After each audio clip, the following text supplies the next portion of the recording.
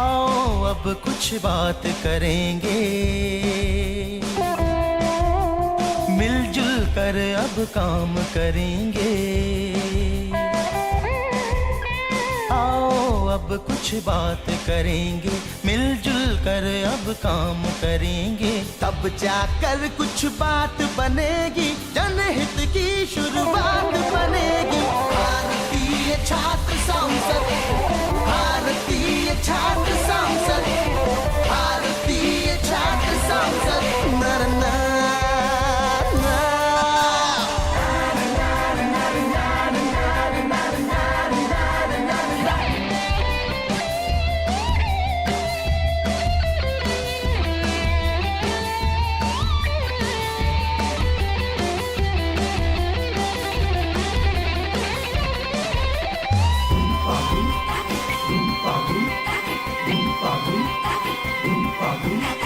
भारत अपनी आँख का तारा, तन मन धन से भी है प्यारा। भारत अपनी आँख का तारा, तन मन धन से भी है प्यारा। लोकतंत्र है इसकी गरिमा, इसका रक्षण ध्येय हमारा। भारतीय छात्र संसद, भारतीय छात्र संसद, भारतीय छात्र संसद। नर ना ना ना ना ना।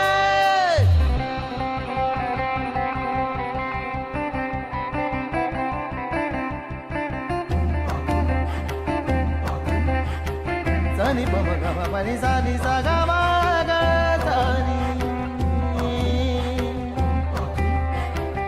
प नि सा गा मा गा नि सा पा मा गा सा सा नि सा सा नि सा गा गा रे गा मा गा रे गा रे सा रे सा नि सा नि प नि सा रे सा नि सा गा गा रे सा रे मा मा गा रे गा पा पा मा गा मा गा रे मा गा मा सा गा नि सा पा नि मा पा गा सा गा मा पा गा मा पा नि सा गा मा गा मा। जवा उमंगे जवा है धड़कन, युवा शक्ति से जागृत कण कण।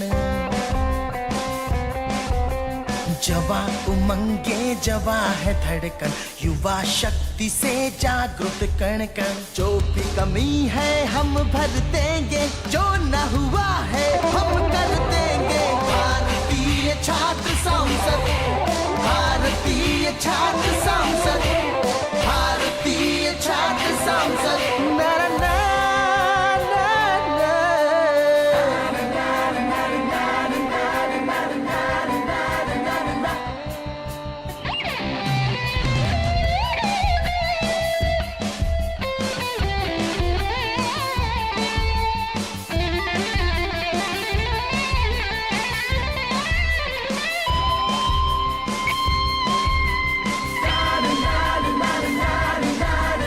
चला कारवां अब न रुकेगा,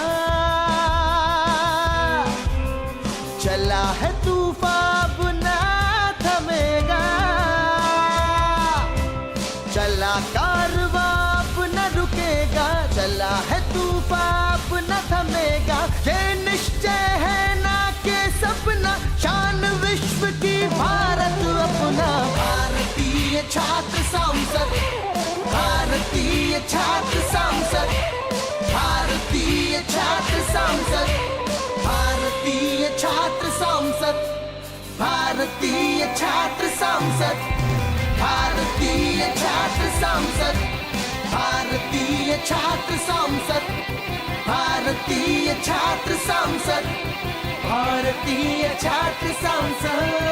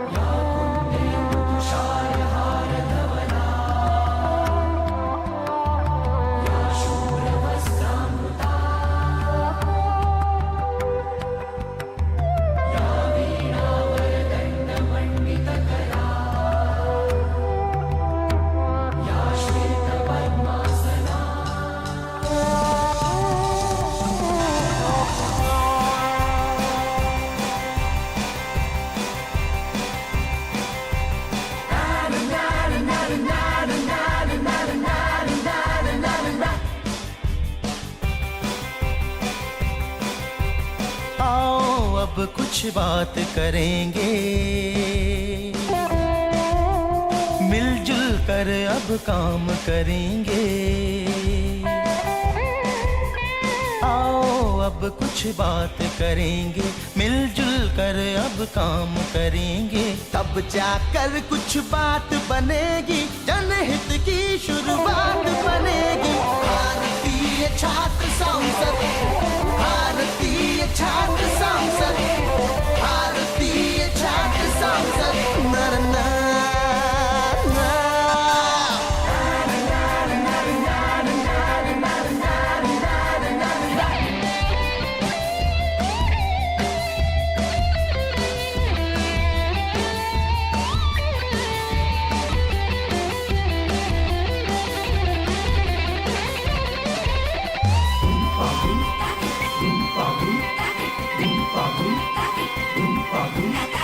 भारत अपनी आँख का तारा, तन मन धन से भी है प्यारा।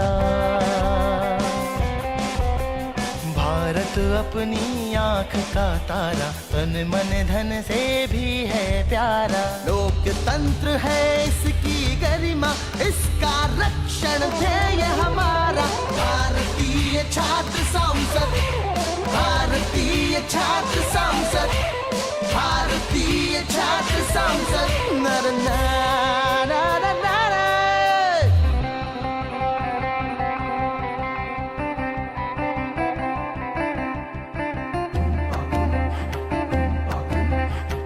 सनी पम ग पनि सा नि सा ग म ग सा नि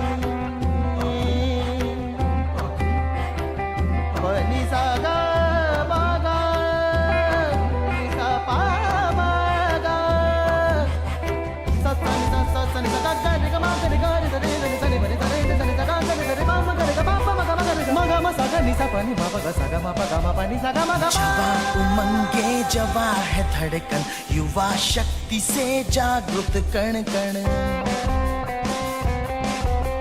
जवा उमंगे जवा है धड़कन, युवा शक्ति से जागृत कण कण। जो भी कमी है हम भर देंगे, जो न हुआ है हम कर देंगे। भारतीय छात्र संसद, भारतीय छात्र संसद, भारतीय छात्र संसद।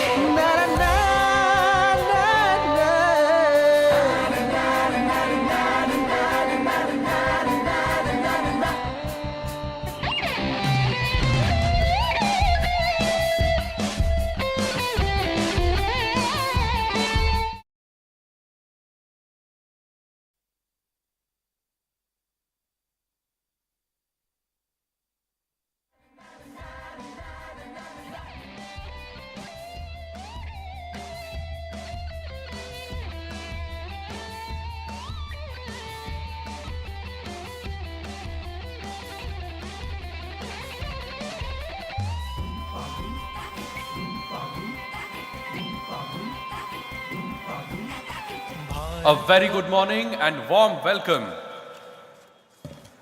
to all the student leaders on the third day of 13th Bharatiya Chhatra Sansad, and all the dignitaries have arrived at the venue, and I would like to request them to kindly join hands for ringing the bell of democracy. The fifth session on data, diversity and democracy, the caste census dilemma.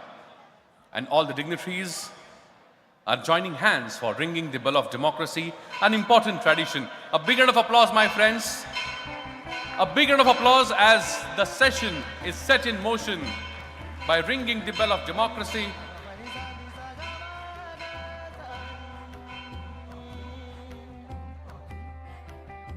I now request all the dignitaries to kindly grace the stage by their presence and light the traditional lamp.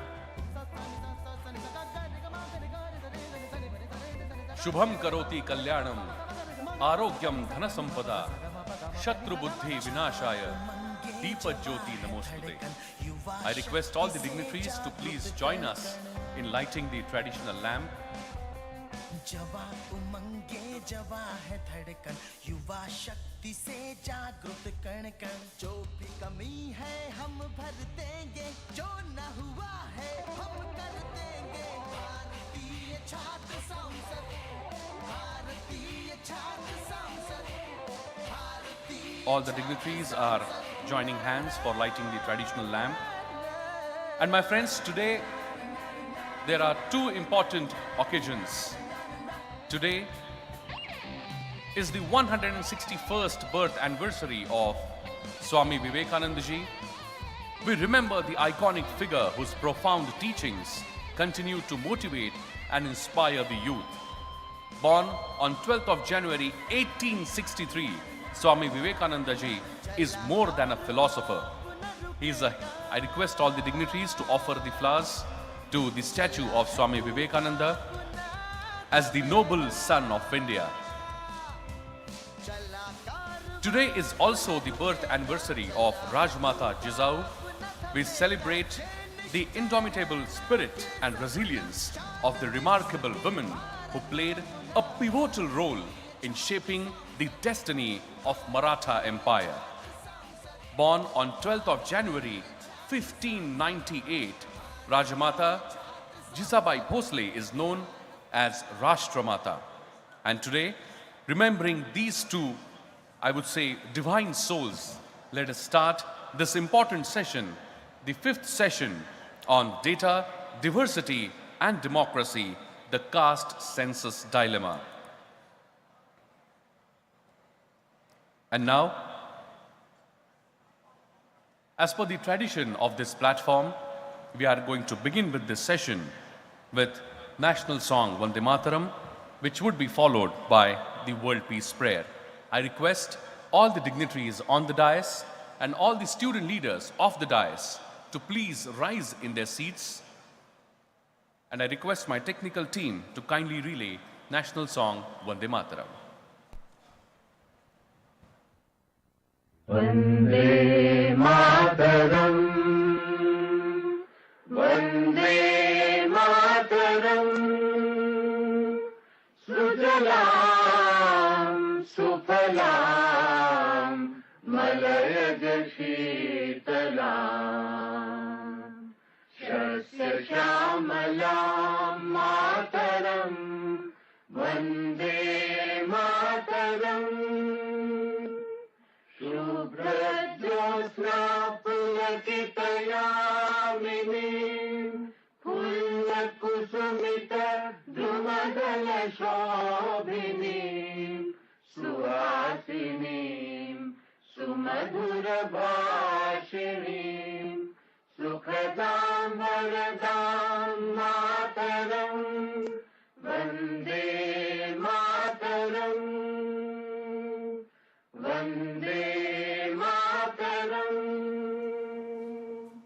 Thank you. I now request everyone to please fold their hands, close their eyes. And I request all of you to meditate, calm down, and wholeheartedly participate into a prayer that does not talk about any caste, creed, religion, or any section of society, but prays for the betterment of entire humanity. I request all of you to close your eyes, and I request my team to kindly relay.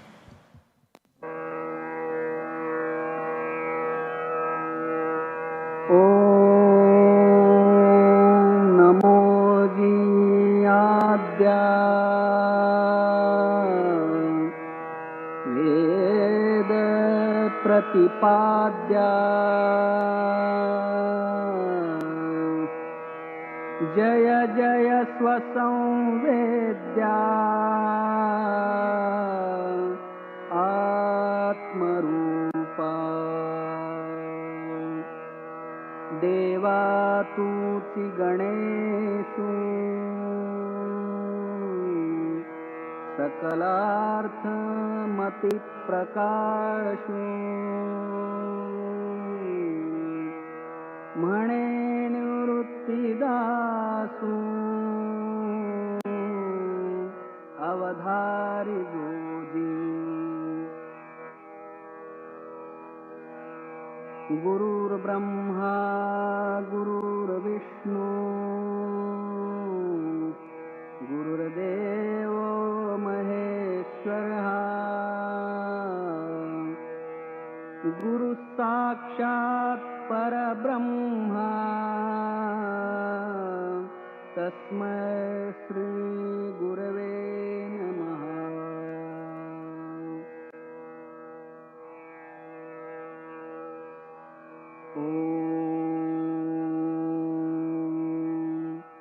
पूर्णमदः पूर्णमिदं पूर्णात् पूर्णमुदच्यते पूर्णस्य पूर्णमादाय पूर्णमेवावशिष्यते। ॐ शान्ति शान्ति शान्तिः। Thank you very much.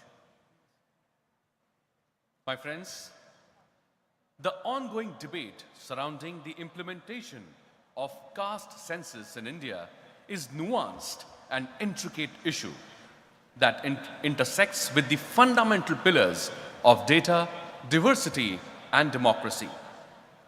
My friends, Indian democracy is characterized by its extensive population diversity and deeply rooted caste system, which plays a pivotal role in shaping the societal structures and influencing the trajectory of scientific and technological advances. Of course, our country stands divided right now where should we have the sense of caste so deeply embedded in society, or is it time that we rise above the caste structure? Well, let's debate, and this session is truly a good platform to discuss the data, diversity and democracy caste census dilemma. And now, to propose the welcome address, I would like to invite on stage the director of MIT School of Government, Dr. K. Girison. Please put your hands together and welcome with a round of applause, my friends, Dr. K. Girison ji. Namaste. Good morning. More than 2000 years ago, a famous Greek philosopher said that there are two noble professions, teaching and politics. That philosopher was none other than Aristotle. Significantly, yesterday in a brief interaction with the legislators in the SOG classroom, there was an interesting query raised by a seasoned legislator from Tamil Nadu. Is it right to look at politics as a profession? According to me, there are two perspectives. One, to see politics as a profession.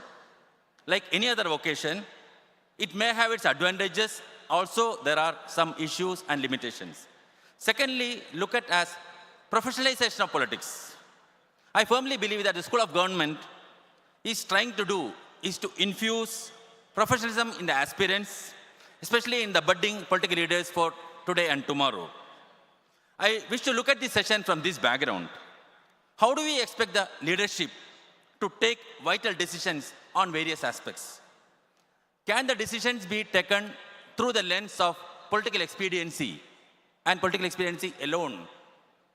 Do we consider economic rationality, scientific inputs, and spatial parameters in addition to the dynamics of political expediency in the decision-making process?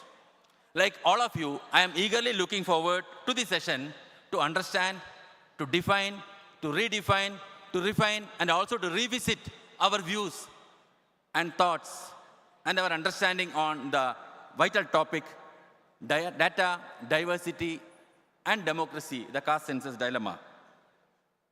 Because I'm sure this session will help us to look at the democracy from a different lens, because it is very important to realize good governance and vibrant democracy.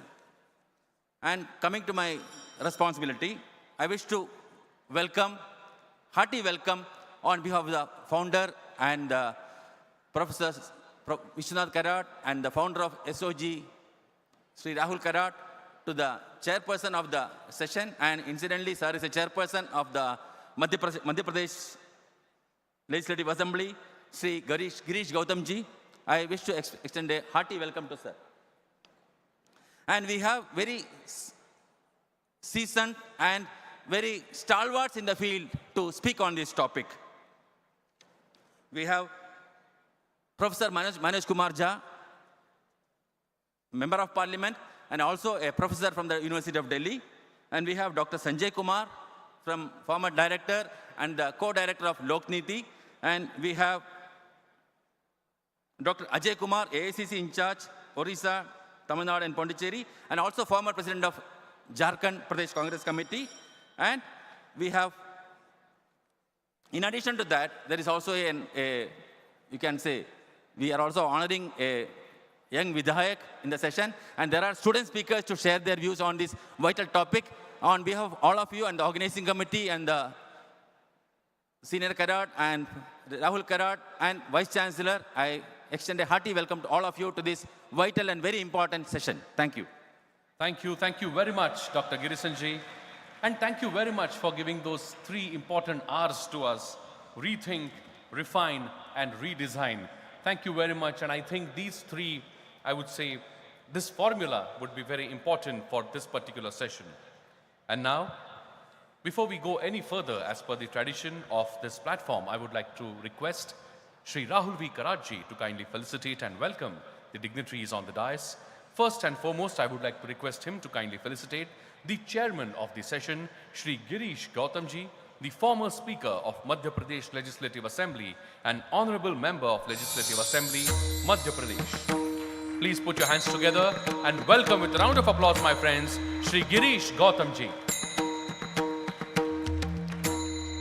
Next, I would like to request Sir to kindly felicitate Professor Manoj Kumar Jhaji, Honorable Member of Parliament, Rajya Sabha, and the Professor of University of Delhi, National Spokesperson of RJD. Please put your hands together and welcome Professor Manoj Kumar Jhaji. Next, I would like to request Sir to kindly felicitate and welcome the AICC in charge, Dr. Ajoy Kumarji, the former President of JPCC and former Member of Parliament from Jamshedpur. A big round of applause, my friends, for Dr. Ajoy Kumarji. I also like to request Sir to kindly felicitate and welcome Dr. Sanjay Kumarji, the Director for Center for Study of Developing Societies, CSDS. A big round of applause, my friends, for all the dignitaries present here today for this important session. And now it's time when we have a deep understanding about this session through a small video. I request my technical team to kindly relay. Welcome to Data, Diversity and Democracy, Caste Census Dilemma. In 2022, Bihar conducted a study commonly known as the Caste Census and revealed the findings of the study in October 2023. People have been talking about doing this kind of study nationally for over 10 years. And get this, the last time everyone's caste was counted up, it was way back in 1931. Some people think doing this census is a great idea because it helps people make better choices. They say looking closely at caste information can really help the government make better choices about policies. It could help with big problems in society like education, jobs, and making sure everyone gets a fair chance, especially from the marginalized and oppressed communities. Supporters believe it can help the government find and keep an eye on the people who need the most in welfare programs. But not everyone is a fan. They're afraid that if we collect all of this info, it might end up labeling people based on their caste, and that's not cool. Some say collecting this data might make people keep thinking about their caste all the time, which could be a problem. There's concern that some might use this information for politics and elections in ways that aren't fair. Others might say, they argue that doing this kind of census might actually make caste issues in the society even more of a problem.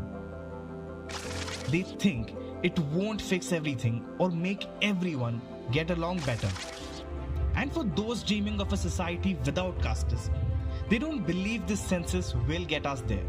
So here we are, diving into the world of data, diversity, and democracy. We're trying to figure out how to handle data, support diversity, and deal with the challenges caused by social tensions and governance issues. Ready to explore this with us? Let's go. Thank you very much for that video. And my friends, it is always discussed and debated that India is such a country where the caste system is deeply rooted. All the individuals are born with a caste and they've been given the understanding about the caste at a very young age. It is difficult, and sometimes we think that India is such a country which is very, very difficult to rise above the caste system. But my friends, I would like to share with all of you that it is now time that we wait, we stop, we rethink, redesign, and then move ahead. Because सिर्फ 2 कदम चलने से मंजिल दूर नहीं हो जाएगी, सिर्फ 2 कदम रुकने से मंजिल दूर नहीं हो जाएगी. याद रहे, मुसाफिर ही नहीं, रास्ते भी चलते हैं. So it is possible that this structure, thank you very much, the structure will change and we will bring this change. And it is now time that I request and invite the chairman of this session, Shri Girish Gautamji, to kindly address the gathering on this burning issue. But before I do that, I would like to request my technical team to kindly relay a small film.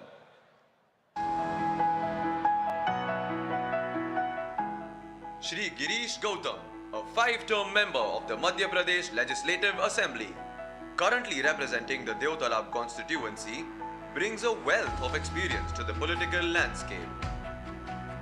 Holding an LLB degree, he has been actively engaged in student politics since 1972. Elected for the first time in 2003 during the 12th Madhya Pradesh Assembly elections, Shri Girish Gautam has been a steadfast presence in legislative affairs. During his tenure as a member of the Assembly, he assumed pivotal roles, serving as the chairman of the Estimates Committee, Privileges Committee, and various other committees. Notably, from February 22, 2021 to December 14, 2023, he held the esteemed position of the Speaker of the Madhya Pradesh Legislative Assembly, contributing significantly to parliamentary proceedings. Beyond his political commitments, Shri Girish Gautam is actively engaged in social work, championing causes related to welfare, equality, and justice. Let us welcome Shri Girish Gautam. Please put your hands together, my friends, and welcome with a big round of applause, Shri Girish Gautamji.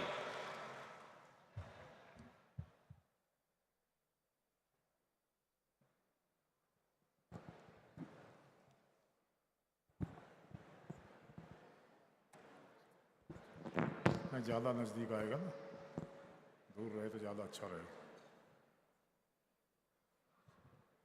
सबसे पहले मैं अपने राहुल कराड़ जी को धन्यवाद करता हूं, जिन्होंने एक अवसर, आज का जो बर्निंग टॉपिक है पूरे देश में, एक तरह से इस विषय को लेकर के विभिन्न तरह की चर्चाएं हो रही हैं, इसीलिए मैं इसको बर्निंग टॉपिक कहता हूं. उनने इसका अवसर दिया मुझे बोलने का, मैं उनको धन्यवाद करता हूं. मंच पर विराजमान जो इस विषय पर आगे बात को बढ़ाएंगे, हमारे मनोज कुमार झा जी, सौरव सिंह जी, अजय कुमार जी और हमारी पूर्णिमा जी जो विधायक हैं, ये सब मिल करके इस विषय में चर्चा करेंगे. मैं इसमें 2-3 बातें कहना चाहता हूं, क्योंकि जो आप सब्जेक्ट देखा होगा आपने, जिस तरह का उसमें डाटा डाइवर्सिटी और डेमोक्रेसी है, कास्ट सेंसस के अपने आप डायलेमा लिखा हुआ है. तो उसका अर्थ ही है कि ये एक तरह से दुविधा का विषय है, असमंजस का विषय है, कशमकश का विषय है. क्योंकि हम सब जानते हैं कि देश की आज़ादी को हम 75 वर्ष पूरा कर रहे हैं, और इस 75 वर्ष के बाद आज स्थिति में हम खड़े हुए हैं कि हमें इस बात के लिए सोचना पड़ रहा है कि हम किस तरह का सेंसस करावें, जनगणना करावें. और मैं ऐसा समझता हूं कि यदि ये वाकई में हृदय मन से हो तब तो ठीक है, पर इसमें कहीं ऐसा नहीं कि पॉलिटिकल एंगल से इसका विचार किया जा रहा हो तो शायद वो गड़बड़ है. वैसे भी हमारा समाज, हम भारतीय समाज में रहने वाले लोग हैं. आज भारतीय समाज आज का नहीं है, ये कितने वर्षों का है? आज हम कोई नई चीज नहीं कर रहे हैं। हमें इस देश में रहते हैं जिस देश के भीतर हमारी संस्कृति है, हमारी प्रकृति है, और उसी के साथ साथ आज जो व्यवस्था मैं समझता हूं, हो सकता है कोई लोग सहमत हो या नहीं सहमत हो, प्रकृति और संस्कृति के कारण हमारा समाज आगे बढ़ा है। हमारी प्रकृति क्या है, हमारी संस्कृति क्या है, और उसके साथ साथ आज जो मुझे देखने को मिल रहा है वो है विकृति, नेचर के खिलाफ, अपोजिट टू नेचर। और जब सामान्य शब्दों में, सामाजिक भाषा में मैं उसको बात करूं तो प्रकृति का मतलब होता है कि सामान्य तौर पर जो हो रहा होने दो, वही काफी है। परंतु यदि हम जब संस्कृति की बात करते हैं और विकृति की बात करते हैं तो विकृति का भाव क्या है? विकृति का भाव यह है कि कोई कुछ प्राप्त कर रहा है, वो प्राप्त न कर पावे, ये मानसिक विकृति है। और संस्कृति क्या है? जो संस्कृति बनती कैसे है? हमारे संस्कारों परंपराओं से हमारी संस्कृति बनती है। और संस्कृति का भाव यह है कि पहले दूसरा पाले, इसके बाद हम प्राप्त करें। शायद भारत की संस्कृति यही है और शायद हम उसको छोड़ते जा रहे हैं। आज हमारे सामने ये नौजवान बैठे हुए हैं, हम शिक्षा के क्षेत्र में हमारे तमाम, इसीलिए मैं कहता हूं कई बार कि हमारी सबसे बड़ी जो लड़ाई है वो हमारे पूरे समाज को शिक्षित करने की है। पूरा समाज शिक्षित हो, वो चाहे जिस सेंसस के भीतर जिस जात का आता हो, क्योंकि जातियों की जनगणना करेंगे तो 1900 की आबादी में कुछ था, आज वो कुछ हो गया है, कल को आएगा तो कुछ और निकल करके आएगा। फिर जो जाति समूह बनेंगे, उन जातियों समूह का रिजर्वेशन के आधार पर उनका मूल्यांकन किया जाएगा। तो कुछ प्रदेश में कुछ है, कुछ प्रदेश में कुछ है, कुछ जगह कुछ है, कुछ जगह कुछ है। वो एक तरह से विवादित ही रहेगा। इसलिए मैं कहना ये चाहता हूं कि हम सबको मिलकर एक बात को ध्यान में रखना चाहिए। और इसीलिए मैं कहता हूं कि हमेशा इकोनॉमिकल भी हमको देखना पड़ेगा। हमारी जनगणना, हमारा सेंसस इकोनॉमिकल हो। हर वर्ग का गरीब है, हर जाति में गरीब है, हमारा सेंसस उस तरह बढ़ना चाहिए। इकोनॉमिकल सेंसस भी हो। जातियों की जनगणना करो, जातियों की गणना करो, उसमें कोई दिक्कत नहीं है, पर उसके साथ साथ इकोनॉमिकल भी हमको करना पड़ेगा, क्योंकि उसके आधार पर ही हम कुछ जो एक तरह से जो डाटा हमारे पास कलेक्शन होगा, उससे सोसाइटी के इंप्रूवमेंट के लिए हम क्या योजना लेकर के आएंगे, क्या योजना चलाएंगे, हमको ये करने की आवश्यकता है। हमको ये करना पड़ेगा। हमारा युवा है, आज पूरे देश के भीतर बड़ी फोर्स युवाओं की है।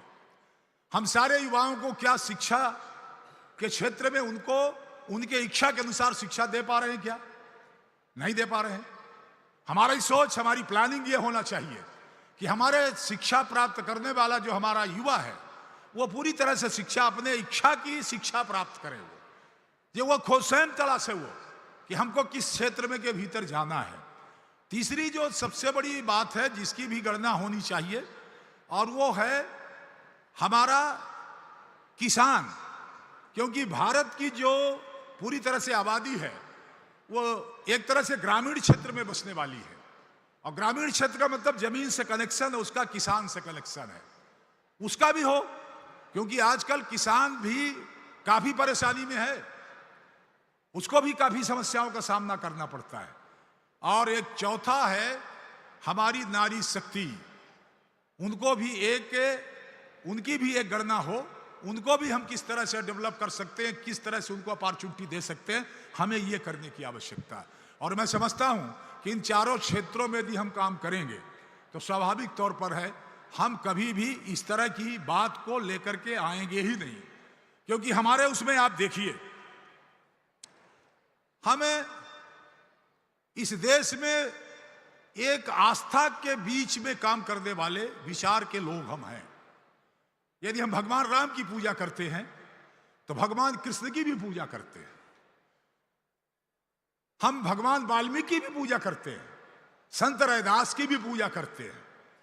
और यह सिर्फ इसलिए होता है कि उन समाज के भीतर यदि इस तरह की कोई बात कहने वाला व्यक्ति पैदा हुआ है, यदि महापुरुष पैदा हुआ है, तो स्वाभाविक तौर पर हमारे लिए एक आदर्श है, हमारे लिए वो आस्था का केंद्र है। उसके विचारों को लेकर के हम आगे बढ़ने का, समाज में आगे बढ़ने का काम करते हैं। ये हमारी संस्कृति रही है इस देश की।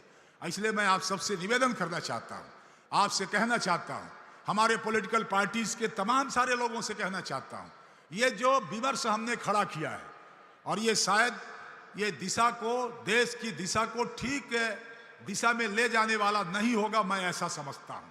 इसलिए सारे लोगों को, सारी चीजों को, सारी दुविधा को, सारे कसमकस को, सारे अजमंसस को छोड़ करके हम सबको मिलकर के एक बात का प्रयास करना चाहिए कि इस देश को ऊंचाइयों पर हम कैसे पहुंचा सकें, इस देश को, हमारे नौजवानों को हम काम कैसे दे सकें, हमारे नौजवानों को हम अवसर कैसे मुहैया करा सकें, हमारी नारी शक्ति को जो हमेशा पूजते रही है, जिसको हम पूजा करते रहे हैं, बिना नारी के संसार की कल्पना हम नहीं कर सकते थे।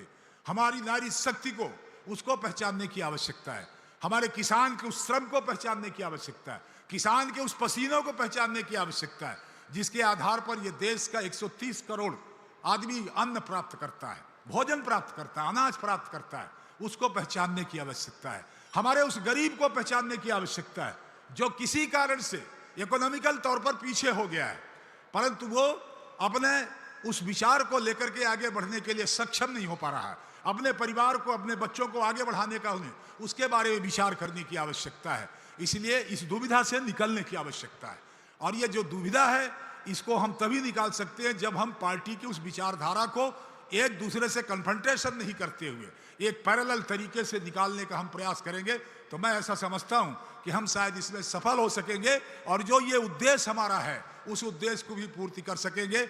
आप सबने मुझे अवसर दिया, बोलने का मौका दिया, उसके लिए मैं कोर्ट से पुनः हमारे तमाम सारे साथियों को धन्यवाद करते हुए आप सबको प्रणाम करता हूं। बहुत बहुत धन्यवाद। जय हिंद, जय Bharat. Thank you very much, Shri Girish Gautamji. Thank you very much for your, I would say, important words and showing us the path to tackle this important issue. Thank you very much. My friends, it's now time in this session that we confer the Adarsha Yuva Vidhayak Samman, and in this session, we are going to confer this award on Purnima Neeraj Singh Ji, Honorable Member of Legislative Assembly, Jharkhand. This award, I request all the dignitaries to kindly come forward for conferring this award. The Adarsha Yuva Vidhayak Samman, Ideal Youth MLA Honor for the best outstanding performance in development work and promotion of parliamentary democracy, being conferred at the hands of the chairman of the session, Shri Girish Gautamji, and all the other dignitaries present here today, on Madam Purnima Neeraj Singh Ji, the Honorable Member of Legislative Assembly of Jharkhand, Indian National Congress, Dhanbad.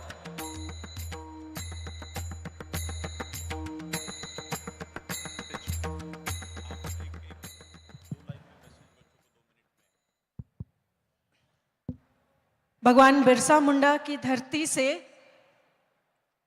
Shivaji Maharaj की धरती को मेरा प्रणाम, नमस्कार और झारखंडी जोहार।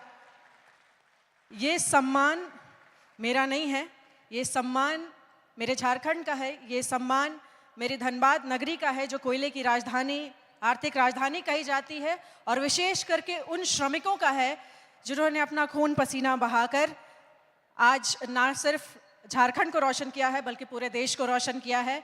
मैं MIT SOG doctor Rahul खरट जी को विशेष धन्यवाद देती हूँ, और मैं आप सभी को, सिर्फ हमारे युवा साथियों को सिर्फ इतना कहना चाहूँगी, हमारे लिए एक ही मैसेज है और जो हमेशा नेशन ऑलवेज फर्स्ट। बहुत बहुत धन्यवाद। जय Hind. Thank you very much, Purnima ji. Thank you very much for those words. And my friends, as you're aware, that this platform of Bharatiya Chhatra Sansad is not only for the tall personalities to share their thoughts, but in last 2 days you have experienced some of the wonderful speeches of young student leaders. And now it's time when I'm going to invite the student leaders of this session कि वो आए और अपने विचार हम सब से साझा करें. So first and foremost, I would like to invite on stage the student leader from all the way from state of Bihar, Anurag Shukla.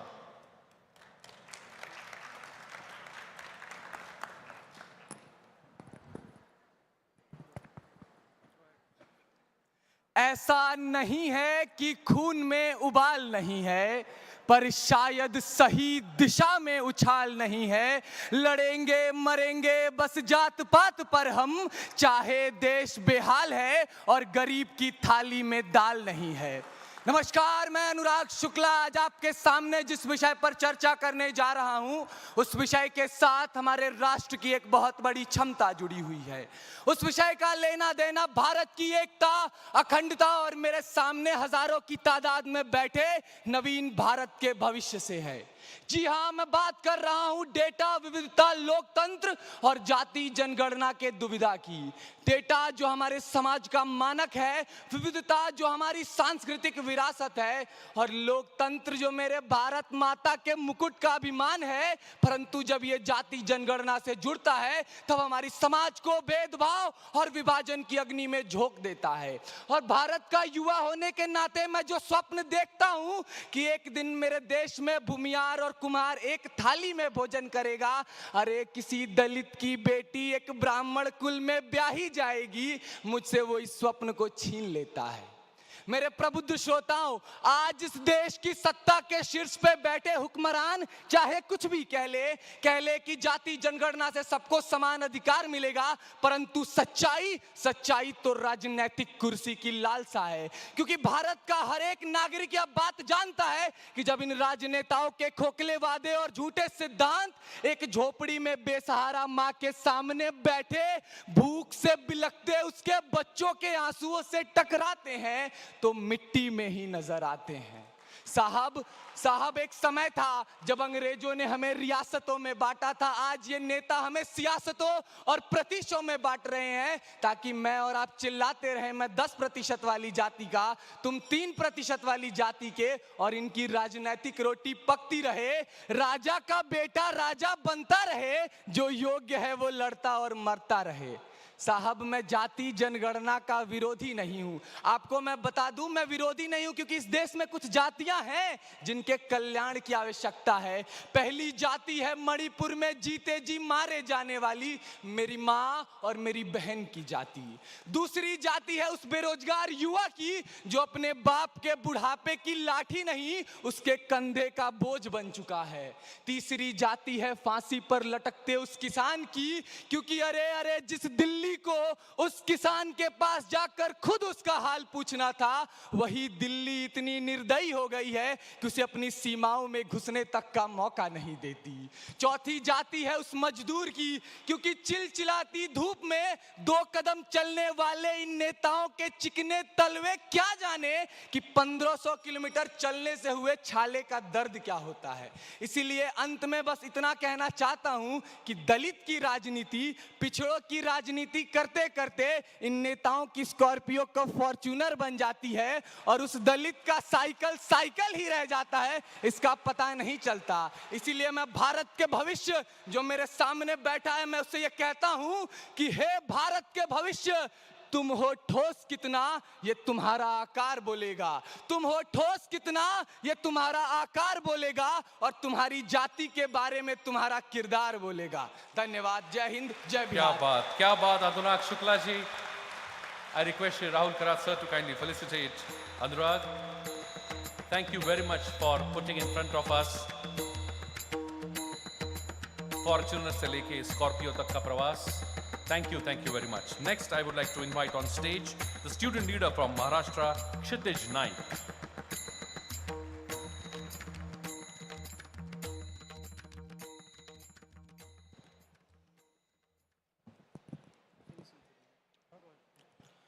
इथे उपस्थित सर्वांना माझा नमस्कार. I am Kshitij Naik and I'm here to speak on the topic caste census dilemma. Caste census is a double-edged sword that has both pros and cons. If we look at the positive outcomes, then it helps us to properly deliver the welfare schemes and reservation policies with the backward castes. It also helps us to discover many such things such as sex ratio, infant mortality rate, literacy rate, economic status of various castes, etc. But the problem here is that the end goal of caste census is very dangerous for the entire country.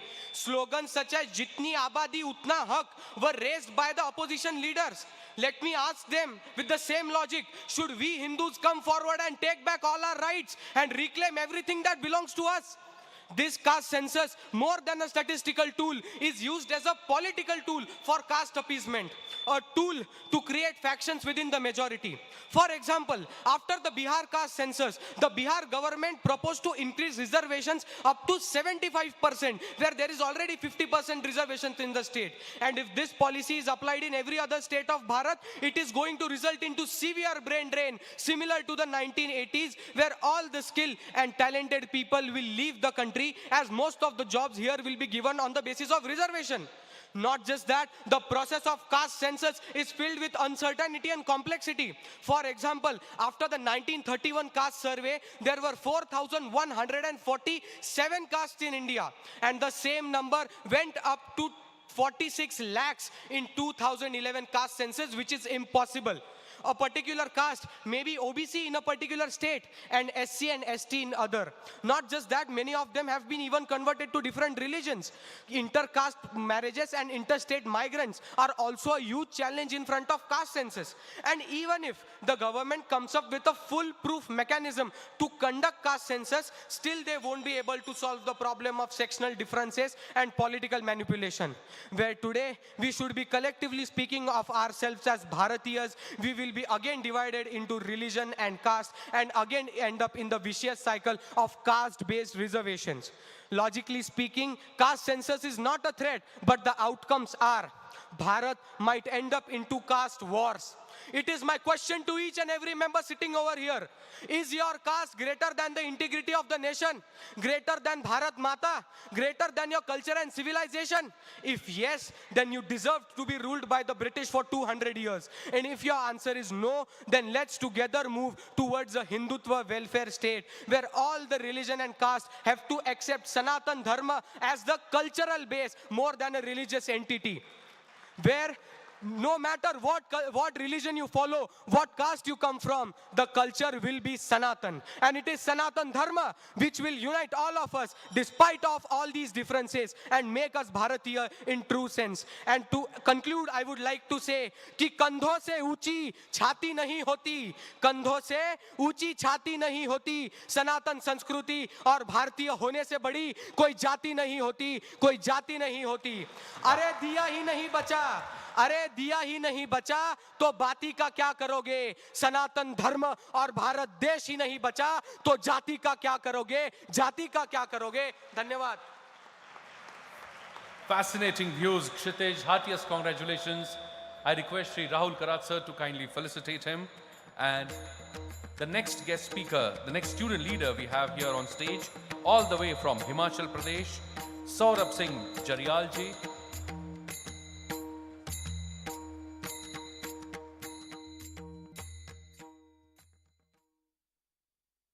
के ऊपर कनक छत्र भीतर काले के काले, शर्माते हैं नहीं जगत में जाति पूछने वाले, जाति पूछने वाले.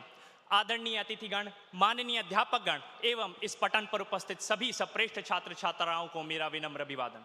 मित्रों, देवभूमि हिमाचल प्रदेश से पुणे की इस पावन धरती पर मैं आप सभी के समक्ष उपस्थित हूं एक बहुत ही गहरे विषय पर वार्तालाप करने के लिए. डेटा विविधता और लोकतंत्र, जाति जनगणना की द्विद्वंदता. हमारे बहुत से समझदार राजनीतिक नेता जो इस विषय पर एक गहरी सोच रखते हैं, परंतु केवल तब तक जब तक वे स्वयं किसी धार्मिक, सामाजिक एवं जातिवादिक विवादों में उलझ रहे हो. ऐसे में क्या यह हमारा कर्तव्य नहीं बनता कि हम हमारे समाज में समरसता की एक नई दिशा खोजें? मित्रों, स्मरण कीजिए, बड़ा बुरा लगता है यह देख करके कि जहां एक ओर हमारे पड़ोसी देश डेटा एनालिटिक्स और डेटा विजुअलाइजेशन जैसी तकनीकों पर शोध कर रहे हैं, वहां हम इतने जातिवादी हो गए हैं कि हम डेटा वितरण में भी जातिवाद को खोज रहे हैं. आज से हजारों वर्ष पूर्व किसी ने हमें विभाजित किया था तो उसका परिणाम यह है कि आज 17 से अधिक देश, 700 से अधिक भाषाएं, 3000 जातियां, 25,000 से भी अधिक उपजातियों में हम विभाजित हो चुके हैं. और जिस प्रगति से आज के राजनीतिक नेता इस ज्वाला में आहुति दे रहे हैं, वह दिन दूर नहीं जब द्वंद्व दो संप्रदाय, दो समुदाय के लोगों में नहीं, आपके अपने मित्र, आपके बंधुओं में होगा और फिर कोई हमें गुलाम बनाकर जंजीरों में जकड़ लेगा.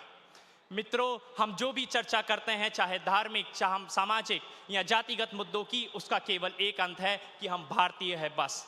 जब हमारा देश आजादी के लिए लड़ रहा था तब क्या किसी शिया सुन्नी का, प्रोटेस्टेंट कैथोलिक का, हिंदू बुद्ध सिख या जैन का रक्त बहा था? नहीं, वो भारतीयों का था, एक भारतीय का रक्त बहा था। और जब मैं भारतीय शब्द की परिभाषा आपके सामने संबोधित करता हूं तो यह केवल एक शब्द मात्र नहीं है, यह प्रतीक है उस संस्कृति का जहां अयोध्या के राजा रामचंद्र ने शबरी के झूठे बेर खाए थे, जहां उनके परम मित्र निषाद, सुग्रीव और केवट जैसे वनवासी कहलाए थे, जिनकी कथा रचयिता महर्षि वाल्मीकि कहलाए थे। यह वो सभ्यता है जहां से स्वामी विवेकानंद जी ने सारे जग को वसुधैव कुटुंबकम के सही मायने सिखाए थे। यह प्रतीक है उन बप्पा रावल और महाराणा प्रताप के शौर्य का जो भीलों संग कंधे से कंधा मिलाकर लड़े थे। यही वो नालंदा है जहां हम सब बिना भेदभाव के पड़े थे। यह भूमि है उस वीर छत्रपति शिवाजी महाराज की जो सबको संग लेकर स्वराज और हिंदुत्व की बातें करते थे। तो मैं पूछता हूं आप सबसे, वे कौन है जो हमें जातियों में बांटा करते थे? मित्रों, हमारी देश की प्रगति में एक बहुत बड़ा मूल्य हमारी एकता में छुपा है और उसी में हमारी असलियता है, क्योंकि अंत में हम सब भारतीय हैं बस। मित्रों, हमें याद रखना चाहिए कि हमारे जातिगत, सामाजिक एवं धार्मिक भिन्नताएं हमें बांधने की जगह एकजुटता का साधन बन सकती है यदि हम हमारे भारतीयता के इस अस्तित्व को पहचाने, वह संदेश जो उन वीरों ने दिया था। तो आओ इस पटन से एक संकल्प लेते हैं कि यदि कोई पूछे क्या धर्म, क्या जाति है तुम्हारी, तो सीना तान कर कहे मैं भारतीय हूं। यही है असली पहचान हमारी, और केवल उसी दिन हम राम राज्य की उस कल्पना को साकार कर पाएंगे जिसका स्वप्न स्वामी विवेकानंद, महात्मा गांधी जी और वीर सावरकर ने देखा था। एक ऐसा राम राज्य जहां आपस में कोई बैर नहीं, गैरों में भले ही अपनों को ढूंढे पर अपनों में कोई गैर नहीं। धन्यवाद। जय हिंद, जय Shri Ram. Thank you very much, Saurabh. Heartiest congratulations. And now I would like to request the Akash Sapkar from the state of Maharashtra to kindly address the gathering.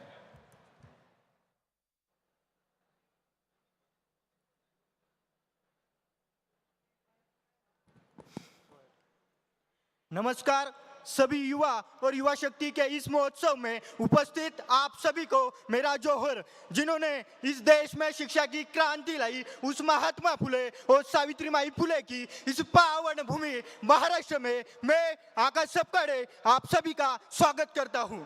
लोकतंत्र का अर्थ होता है जनता का शासन, ताकि जनता के सम्मान और अधिकारों की सुरक्षा हो सके और सभी का विकास हो सके। क्या लेकिन आज सबके साथ सबका विकास हो रहा है?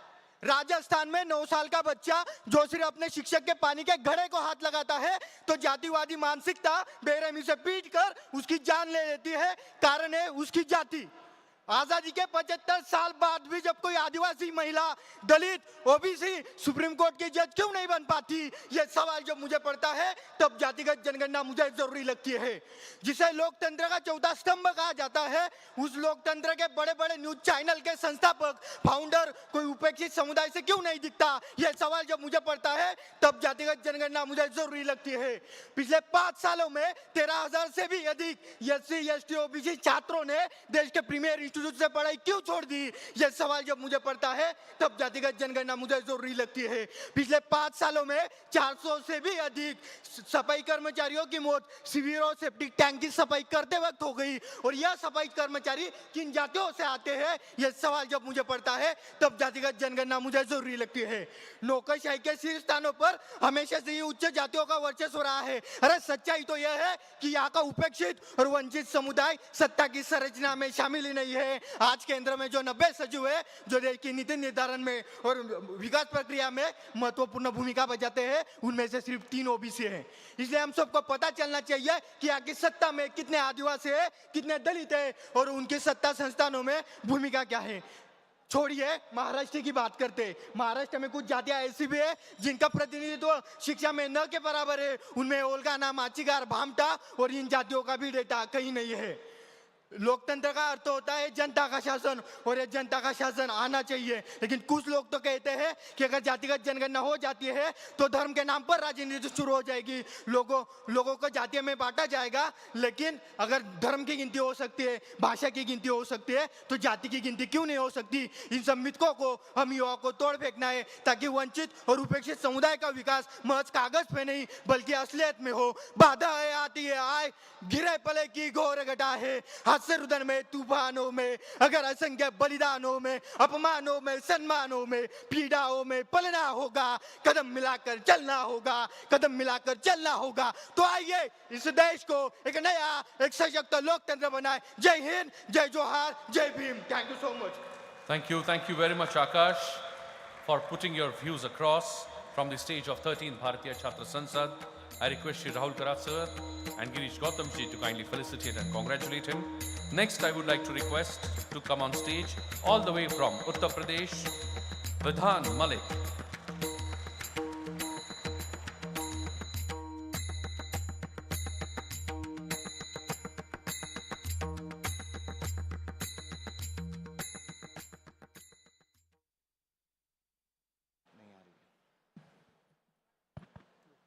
रेतीली जमी है, साया भी तपता है यहाँ। यही समय है, सही समय है जब एक आदिवासी राष्ट्रपति और एक चाय वाला प्रधानमंत्री बनता है यहाँ। आदर, अभिनंदन, आभार। आज मैं उत्तर प्रदेश के एक छोटे से जिले पीलीभीत के एक मध्यम वर्गीय किसान श्री योगेंद्र सिंह का सुपुत्र विधान मलिक आज भारतीय छात्र संसद के मंच से इस देश के युवाओं को संबोधित करने आया हूं। आज मैं इस महाराष्ट्र की पावन धरा पर खड़े होकर इस देश की युवा शक्ति को समझाने आया हूं कि आखिर क्यों हमें जातीय जनगणना की आवश्यकता है। जब मैं देखता हूं कि देश का एक दलित बेटा के सिवान सामाजिक रूढ़िवादिता और बंदिशों को तोड़कर इसरो का अध्यक्ष बने और अपनी ऊर्जा से उसे आसमानी बुलंदियों पर पहुंचा दे, जब मैं देखता हूं कि एक आदिवासी समुदाय की बेटी मैरी कॉम देश के लिए विश्व स्तर से 5 स्वर्ण पदक लाए और देश के हर एक देशवासी के लिए गर्व करने का मौका दे, जब मैं देखता हूं एक पिछड़ी जाति से आए एक साधारण सा व्यक्ति विश्व के सबसे बड़े लोकतंत्र की सबसे पुरानी पार्टी का राष्ट्रीय अध्यक्ष बने, तब मुझे लगता है कि इस देश में वाकई सबको समता का अधिकार है।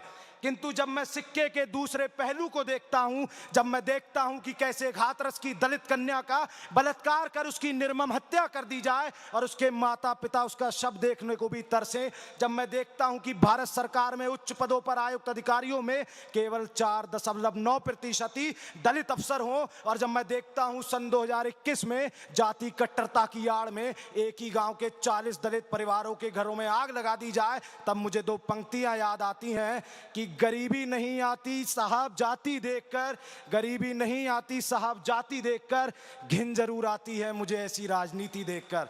और तब मुझे लगता है कि इस देश की पिछड़ी जातियों के संरक्षण के लिए जातीय जनगणना आवश्यक नहीं बल्कि अति आवश्यक हो जाती है।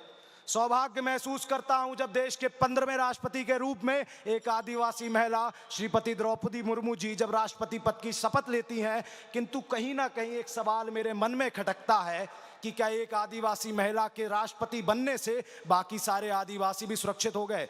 इस सदन में बैठे सभी गणमान्य जनों से कहना चाहूंगा कि यदि आप वाकई उन आदिवासियों की वास्तविक स्थिति देखना चाहते हैं तो छत्तीसगढ़ के उन आदिवासी बहुल इलाकों में जाओ, मणिपुर मिजोरम के उन आदिवासी बहुल इलाकों में जाओ जहां वे आज भी 2 वक्त की रोटी खाने के लिए तरस रहे हैं, जहां आज 21वीं सदी में विश्व इतना आगे बढ़ गया और आज भी वे शिक्षा के संसाधनों की तलाश करें। आज भी जब उनके पानी धूप की तृप्त होती हुई पसीने से तृप्त होती हो, तब मुझे लगता है कि वह आदिवासी का जीवन भी सरकार का हो चला है, सिर्फ धोखे पर धोखे दिए जा रहा है। और मान्यवर, एक युवा होने के नाते इस देश के सभी युवाओं को प्रेरित करना मेरा काम है। और अंत में जाते जाते 4 पंक्तियां कहना चाहूंगा कि जाति बनाने वाले जाति गणना से कांप रहे, जाति बनाने वाले जाति गणना से कांप रहे, चली जाएगी लुटी हुई ये पहले से ही भाप रहे, सदियों की ये लूट प्रिय अब लंबी चल ना पाएगी, कोई एक ना राजा होगा बारी सबकी आएगी, बहुसंख्यक जाति का हिस्सा चंद जातियों ने खाया है, अरे बनते तो बड़े न्यायशील हो ये कैसा न्याय कराया है, नहीं हटूंगा किसी तरह मैं न्याय अवश्य ही पाऊंगा, अरे करते रहो तुम जाति जाति मैं जाति जनगणना कराऊंगा, मैं जाति जनगणना कराऊंगा। जय जवान, जय किसान, जय भारत, जय भारत, भारत माता की, भारत माता की। बहुत बहुत धन्यवाद। Thank you very much, Vidhan, for sharing your views, and heartiest congratulations. And congratulations to all the student leaders, Anurag, Kshitij, Saurabh Singh, Akash and Vidhan, for putting their views across from the stage of 13th Bharatiya Chhatra Sansad. Now it's time when I'm going to invite the eminent speaker of this session, Dr. Ajoy Kumarji, to kindly address the gathering. But before I do that, I would like to request my technical team to kindly relay a small film made on life and work of Dr. Ajoy Kumar.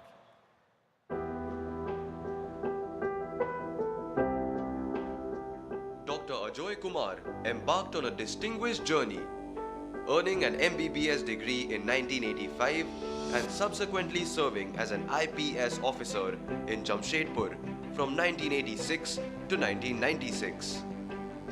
In the mid-90s, he became the youngest IPS officer to receive the President's Police Medal in gallantry. His impactful tenure in Jharkhand saw a significant reduction in crime rate. Transitioning to the corporate sector, he held senior roles at Tata Motors and became the president of Apollo Hospital. Entering politics in 2011, Dr. Ajoy Kumar secured a Lok Sabha seat from Jamshedpur in the 15th Lok Sabha elections. Beyond legislative duties, he facilitated the issuance of Aadhaar cards and established a call center for impoverished patients. Advocating for free treatment, 2 lakh patients benefited from his efforts. As an MP, he wrote 3 lakh letters to address various constituency issues. Recognizing his leadership, he became the president of the Congress Party in Jharkhand in 2017 and later assumed the role of AICC in charge for several states, including Tripura, Nagaland, Sikkim, Orissa and Tamil Nadu by December 2023. Let's extend a warm welcome to the accomplished Dr. Ajoy Kumar. Please put your hands together and welcome with a big round of applause, my friends, Dr. Ajoy Kumarji.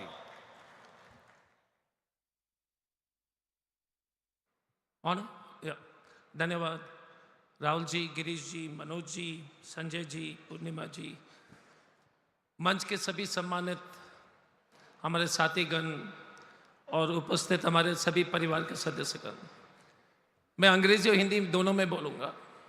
एक interesting चीज़ है कि जाति जनगणना पर जब चर्चा हो रही है तो डाटा पर कोई नहीं चर्चा कर रहा है। मेरा नाम अजय कुमार है और जानबूझ के हमारे पिताजी ने कुमार लिखा ताकि किसी को समझ में न आए कि कौन से समाज से आता हूं। वो भारतीय विदेश सेवा में थे और हमको कोई आइडिया नहीं था कास्ट के बारे में।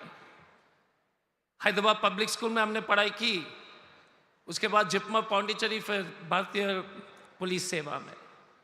पहली बार जब मैं बिहार गया तो जब फॉर्म भर रहा था तो वहां के डीजी साहब के आदमी ने हमसे पूछा कि भैया ये अजय कुमार क्या होता है, जात बताइए।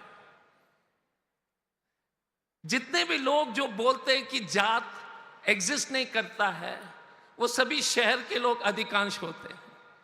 गांव में जाकर देखिए क्या कास्ट होता है। और मैं अपने अनुभव से बता रहा हूं, एक और ही गांव 1984 40 साल पहले के समय है, हर नीचे जात की महिला को लैंडलॉर्ड के साथ पहले रात बितानी पड़ती थी, बिहार में जहां पर मैंने ट्रेनिंग की। विक्रम थाना में पहला चुनाव जब हम एएसपी में कराए तो वहां के दलित टीचर को 50 साल से वोट देने की हक नहीं मिला। संविधान हक देता है, कोई दिक्कत नहीं है, लेकिन दलित होके 50 साल में एक बार भी वोट नहीं डाल पाए। चारों तरफ देख लीजिए, अगर हमको लगता है कि देश सामान्य है तो टीवी चैनल के एंकर में और कोई समाज के लोग नहीं है। लोग को खराब लगेगा लेकिन सवाल तो पूछना है। कंपनी के सीईओस में कोई नहीं है। ये बात डेटा है सर, ये बात डेटा की बात मैं बोल रहा हूं। इस देश के 10% आबादी के पास इस देश के 75% से ऊपर संपत्ति पर कब्जा है, किसी को कोई तकलीफ नहीं है। और 50% नीचे वाले समाज के पास 2.7% जो है संपत्ति है। लेकिन कोई बात नहीं, क्यों जाति जनगणना की करने की आवश्यकता है? हर आदमी जाति जनगणना अपने जात के आधार पर उसको जो है प्रोपोगेट करता है, या पक्ष में या खिलाफ में। जिस प्रदेश से मैं आता हूं, बिरसा मुंडा जी और पूर्णिमा जी की जमीन से, वहां पर देखिए 27% आदिवासी का क्या संपत्ति पर कंट्रोल है। एक माइनिंग कंपनी का मालिक आदिवासी नहीं है, not a single, no company. Data, अब लड़ाई क्या है? सब बोलते हैं कि पहले तो मैं सोच रहा था कि अभी भी इस देश में संविधान चल रही है, कोई बोल रहा था सनातन धर्म पर चलना चाहिए, कोई बोलता है इस पर। भाई साहब, संविधान है, संविधान पर चलिए जब तक संविधान बचा रहेगा। और उस आधार पर जब आजादी के समय क्या SC ST रिजर्वेशन गलत था? सेकेंड क्वेश्चन फॉर एवरीबडी, आप सब लोग यहां पर उपस्थित है, सब अपने जात जानते हैं, लेकिन जातीय जनगणना करने में तकलीफ हो रही है। Everybody knows in this country what is their caste. When the economic backward law was passed, 50% नहीं है साहब, it is 50+10। Who goes for the economic backward reservation? No Adivasi, no SC, no ST, no OBC. उस पर कोई नहीं बोल रहा है कि गलत हुआ है। I want the crowd to understand the political issues, not a political. देखिए, कास्ट सेंसस अगर राजनीति की दृष्टिकोण से आप देखोगे तो सबसे बड़ी गलती होगी। और जहां तक फॉर्चूना है, भगवान राम के नाम पर लेकर भी फॉर्चूना में बैठ गए हैं, और जातीय जनगणना के नाम पर भी फॉर्चूना में बैठ गए, तो उसमें कोई अंतर नहीं है। But the fact is caste, and I want you to ask you this question to this audience. Economic backward reservation was passed in the 2019 within 10 minutes. No objection.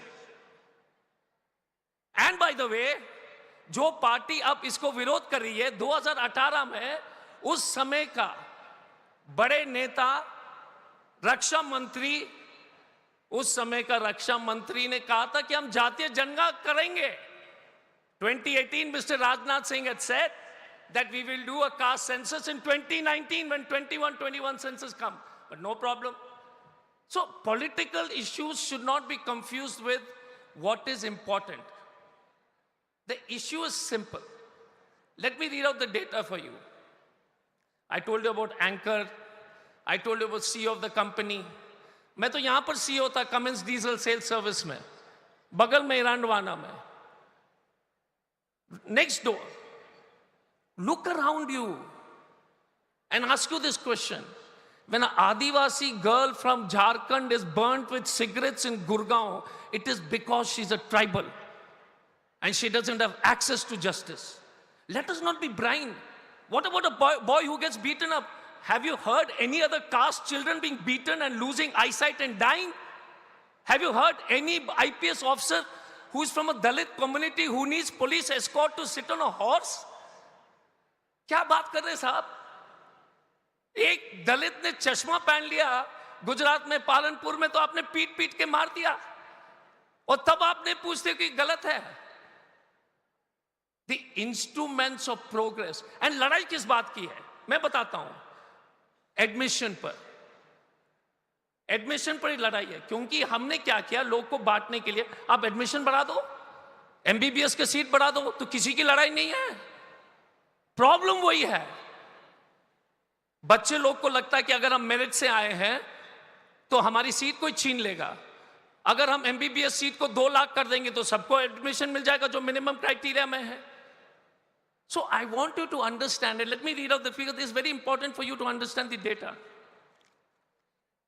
और डेटा में क्या होता है, सब बोर हो जाते हैं, everybody gets bored on data, but the fact is, look at the पिछड़ा रिजर्वेशन है यूनिवर्सिटीज में ना सर, सेंट्रल यूनिवर्सिटीज में रिजर्वेशन है ओबीसी के लिए।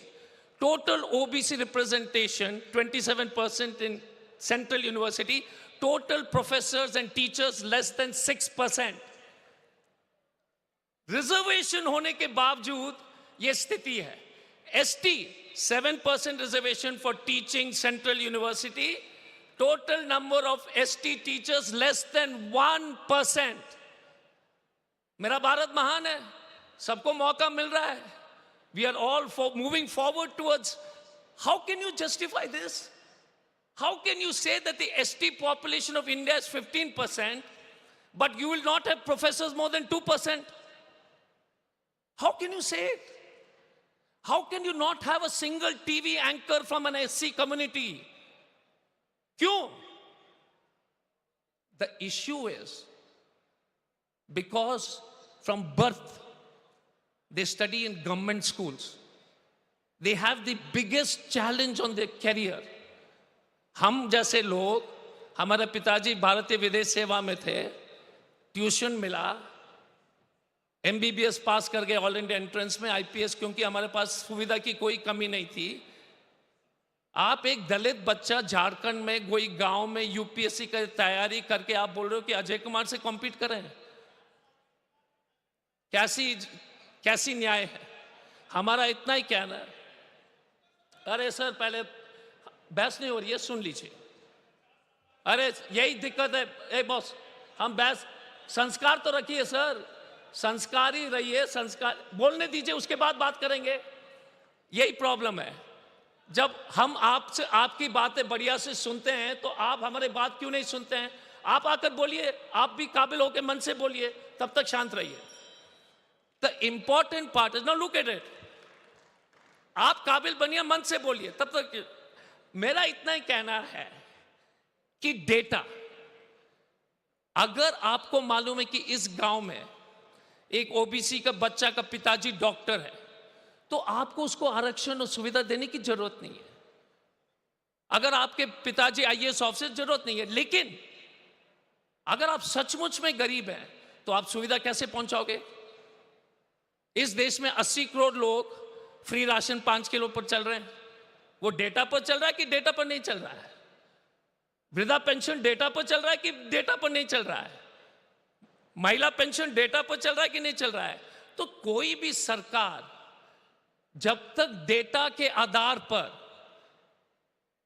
उनको, आप बोलते डॉक्टर के पास टेस्ट नहीं कराया, बोले कि अजय कुमार तू तो ठीक है, मर गए दूसरे दिन डायबिटीज से। Caste census is an X-ray, caste census is an X-ray. और राजनीतिक प्रतिद्वंदी को एक ही चीज मैं बोलना चाहूंगा, 2018 में कास्ट सेंसस ठीक था, 2023 में तकलीफ हो गई आपको। राजनाथ जी ने पार्लियामेंट में बोला था, तो 18 में ठीक, 23 में पेट में दर्द। ये कैसी परिभाषा है साहब? इस किस तरह की राजनीति है? क्योंकि उस वक्त आपको लगा कि OBC की वोट चाहिए। हमारा इतना ही कहना है, please remember one thing, the most important. अभी इसके बाद मनोज झा जी भी आएंगे तो सुनेंगे। सबसे इंपॉर्टेंट चीज मैं इतना ही कहना चाहूंगा, I come from a privilege class but a backward community. हमें कोई हक नहीं है किसी तरह का सुविधा के लिए। I am privilege but from a backward. हमें कोई हक नहीं है। सेंसस में हमको, मेरे बच्चे को दूर दूर तक नहीं मिलनी चाहिए। लेकिन वो हाथरस की बच्ची हो या कोई आदिवासी लड़की हो, उसको फ्री एजुकेशन से लेकर के दिल्ली यूनिवर्सिटी में पढ़ाने का, कोचिंग का सुविधा कास्ट सेंसस ही दिला सकता है। You can only give coaching free to the poor children to become doctors, engineer, if you know which community they belong. Otherwise, ये सब हम मंच में खड़े हैं, वो 100 मीटर्स के रेस में हम 90 मीटर पर खड़े हैं, और वो बच्चा जो ST, SC, OBC का बच्चा वो 0 पर खड़ा है, और तब बोलते हो कि हम बहुत काबिल हैं। Then you say that you're very competent, that I am here because of my competence. You're not here because of your competence, you're here because of your birth. You're here because your father was educated. And you are here because you come from a privileged caste. And that's about it. Give opportunity to everybody and see how beautifully they fly. That is the India I hope to see. Thank you very much. Thank you very much, Dr. Ajay Kumar ji. Thank you very much for putting your views from the stage of 13th Bharatiya Chhatra Sansad in this important session. Next we have on stage the eminent speaker in this session, the former director of Center for the Study for Developing Societies, CSDS, Dr. Sanjay Kumarji. But before I invite him to address the gathering, I would like to request my technical team to kindly relay a small film.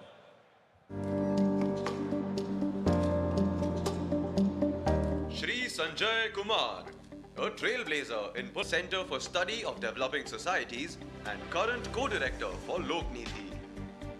Shri Kumar is renowned for his deep insights into Indian democracy. Specializing in electoral politics, political mobilization, and the dynamics of Indian youth, Shri Kumar's impactful research spans crucial topics such as the state of the democracy in South Asia and challenges faced by Indian farmers. His academic journey began with a bachelor's in political science from Ramjas College in 1988, followed by a master's and MPhil from the University of Delhi. A prolific author, Shri Kumar's contributions extend beyond academia, with regular columns in both English and Hindi newspapers and frequent appearances as a television commentator. His expertise has earned him the role of an esteemed international election observer. Among his notable works are Youth in India, Aspirations, Attitudes, Anxieties, Postmandal Politics in Bihar, Changing Electoral Patterns, and Electoral Politics in India, Resurgence of the Bharatiya Chhatra Party.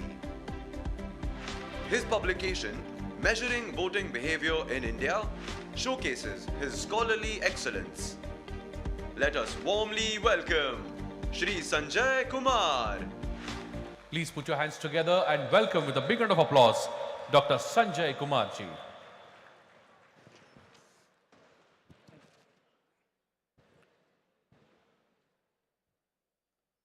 Honorable dignitaries on the dais, my co-panelists and people who present in the audience. If I look at the title of the topic of the discussion which we are having just now, there are two parts of that. One is data, democracy, diversity, and then there's the second part, dilemma of caste census in India. और dilemma of caste census पे बहुत चर्चा हो गई. कई लोगों ने अपनी अपनी बातें कही. People have already expressed, and as you can imagine, this is a topic on which you would have very strong contentious views. People would be standing for or against, and we find it very difficult to figure out, the gray areas.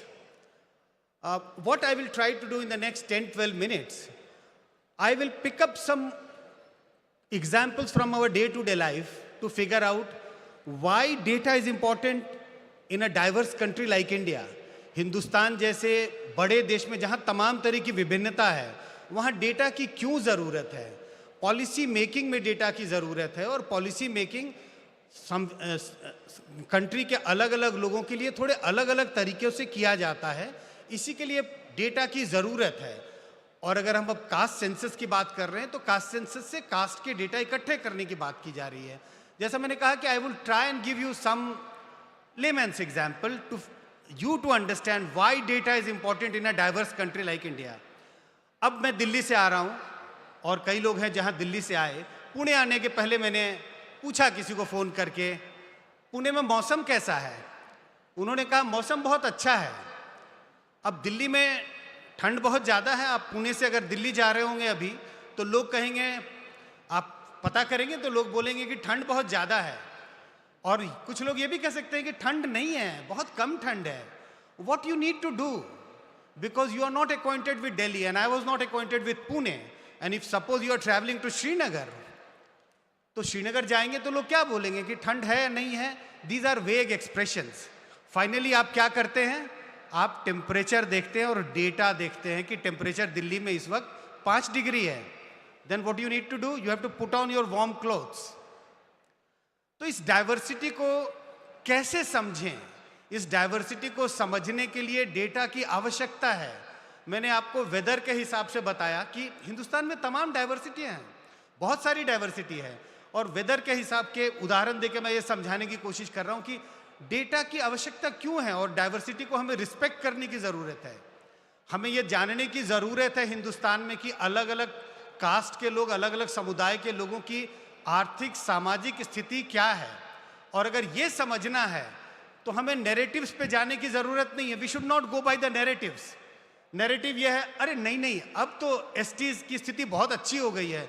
Look at, we have a president of this country who belongs to that community.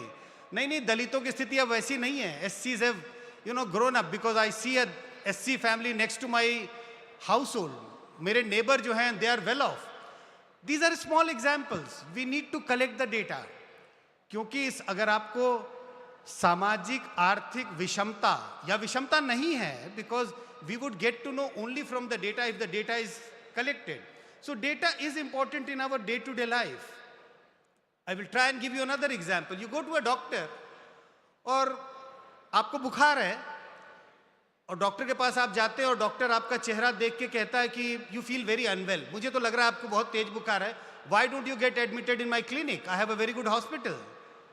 Doctor ने आपको कुछ भी नहीं बताया, because अगर वो कह रहा है कि आपको बुखार है, आपको बहुत तेज बुखार है. This is a narrative, this is a perception. How do I get to know कि बुखार है या नहीं है? एक इंस्ट्रूमेंट की जरूरत है, थर्मामीटर लगा के डेटा जानने की जरूरत है कि बुखार हमें कितना है, बुखार 102 है या बुखार नहीं है. सो जब ये कास्ट सेंसस की बात हो रही है, कास्ट सेंसस की जब बात हो रही है, तो वो एक तरह से थर्मामीटर है हमारा. We want to put this thermometer in the society to figure out first number of people belonging to different caste, और उससे आगे जाने की जरूरत है क्योंकि इसके पॉलिसी फॉर्मुलेशन में इसकी आवश्यकता है. And then we need to know the background, socio-economic background, basically economic background of the people belonging to different caste. And this can be useful in policy formulation. किसी भी पॉलिसी को बनाने के लिए आपको आंकड़े की जरूरत है. डॉक्टर अजय कुमार ने कई उदाहरण दिए. तमाम सरकारी स्कीम्स की जब चर्चा होती है, इन सब स्कीम्स का निर्धारण कैसे होता है?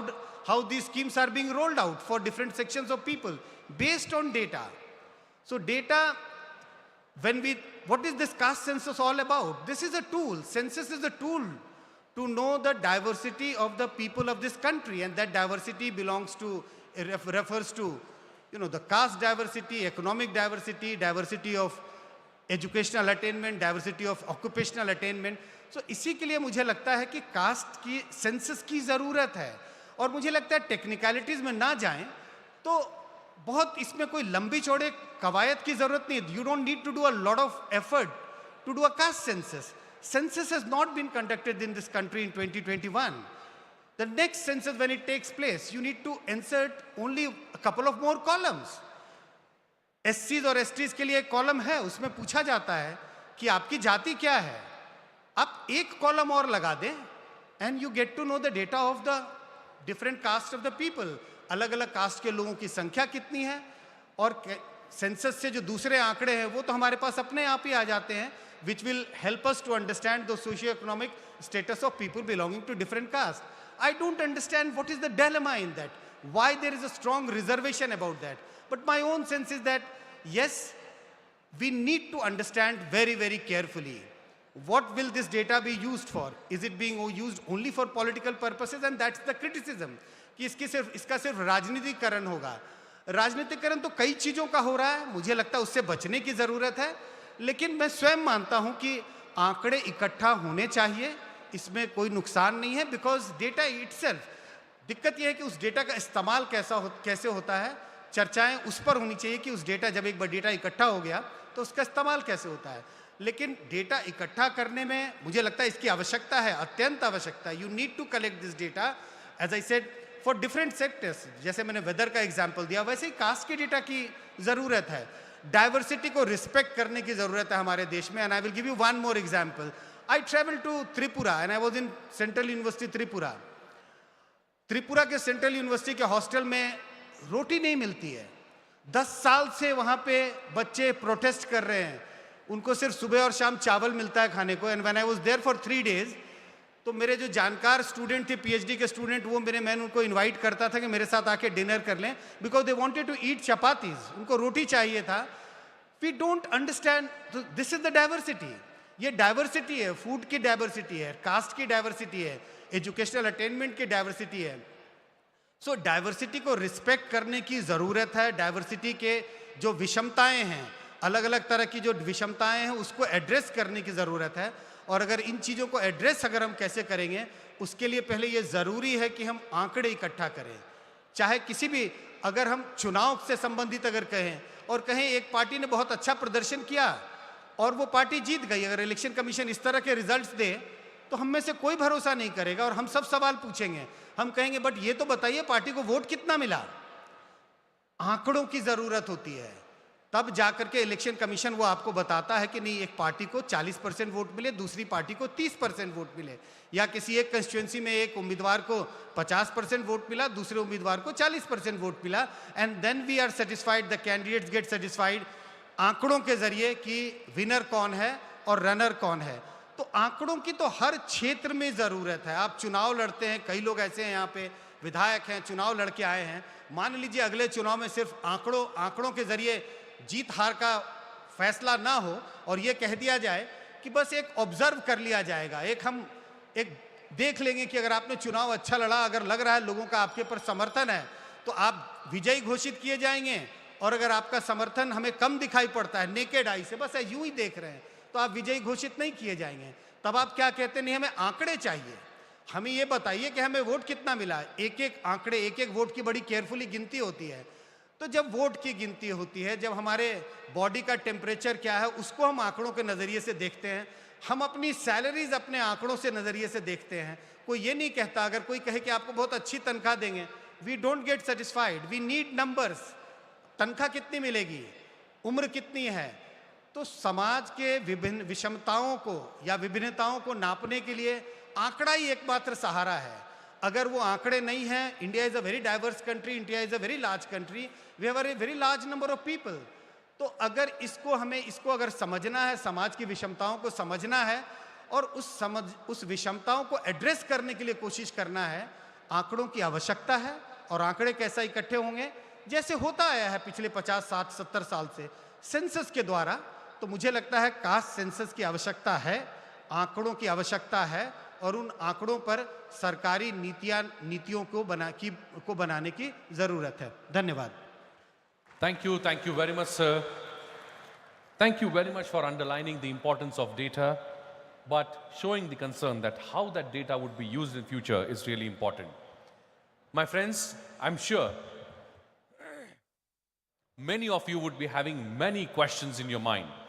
And as you remember, as you know, that this platform is for you to interact with all the dignitaries on the dais. So let me once again remind you that if you're willing to ask questions to all these dignitaries, those who are present here in this session with us, please reach out to the podiums, submit your questions right away so that you will get an opportunity to ask the questions in this session.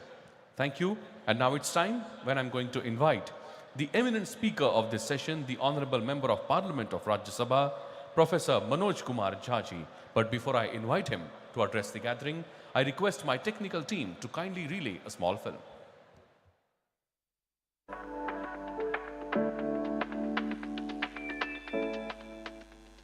Professor Manoj Kumar Jha, an academic and esteemed politician hailing from Bihar, currently serves as a member of the parliament in the Rajya Sabha. Holding the position of national spokesperson for the Rashtriya Janata Dal, Professor Jha is also a distinguished professor at the University of Delhi.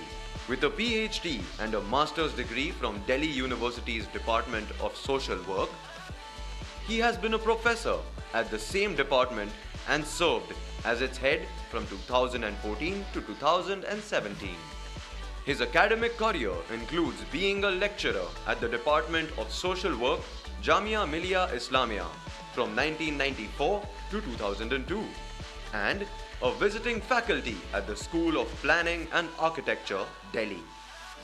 Professor Jha's research interests span political economy, governance, social action and movements, majority-minority relations, and peace and conflict studies. Apart from his academic pursuits, Professor Manoj Kumar Jha is a key strategist and a policy maker for the Rashtriya Janata Dal, contributing significantly to the party's direction. Additionally, he shares his insights on socio-political affairs through columns in renowned newspapers. Professor Jha's literary contributions include authored works like Riots as Rituals and In Opposition to Silence. Let's extend a warm welcome to Professor Manoj Kumar Jha. It is indeed our honor and privilege to have you here today, sir. Please give a big round of applause, my friends, to Professor Manoj Kumar Jha ji. Thank you, Shukriya. Thank you, Rahul ji, all the deans, Vice Chancellor, Girish ji, Ajay ji, Sanjay bhai, all the students and member of legislative assemblies. Many of you I can identify, I can see comrades in arms. Thank you very much once again. जब मैं parliament में आया 2018, two people who taught me early, both of them were from BJP, Venkaiah Naidu ji and Arun Jaitley ji. उन्होंने कहा कि तुम well में मत आया करो, you do your parliamentary work. और उनकी बात को मैंने सर माथे पे लिया and I followed them, except in the last session जहां मैं वेल में पहुंच गया और सस्पेंड हो गया. Anyway, मेरे तमाम साथियों को मैंने सुना. I'll keep both the languages together, Hindi and English, because I'm told there is a significant part of the audience which follows English and there is a significant part of the audience which will follow Hindi. तो मैं थोड़ा जो mail जोल का स्वभाव है हिंदुस्तान का, उसी हिसाब से अपनी बात रखूंगा. मैं एक छोटी कहानी से शुरुआत करना चाहता हूं. एक राजा था. There was a king. अक्सर कहानियों में राजा ही हुआ करते थे, कुम्हार लोहार वगैरह की कहानियां नहीं होती थी. तो उस राजा के एक बेटा था. राजा को अक्सर बेटा ही होता था, बेटियों का जिक्र नहीं होता है. तो राजा का एक बेटा था और राजा की पत्नी का स्वर्गवास हो गया. The wife died. Now the king nurtured his child, telling 3 things every night. 3 बातें वो हमेशा कहते थे अपने राजकुमार से, अपने बेटे से, कि बेटा, सुंदर राजकुमारी नाम की कोई चीज नहीं होती. दूसरा, बेटा, टापू नाम की कोई चीज नहीं होती. तीसरा, बेटा, भगवान नाम का कोई अस्तित्व नहीं है. There is no God, there is no island, there is nowhere beautiful princess. बेटा बड़ा होता गया, 15-16 साल की उम्र में आया. एक दिन घर से बाहर निकला और एक जमीन के टुकड़े के पास पहुंचा जिसके चारों तरफ पानी था, water around and a patch of soil. He stood there, saw beautiful creatures, saw somebody coming from the other direction. उसने पूछा कि मैं कहाँ हूँ? तो बोला तुम टापू पे हो. तो वो कौन है? तो राजकुमारियां हैं, सुंदर सुंदर राजकुमारियां. तो तुम इसका मतलब भगवान हो गए? बोला yes, I am the God. बेटा बहुत डिस्टर्ब हुआ, came back home, fought with the father. बोला कि ऐसे ऐसे आपने मुझसे झूठ बोला इतने वर्षों तक. बोला वो असल में भगवान नहीं है, टुच्चा सा जादूगर है, स्ट्रीट मैजिशियन. बेटा फिर डिस्टर्ब हुआ. The king's son, after many months he reached and told him, look, this is not an island. ये टापू नहीं है, वो राजकुमारियां नहीं है, और तुम भगवान तो कतई नहीं हो. बोला हाँ बिल्कुल, मैं जादूगर हूं, लेकिन तुमको जादू में रहने की आदत है. What I wish to convey, हमारी सियासी सामाजिक जिंदगी में हम एक जादूगर ढूंढते हैं और उसके मत्थे अपनी परेशानियां रिजॉल्व करने की कोशिश करते हैं. हमको आपको जादूगर नहीं चाहिए, हमें वो जादू अपने अंदर चाहिए ताकि हम समाज की हकीकत को समझ पाए. मैं अजय भाई, संजय जी, मुझे एक चीज इंटरेस्टिंग लगी. 5 स्टूडेंट्स जिन्होंने इस विषय पे अपनी बात रखी, उसमें से 3 ने जातिगत जनगणना को खारिज किया और 2 ने जातिगत जनगणना के पक्ष में. मैं आपके समक्ष आंकड़े भी नहीं कहूंगा, मेरे बाकी साथी कह चुके हैं. I just explain certain things. मैं अपने विद्यालय का सबसे होनहार छात्र नहीं था. I was not the most intelligent boy of my school, लेकिन मेरे माता पिता यूनिवर्सिटी के शिक्षक थे. जब जब मैं गिरता था वो संभाल लेते थे. मैंने अपने घर में बचपने में इतनी किताबें देखी जितने खिलौने नहीं देखे. किताबों से मेरा राब्ता बहुत कम उम्र में शुरू हो गया. मैंने 7वीं में शरद चंद्र चट्टोपाध्याय की सारी किताबें पढ़ ली थी. लेकिन मेरे साथ मेरे दलित दोस्त थे, फर्स्ट जनरेशन लर्नर थे। उनमें से एक तो मुझे स्मरण है, वो मैथमेटिक्स में जादूगर था। वो आज चाय की टपड़ी खोल के बैठा हुआ है। और मैं यूनिवर्सिटी का शिक्षक हूं। मैं अपनी मेरिट से नहीं हूं, मैं संसाधनों की उपलब्धता की वजह से हूं। तो मेरिट और रिसोर्स के इस रिश्ते को समझना होगा। संसाधन की बहुलता आपको असफलता से निकाल लेती है, संसाधनों की अनुपलब्धता आपको असफल बना के रखती है।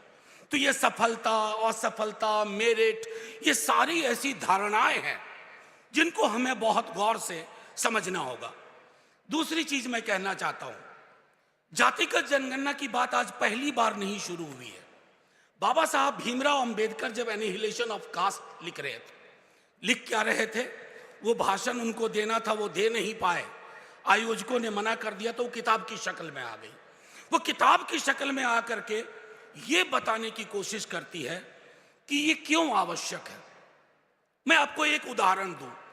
कई मेरे साथी कहते हैं, मेरे अपने करीबी मित्र अलग अलग दलों के कहते हैं, इससे जातिवाद बढ़ेगा, इससे जातिवाद बढ़ेगा। मैंने पार्लियामेंट में एक सवाल किया था कि सीवर और मैनहोल की सफाई करने वाले कौन सी जाति के लोग हैं। 99% लोग, 98.99 एक जाति समुदाय से आते हैं। क्या ये जातिवाद नहीं है? इस पेशे में कोई तब्दीलियां क्यों नहीं हो रही है? यह जातिवाद हमें सुखद क्यों लगता है? इससे हम कंफर्टेबल क्यों हैं? असल में इस देश में हमें यह समझना होगा, हमें हिरार्की पसंद है, हमें सीढ़ीनुमा स्ट्रक्चर पसंद है, हमें 3 तल्ले 4 तल्ले का मकान पसंद है, और सबसे ऊपर के तल्ले पर बैठ के हम नीचे के तल्लों को देखते हैं। ये हमारे कास्ट की हिरार्की है। और जहां हिरार्की हमें नहीं दिखती है, सीढ़ीनुमा संरचना नहीं दिखती है, हम उसको कहते हैं कि ना, मजा नहीं आया, ऊपर नीचे नहीं हुआ। ये हमारे मानस में है, इसलिए हम मूर्तियां गढ़ते हैं और मूर्तियों का विसर्जन भी करते हैं। बिहार में जब कास्ट सेंसस हुआ, मैं एक छोटा उदाहरण दूंगा कि दिल्ली में एक गोष्ठी हो रही थी, उसके बाद तो कई जातियों को, जिनमें से मेरी भी एक जाति है, वो ये कह रहे हैं कि हम इतने कम नहीं हो सकते, हमें कम कर दिया गया है। असल में क्या है ना कि हम अपने जैसे लोगों से मिलते हैं, विद्यालय में अपने जैसे लोग, विश्वविद्यालय में अपने जैसे लोग, न्यायालय में अपने जैसे लोग, मीडिया में अपने जैसे लोग, और जहां चले जाइए बाजार में अपने जैसे लोग। अपने जैसे लोगों को देखते देखते हमने दूसरों को देखने की कला खत्म कर दी। क्योंकि अपने ज्यादा दिखे तो हमने माना कि हम ज्यादा हैं। वो हाशिए पे थे, वो दिखे नहीं, न बाजार में, न रोजगार में, न विद्यालय में, न न्यायालय में। तो गलती किसकी? समाज की ना। मैं किसी पॉलिटिकल पार्टी को नहीं कहूंगा, क्योंकि सारी पॉलिटिकल पार्टी ने रूल किया है एक या दूसरे फॉर्म में, लेकिन किसी पॉलिटिकल पार्टी ने इसको एजेंडा नहीं लिया जो बाबा साहब कह गए थे कि जब तक तुम्हारी जमहूरियत, your democracy is not a social democracy, your political democracy is a sham, it is valueless, it is lifeless. हालात क्या है? अभी हाल में मेरे द्रविड़ मुनित्र करगम के एक मित्र ने पेरियार को कोट किया पार्लियामेंट में, हंगामा बरप गया भाई। उन्होंने क्या किया था? सिर्फ इतना कहा था कि हर समुदाय, हर जाति को अपनी नियति तय करने का अधिकार है। उसको कश्मीर के राइट टू सेल्फ डिटर्मिनेशन से जोड़ करके हंगामा बरप गया। पेरियार को कितना लोग हम लोग जानते हैं इस हिस्से में? सच्ची रामायण उन्होंने लिखी है। यह देश महासागर के चरित्र का है। इस देश को महासागर रहना चाहिए, इस देश को तालाब नहीं बनना चाहिए, क्योंकि तालाब बनेगा तो आप जातिगत जनगणना के खिलाफ खड़े होंगे। तो तीसरी चीज, मैं एक प्रिविलेज की बात करता हूं, मेरे एक साथी ने किया। हम सब अक्सर अपने प्रिविलेज को एग्जामिन नहीं करते हैं। Why are we here? And I'm specifically putting this question कि ये जो इंटरसेक्शनैलिटी है of graded inequality, poverty, income inequality and gender. हमारे बीच में हमारी महिला साथी बैठी हुई है। इनमें से जो एमएलए है, इनका स्ट्रगल हमारे स्ट्रगल से ज्यादा है। इनमें से जो दलित हैं, उनका स्ट्रगल और डबल है। इनमें से जो ईबीसी हैं, उनका स्ट्रगल और ज्यादा है। तो जिंदगियां एक समान नहीं होती है, जिंदगियां अलग अलग हैं। और बड़ी बात यह कहने से कि देश को ऊंचाई पे ले जाएंगे, अरे देश है क्या? ऊंचाई पे किसको ले जाएंगे? 5 लोगों को वो ऊंचाई पे जाए और असमानता के महासागर में बाकी लोग गोते लगाते रहे। एक और चीज अक्सर लोग बहुत शायराना अंदाज में बोलते हैं, पॉवर्टी हैज नो कास्ट। गरीबी की कोई जाति नहीं होती। मैं एक आग्रह आप तमाम स्टूडेंट से करूंगा, all of you have spoken for और against, all of you who have clapped, do an exercise yourself, why it is so. Lower down the ladder of caste hierarchy, poverty increases. Up or down the caste hierarchy, poverty decreases. अगर हम जाति संरचना में नीचे जाते हैं तो गरीबी बढ़ती है, और अगर संरचना में ऊपर जाते हैं तो गरीबी घटती है। ये तो समझना होगा ना। इसके लिए रॉकेट साइंस के ज्ञान की जरूरत नहीं है। अभी हमारे राहुल जी कह रहे थे, अक्सर क्या होता है ना कि जो प्रिविलेज्ड बैकग्राउंड के हैं, मैंने अपना उदाहरण दिया था, हमारे स्ट्रगल कम हैं, हमारे स्ट्रगल कम हैं। हमने बहुसंख्यक संस्थाओं पे कब्जा जमा के रखा है। मैं कब्जा कहता हूं, कब्जा जमा के रखा है। तो दूसरा कोई छोटी आवाज में भी अपना डिमांड करता है तो हम कहते हैं समाज अस्थिर हो जाएगा। मैं आपको बताऊं कि जब अश्वेत आंदोलन अमेरिका में चल रहा था तो लोगों ने कहा था कि समाज अस्थिर हो जाएगा, समाज बेहतर हुआ। जब मंडल कमीशन 1990 में आया, मैं छात्र था, तब भी लोगों ने कहा कि अरे ये टेक्टोनिक शिफ्ट होने से बहुत तबाही मचेगी। आज ये स्पीकर साहब विथ योर परमिशन, ये स्पीकर साहब हैं तो परमिशन लेकर के राज्यसभा ने एक अच्छी आदत डाल दी है। मैं 52 मिनट 55 मिनट की क्लास होती है यूनिवर्सिटी में, राज्यसभा में छोटा दल है मेरा तो 5-6 मिनट मिलता है, तो 5-6 मिनट में बोलने की आदत पड़ गई। आज थोड़ा धनी हो गया, 12-15 मिनट था। तो एनीवे मैं ये नहीं ओके, तो ये मैं कहना चाह रहा था, तारतम्य बिगड़ गया, मैं कह क्या रहा था। नहीं सर मेरी वकालत के लिए धन्यवाद। बैठ जाइए सर, मेरी वकालत के लिए धन्यवाद। मैं सिर्फ इसी बात पे कह करके खत्म करूंगा कि इतिहास में से क्षण होते हैं। मंडल का उदाहरण आपको दिया। आज आप देख लीजिए, BJP, Congress, RJD, CPI, CPM, कोई पॉलिटिकल पार्टी 90 के पहली वाली पार्टी नहीं रही। सारी पार्टियां बदल गई। अक्सर लोग कहते थे कि फलाना क्षेत्र ये उनका क्षेत्र है, वही उनका उस जाति का क्षेत्र इसलिए था कि बाकी उस प्रक्रिया से बाहर थे। आज वो उस प्रक्रिया में अंदर आए तो वो अपना शेयर मांगेंगे। ये डेमोक्रेसी का चरित्र है, इसको स्वीकार करना होगा।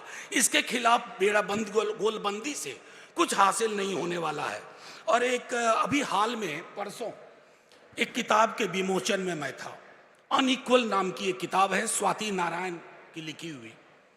उस किताब को आप लोगों को, पर्टिकुलरली मैं स्टूडेंट से और अपने फेलो आमदार खासदार लोगों से कहूंगा, उस किताब को पढ़िए। बांग्लादेश हमारी नजर में बड़ा कमजोर राष्ट्र दिखता है, नेपाल उससे भी कमजोर दिखता है, लेकिन सामाजिक सूचकांक पे हम बहुत पीछे हो गए। बांग्लादेश और नेपाल, ये दोनों देश हमसे बहुत आगे निकल गए। तो इसकी तो पड़ताल करनी होगी। जाति एक बहुत बड़ा फैक्टर है कि हम समावेशी विकास का चरित्र नहीं ले पाए। और आखिर में कितनी बातें थी, गड्ढमड हो रही हैं। आखिर में मैं एक सामाजिक सहिष्णुता भी बेहद आवश्यक है। मैं एक उदाहरण देके कहता हूं।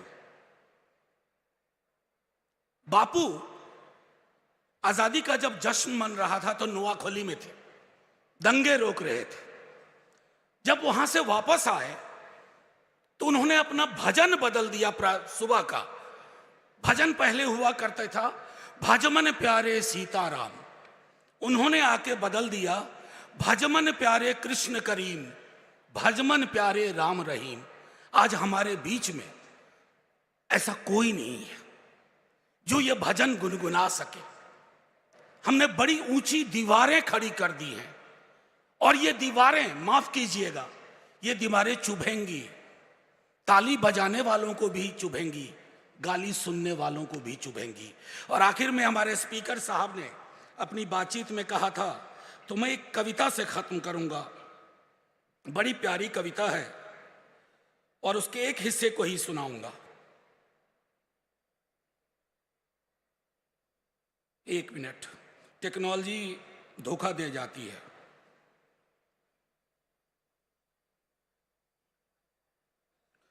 देश कागज पर बना नक्शा नहीं होता।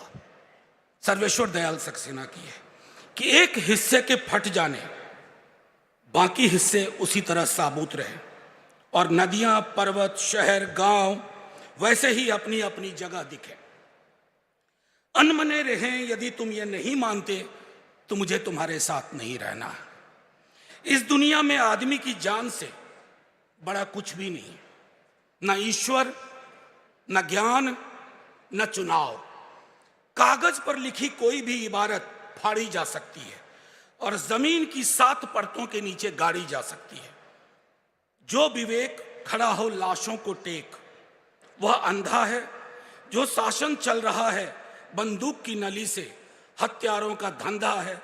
यदि तुम ये नहीं मानते तो मुझे तुम्हारे साथ एक क्षण भी नहीं रहना है। याद रखो, एक बच्चे की हत्या, एक औरत की मौत, एक आदमी का गोलियों से चिथड़ा तन किसी शासन का नहीं, संपूर्ण राष्ट्र का है पतन। मैं यहीं खत्म करूंगा। एक बार अपने दायरे से निकल करके हम सब सोचें कि हमारी आज तक के फलसफे में 75 से 80% की आबादी का जिक्र सिर्फ गाहे बगाहे क्यों होता है। और आखिर में अगर काबा का रुख भी जानिबे मैखाना हो जाए, मेरी सजदा लर्जी से मस्ताना हो जाए। जय Hind. Thank you MIT for calling me. Thank you all for patiently listening to me. Jai Hind. Thank you, sir. Thank you very much, Professor Manoj Kumar Jhaji. Thank you very much for those beautiful views and articulating your thought in such a beautiful manner that we all comprehended what exactly your thoughts were. My friends, before we go to the questions and answers session, I would like to move to an important tradition of this platform. I request all the dignitaries to please come on the mic for answering the questions. I hope my team would reach with the questions. Please, hurry up, please. Meanwhile, I would like to request my technical team to relay the resolution for this session. I request the team to display the resolution. The 13th Bharatiya Chhatra Sansad takes upon ourselves for a caste-free society and casteism-free politics that respects our rich diversity and emphasizes the importance of shaping policies for the progressive emergence of New Bharat. I request all the student leaders and all the dignitaries on the dais to please take out their mobile phones, scan this QR code, and please vote for the resolution.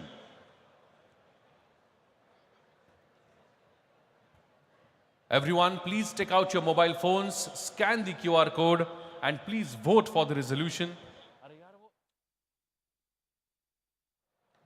13वीं भारतीय छात्र संसद एक ऐसे जाति व्यवस्था मुक्त समाज और जातिवाद मुक्त राजनीति का संकल्प करती है जो हमारी समृद्ध विविधता का सम्मान करती हो और नए भारत के प्रगतिशील निर्माण के लिए नीतियों को आकार देने के लिए कटिबद्ध हो।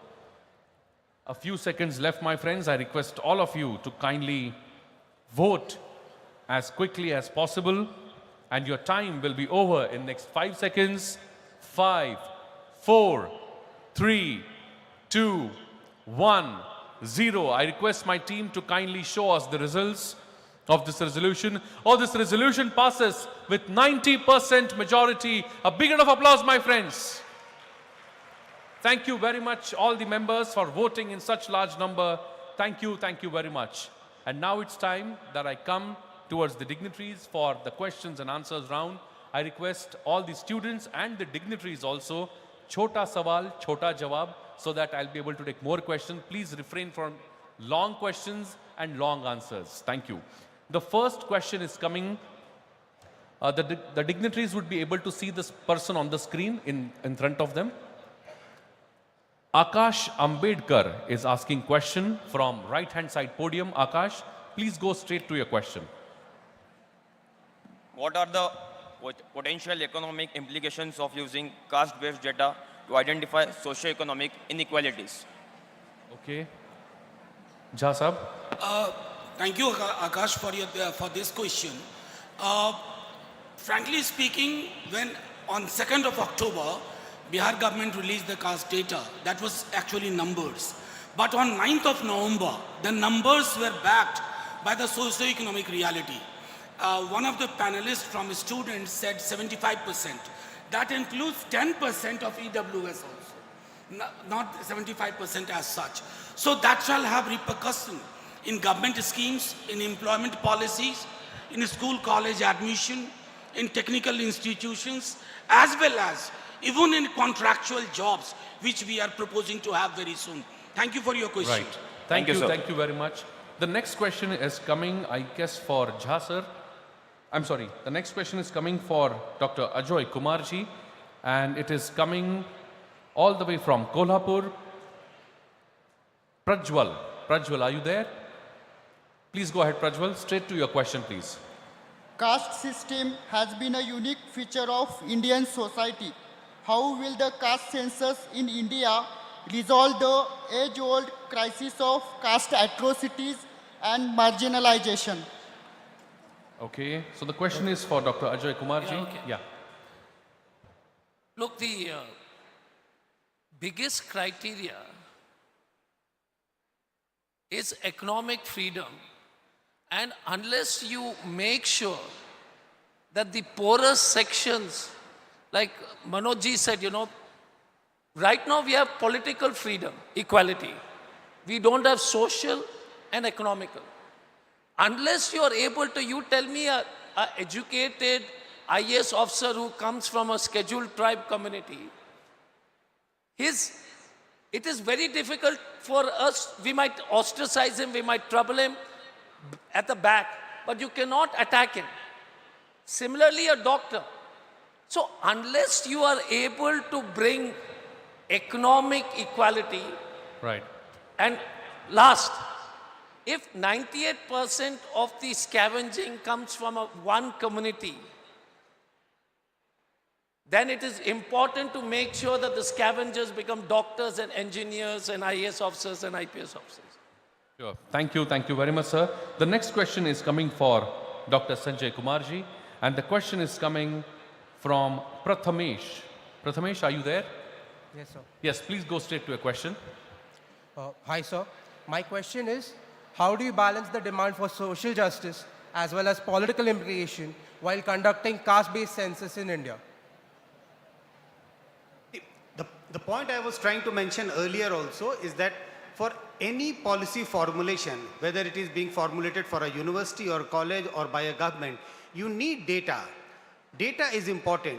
What does census do? Census collects data. So when we are talking about conducting a caste census, what will happen is that, and it has already happened in the state of Bihar, you get to know the number of people belonging to different castes. You also get to know their socioeconomic diversity, differences between different castes. So any policy formulation would be based on this, and in the long run, this policy would aim for, equalizing the socioeconomic differences within different castes. So that's the whole purpose of why I would say that I think it is a need of the hour that there should be a caste census conducted in this country. Thank you, sir. Thank you very much. I think, sir, we have one more question. One has come from Twitter. The one question has come from Twitter online, and the question says, the question is open for the House. Anybody can answer. Do we really think that caste-based reservations in jobs will bring financial prosperity? I'll answer this. I could have gone on to speak for an hour on this issue. But I'll tell you, why can't we imagine reservation for the top caste in cleaning sewers and manholes? That's it. Thank you very much for that answer. Thank you very much, dignitaries, for taking all the questions in this session. I would like to request all the dignitaries to give us a memorable photograph in this session. I request all of you to please rise in your seats, hold the brochure with you, and give us a memorable photograph. My friends, this has been really an amazing session in which we discussed one of the burning issue of our motherland, the caste-based census, and the next session is also going to witness yet another important burning issue. As we land on moon, are women safe on land? It is one of the top priorities of our country, and we are going to have some of the tall personalities to share their views in this particular session. Thank you very much, dignitaries. We are moving on with the next session. I request all the dignitaries to kindly, thank you very much for we are getting ready for the next session, the 6th session as we land on moon, are women safe on land? My friends, I would like to share an important information with all of you, and it is really critical for all of you to understand. I request my technical team to show the slide of Bharatiya Chhatra Sansad committees. My friends, let me share with you, and this information is for you. So I request your undivided attention, my friends. Please have a look on the screen. My friends, to transform the thinking pattern of youth and inspire them to actively engage in public life with a commitment to national service, Shri Rahul V. Karad, a young visionary educationist, established Bharatiya Chhatra Sansad in year 2011. Over the past 13 years, Bharatiya Chhatra Sansad has flourished into a robust institution, fostering a sense of purpose and national service among the youth. As we look to the future, it has been decided. I request for your attention, student friends, this part is really important. It is decided that the 14th edition and the subsequent all editions will be entrusted to the capable hands of the students. The very heartbeat of young youth-centric conclave. This is your enterprise, and we now ask you to own and drive Bharatiya Chhatra Sansad henceforth. We invite you to embrace this opportunity and lead and shape the legacy of Bharatiya Chhatra Sansad. To facilitate this transition, various committees will be formed, each one comprising of 10 dedicated students. I repeat, each committee will be comprising of 10 dedicated students. These committees will play all the pivotal roles in ensuring the seamless execution of the event. I request my technical team to display the committees. The committee names are Visionary Explorers, the Research Committee. Can we have? Okay, so we are getting ready for this session. I will get back to you again with all these committees, but let me assure you that your participation is going to be very, very critical in the coming times from the 14th Bharatiya Chhatra Sansad. Now, it's time that we move ahead with the next session, the 6th session of 13th Bharatiya Chhatra Sansad. We are getting ready with all the tall personalities.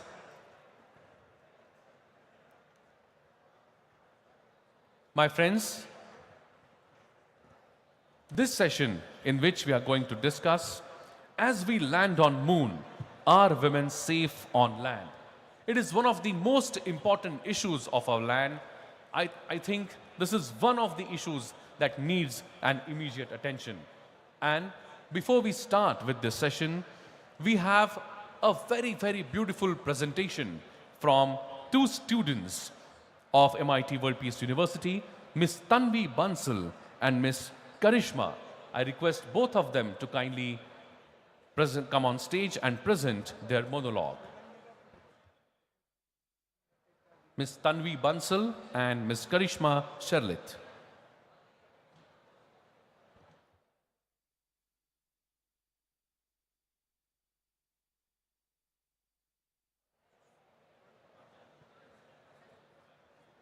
Do we have Ms. Tanvi Bansal and Karishma Sherlit?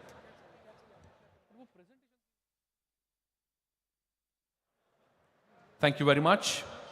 I would now like to request the Associate Dean of School of Computer Engineering and Technology at MIT World Peace University, Dr. Vishwashanti Kulkarniji, to kindly propose the welcome address. A very good morning to one and all, respected dignitaries on the dais, off the dais, and all the student participants. My request to all student participants, please get seated immediately. There should not be any movement in the pandal.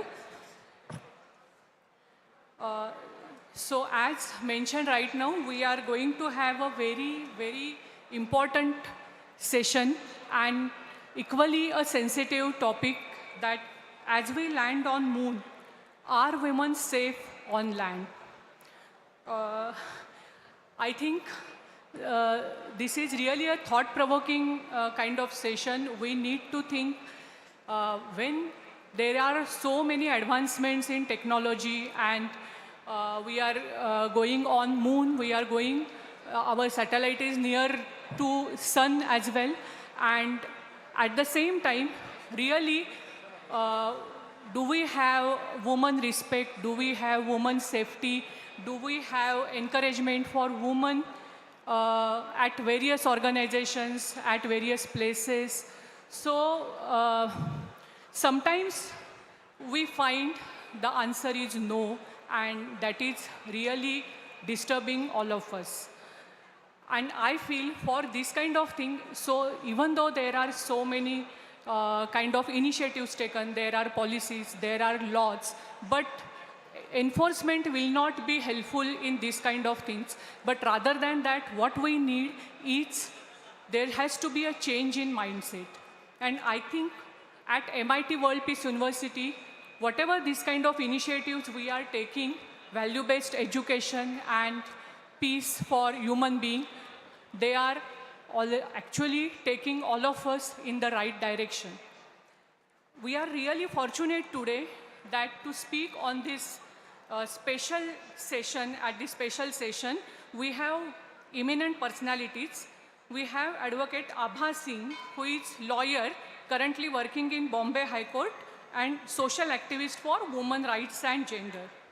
We also have very famous personality known as Missile Woman of India, Dr. Tessie Thomas, distinguished scientist and former Director General Aeronautical Systems, DRDO, Government of India. We also have Dr. Fauzia Khan, renowned leader of NCP and Member of Parliament from Rajya Sabha, former Minister of State, Government of Maharashtra. And we have Srimati Rupa Ganguly, noted actress, playback singer, and former Member of Parliament, Rajya Sabha. So I think these all personalities are really role model who have that courage to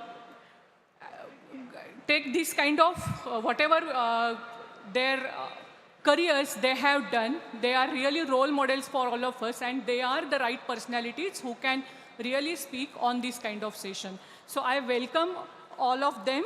Madam, you all are welcome for this session. And now I hand it over to Gautam sir. Thank you. Thank you very much, Dr. Vishwashanti Kulkarniji. Thank you very much for proposing the welcome address. In this very important session of 13th Bharatiya Chhatra Sansad, session 6, as we land on moon, are women safe on land? But my friends, in the 5th session, we also remembered and paid homage on the birth anniversary of, I would say, the noble son of India, Swami Vivekananda ji. And I think in this session also, let us pay respects to Swami Vivekananda ji, the noble son of India. I request revered Professor Dr. Vishwanath Karat sir and all the dignitaries to join us as we offer flowers to this noble son of India, whose vision still drives us. Revered Professor Dr. Vishwanath Karat sir, who drives his motivation his spirits from the thoughts of Swami Vivekananda ji, and it is indeed an apt moment where all the dignitaries and revered Professor Dr. Vishwashanti sir would offer the flowers and garland to the statue of Swami Vivekananda ji.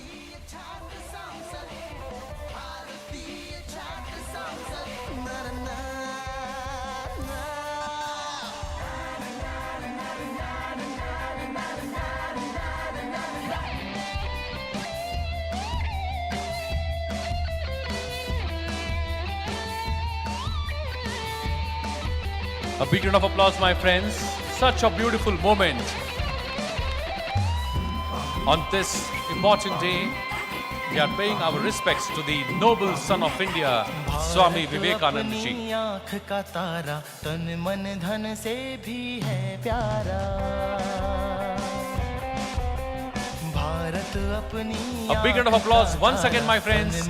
Let's pay our respect through our applaud to the noble son of India, Swami Vivekananda ji.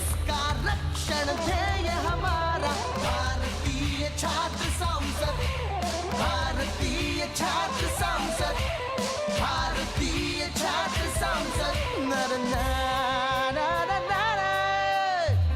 Such a beautiful moment. Thank you very much, all the dignitaries, for joining hands in paying our respects to the great noble son of India, Swami Vivekananda ji.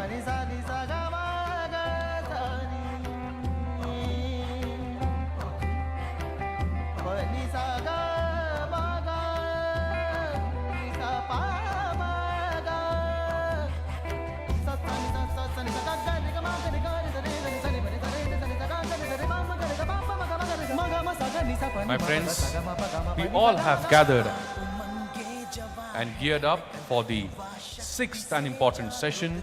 As we land on moon, are women safe on land? But for all of us, it is important that we understand the nuances of the Bharatiya Chhatra Sansad. The Chandrayaan-3 mission marks a historic achievement as the lunar rover Pragyan explores the moon, a testament to the collaborative efforts of numerous female scientists to make the Chandrayaan mission a success. Women in India have shattered barriers across the various fields, from politics to figures like Indira Gandhi, Pratibha Tai Patil, to science and technology with Kalpana Chawla and Tessie Thomas, and even in sports icon like P.T. Usha, P.V. Sandhu and Mary Kom. Despite these accomplishments, a crucial question unfortunately still arises: that are women safe on land? So we are going to discuss this burning issue in this sixth session of Bharatiya Chhatra Sansad. But before we begin with this session, I request Shri Rahul V. Karat sir to kindly felicitate and dignitaries for this session. First and foremost, I would like to request sir to kindly felicitate and welcome the chairman of this session, Shri Girish Gautamji, the former Speaker of Madhya Pradesh Legislative Assembly, Honorable Member of Legislative Assembly of Madhya Pradesh. Please put your hands together, my friends, and welcome with a big round of applause, Shri Girish Gautamji.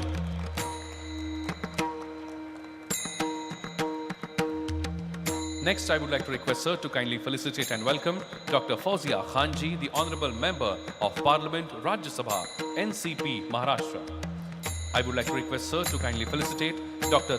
Tessie Thomas, the distinguished scientist and former Director General, Aeronautical Systems, Defense Research and Development Organization, DRDO, Government of India. Please put your hands together for Dr. Tessie Thomas.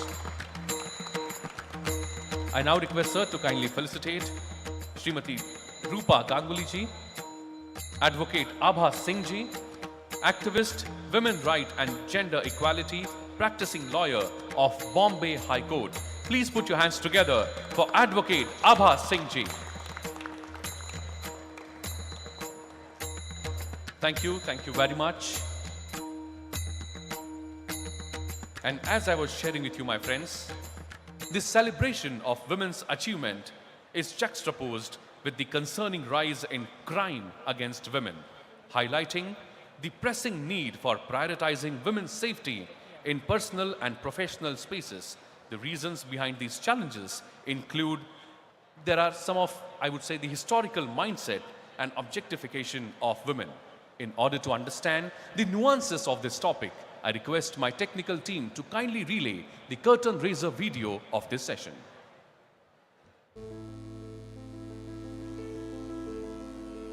As we land on the moon, are women safe on land? Welcome to a critical dialogue. As we land on the moon, are women safe on the land? India has seen remarkable progress by women in various fields, from space science to sports and from music to entrepreneurship. Think of Ritu Karidal, Tessie Thomas, Lata Mangeshkar, P.V. Sindhu, Saina Nehwal, Mary Kom, Kiran Mazumdar-Shaw, Kiran Bedi, Indira Gandhi, Draupadi Murmu and many more. The shining stars. But in the midst of these successes, Indian women face significant hurdles and safety is a paramount concern. The patriarchal mindset, objectification of women, and lack of awareness all contribute to this issue. According to the National Crime Records Bureau data from 2021, crimes against women increased by 64.5%. These include cruelty by spouse or relatives, assault, kidnapping and abduction, and rape. The objective of this session is to encourage a thoughtful discussion that can lead to a happier and safer society for everyone, with a particular focus on the safety of women. We will explore an analysis of crimes against women, including domestic violence, safety and security for women tourists, women's safety in trains, metros, and workplaces, educating men on women's safety, the importance of self-defense training for women. Join us in this critical conversation as we strive for a land where everyone, especially women, can walk safely and confidently. Together, let's make our land a safer place for all.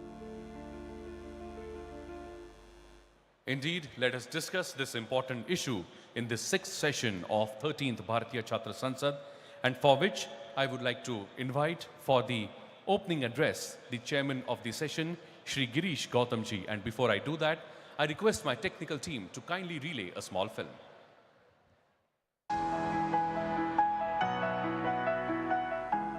Shri Girish Gautam, a 5-term member of the Madhya Pradesh Legislative Assembly, currently representing the Deotalab constituency, brings a wealth of experience to the political landscape.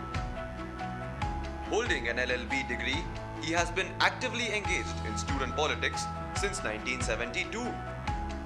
Elected for the first time in 2003 during the 12th Madhya Pradesh Assembly elections, Shri Girish Gautam has been a steadfast presence in legislative affairs. During his tenure as a member of the Assembly, he assumed pivotal roles, serving as the chairman of the Estimates Committee, Privileges Committee, and various other committees. Notably, from February 22nd, 2021 to December 14th, 2023, he held the esteemed position of the Speaker of the Madhya Pradesh Legislative Assembly, contributing significantly to parliamentary proceedings. Beyond his political commitments, Shri Girish Gautam is actively engaged in social work, championing causes related to welfare, equality, and justice. Let us welcome Shri Girish Gautam. Please put your hands together and welcome with a round of applause, my friends, Shri Girish Gautam ji. मंच पर विराजमान हमारे इस संस्था के founder member Vishwanath कराड़ी जी और इस कार्यक्रम के आयोजन के मुख्य कर्ता धर्ता राहुल कराड़े जी और इसी मंच पर डायस पर बैठी हुई हमारी नारी शक्ति जो अपने काउंसिल से अलग अलग क्षेत्रों में अपने पहचान बनाई है, और मेरे सामने बैठे हुए सभी भाइयों बहनों बच्चों,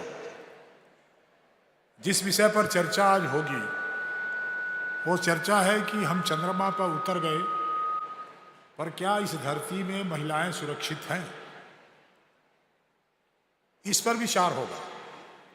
स्वाभाविक है, अपना अपना पर्सनल व्यू लोग करेंगे, कुछ सहमत होंगे, कुछ असहमत होंगे।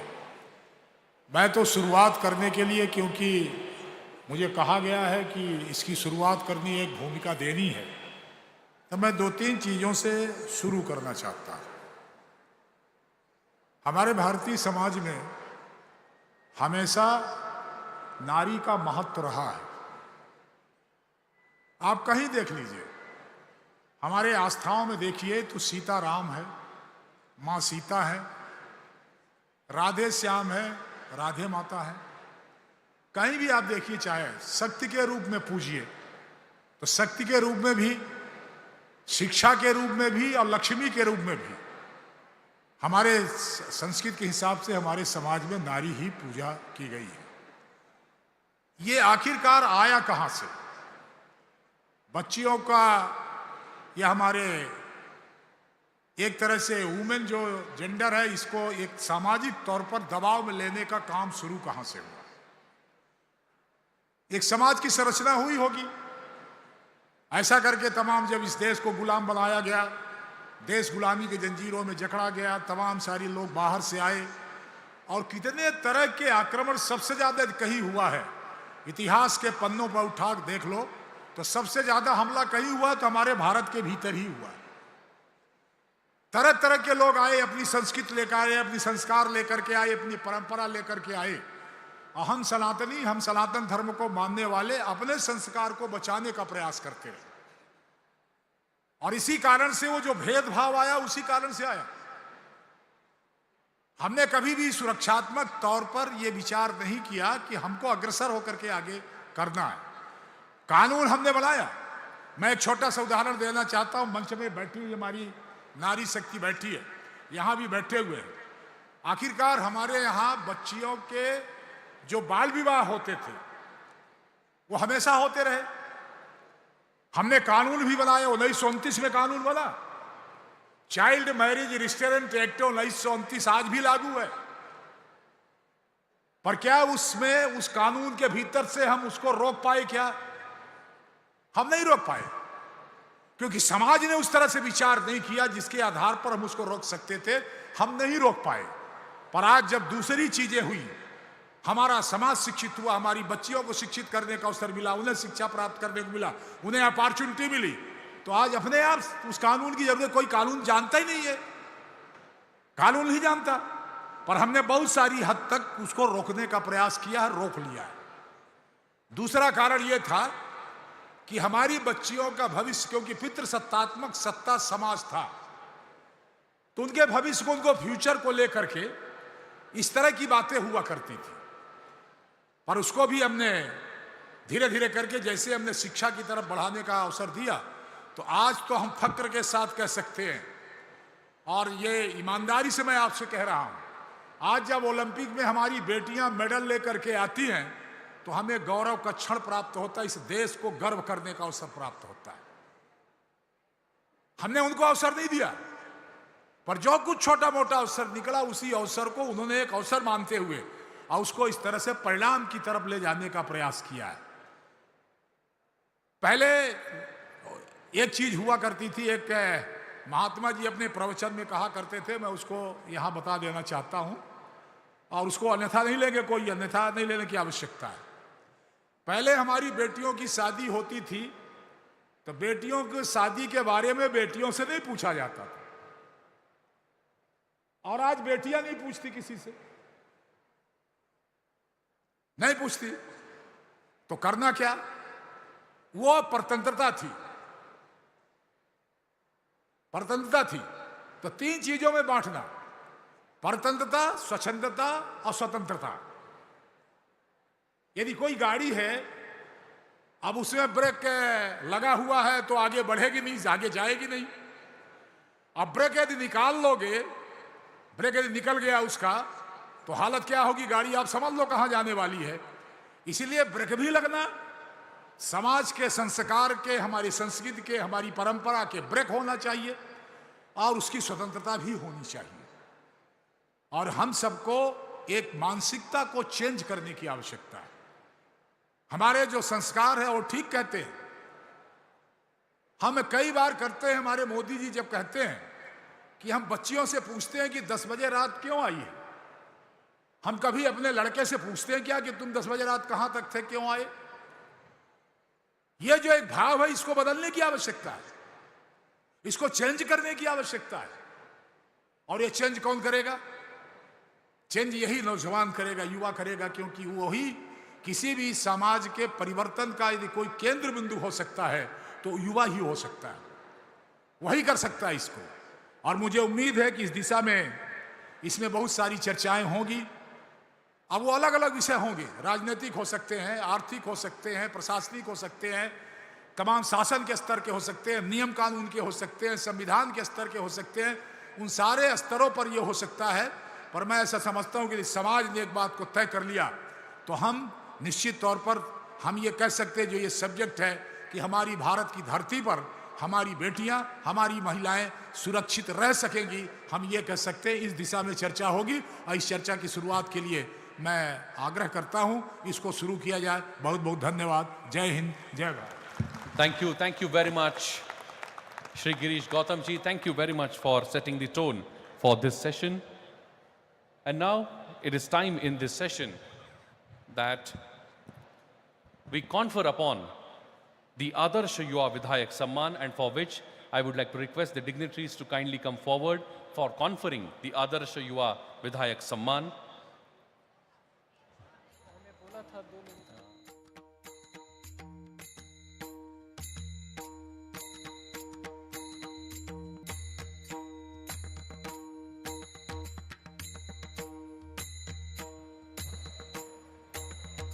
Adarsh Yuva Vidhayak Samman, the Ideal Youth MLA honor for the best outstanding performance in development work and promotion of parliamentary democracy at the hands of Honorable Chairman of the session and other dignitaries, being conferred on Dr. Surbhi, the Honorable Member of Legislative Assembly of Uttar Pradesh.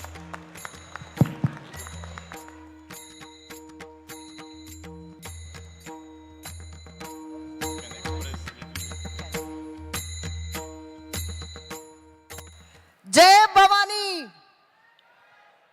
जय भवानी, जय भवानी। मैं धन्यवाद देना चाहती हूँ आदरणीय विश्वनाथ करात जी को, राहुल करात जी को। मैं अपनी पार्टी प्रेसिडेंट को धन्यवाद देना चाहती हूँ और इस देश की सबसे बड़ी विधानसभा के अध्यक्ष सतीश महाना जी को धन्यवाद देना चाहती हूँ कि जिस प्रकार राहुल करात जी एक नए प्रयास कर रहे हैं सभी युवाओं को आगे लाने के लिए, उसी प्रकार विधानसभा अध्यक्ष उत्तर प्रदेश ने भी बहुत सारे नए प्रयास किए हैं हम जैसे युवाओं को आगे लाने के लिए। आज के दिन जब हम हजारों युवाओं के प्रेरणा स्रोत स्वामी विवेकानंद जी की जयंती मनाते हैं, उस दिन राष्ट्रीय युवा दिवस के दिन आदर्श युवा विधायक का पुरस्कार पाके मेरा मन अभिभूत है। और ये पुरस्कार मैं अपनी विधानसभा कायमगंज, जो द्रौपदी की नगरी है, और वहाँ के लोगों को समर्पित करना चाहती हूँ, क्योंकि आज शायद वो नहीं होते, उनका प्यार नहीं होता तो आज मैं इस मंच पर खड़ी नहीं होती आपके सामने। हमारे देश के सबसे मजबूत स्तंभ युवा पीढ़ी और खास तौर से महिला युवा पीढ़ी को इस मंच से केवल यह संदेश देना चाहती हूं कि हौसले बुलंद कर राह पर चलते रहे, मंजिलें अपने आप बन जाएंगी। बढ़कर आगे तू पहल कर, देखकर तुझको काफिला खुद ब खुद बन जाएगा। बहुत बहुत धन्यवाद। जय हिंद, जय भारत, जय Shri Ram. Thank you very much, Dr. Surbhi. Thank you very much. And we have now the presence of two more tall personalities on stage. I request Shri Rahul V. Karat sir to kindly felicitate and welcome them. I would request sir to kindly felicitate the noted actress, playback singer and former MP of Rajya Sabha, Madam Rupa Ganguly ji. Please put your hands together and welcome with a big round of applause, my friends, Madam Rupa Ganguly ji, the noted actress, playback singer and former MP of Rajya Sabha.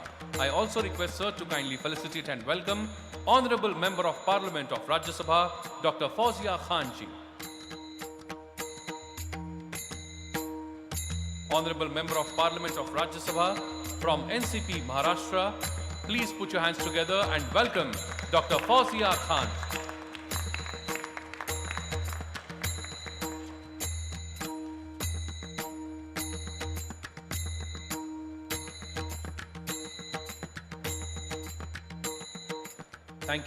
Thank you very much.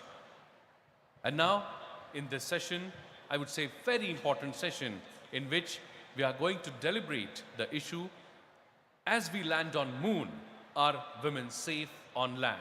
It is time that I invite the student speakers from all parts of country to express their thoughts. First, I would like to invite on stage Tarmika, all the way from Haryana. Please put your hands together and welcome Tarmika. हे भीष्म पितामह कुछ बोलो, हे भीष्म पितामह कुछ बोलो, कुल वधू है तुम्हें पुकार रही, दुर्योधन जो व्यवहार किया ये तुम सबको क्या लगा सही? मेरा केश पकड़ कर लाया है करता दुशासन दुर्व्यवहार, आर्यों की सब माताओं ने क्या नहीं दिया कोई संस्कार? मैंने तो दाव नहीं खेला चौसर की शाही क्रीड़ा में, है दोष नहीं जब कहीं मेरा तो क्यों मैं ऐसी पीड़ा में? Good morning to one and all present here. This is Tarmika from Haryana, and today I stand here to present my views on as we land on the moon, are women safe on land? But before that, I'd like to congratulate each and everyone present here. Congratulations, India. Congratulations to me, to you, to the entire Bharatiya Chhatra Sansad. Yes, we have finally stepped on the moon. But have you ever thought about the moon in your homes who is waiting to shine? Have you ever thought about the moon who fears from rising, thinking that there'll be a black spot forever inscribed on them and they'll never be able to shine again? Dear India, the day the women of this country will forget to carry a pepper spray and not regret it, the day we won't need pink and blue auto services in India, and the day my mother will stop telling me to wear a dupatta when I go out, I'll believe that we have actually landed on the moon. The girls in our nation are worshipped during the Navratri period, aren't they? But such is the tragic irony of fate that this beautiful creation of God is one of the gravest concerns facing humanity. The day 31.8% of our women will stop facing assault and cruelty by their own husbands in their own homes, I'll believe we're on the right path to take a second step on the moon. It left my heart in pieces when my friend told me that she was assaulted and harassed at her own workplace, and she did not know what to do about it. And that is when I question you, ladies and gentlemen, what is the cost of women's safety in our country? Is it a cup of coffee? Is it a really nice high-end lipstick, or is it a lifetime of regret? India today reported a 4% rise in crimes against women. And that is when I say that we need more of those Rohtak sisters and Usha Chavan in our country. When the citizens of this country will stop thinking that rape is sometimes right and sometimes wrong, and start thinking that rape is always wrong. When girls like Sakshi Malik won't have to quit wrestling and Bajrang Punia won't have to keep his Padma Shri on the footpath, then, my dear India, our moon will shine. It is the need of the hour that we understand that it is not our makeup or our clothes, but it is the mentality and perception people carry with them throughout. And with this, I'd like to conclude by saying, हाँ मैं ही वो निर्भया, हाँ मैं ही वो 2 साल की बच्ची हूँ जो चीख चीख कर कहती है, हाँ छोड़ दो मुझे मैं उम्र से कच्ची हूँ. हाँ हुआ था शोषण मेरा भी, पर मैं खुद को मौत के घाट नहीं सुलाऊंगी कि मैं कलयुग की द्रौपदी हूँ. अब मैं लाज बचाने श्री कृष्ण नहीं बुलाऊंगी, नहीं बुलाऊंगी, नहीं बुलाऊंगी. जय हिंद, जय Bharat. Thank you very much, Tarmika. Heartiest congratulations. I request Sri Rahul Karat sir to kindly felicitate and congratulate Tarmika. Next we have on this stage a student leader all the way from Delhi, Nidhi Sandhir.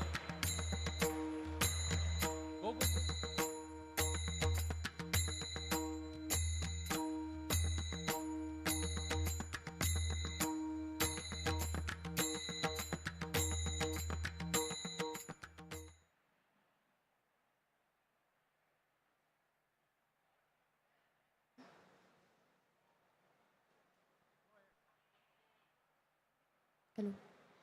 Yatra narastu pujante ramante tatra devta.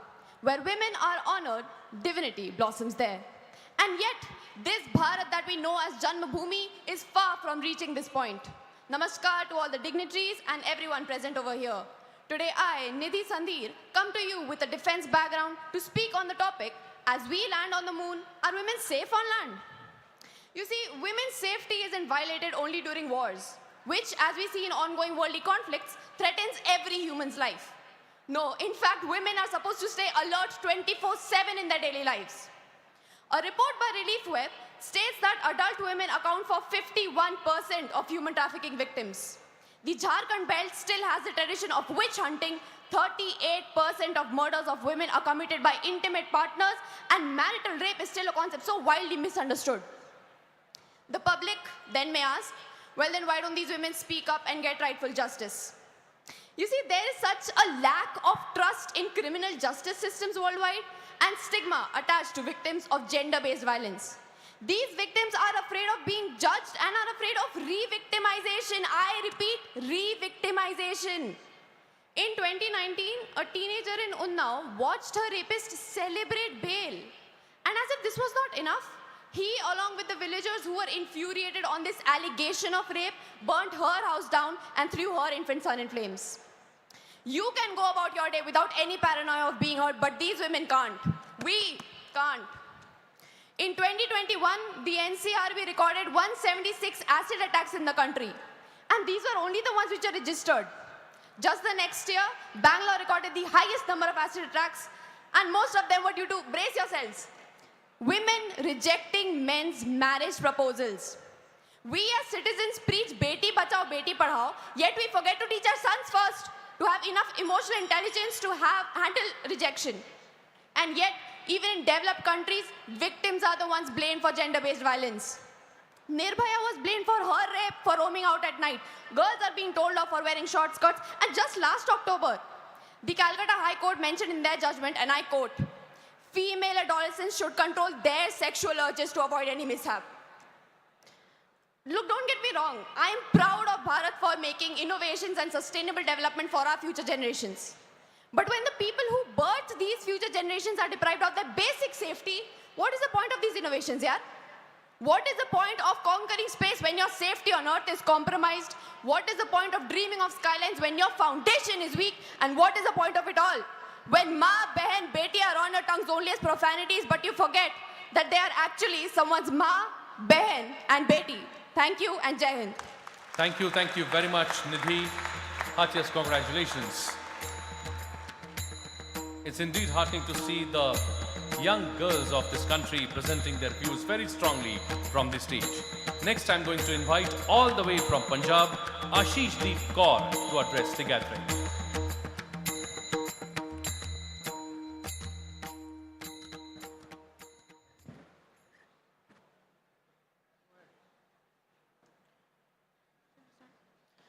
पंड मुआ पंड पालिए पंडे होए बंदान सो क्यों मंदा आखिए जित जम्मे राजान.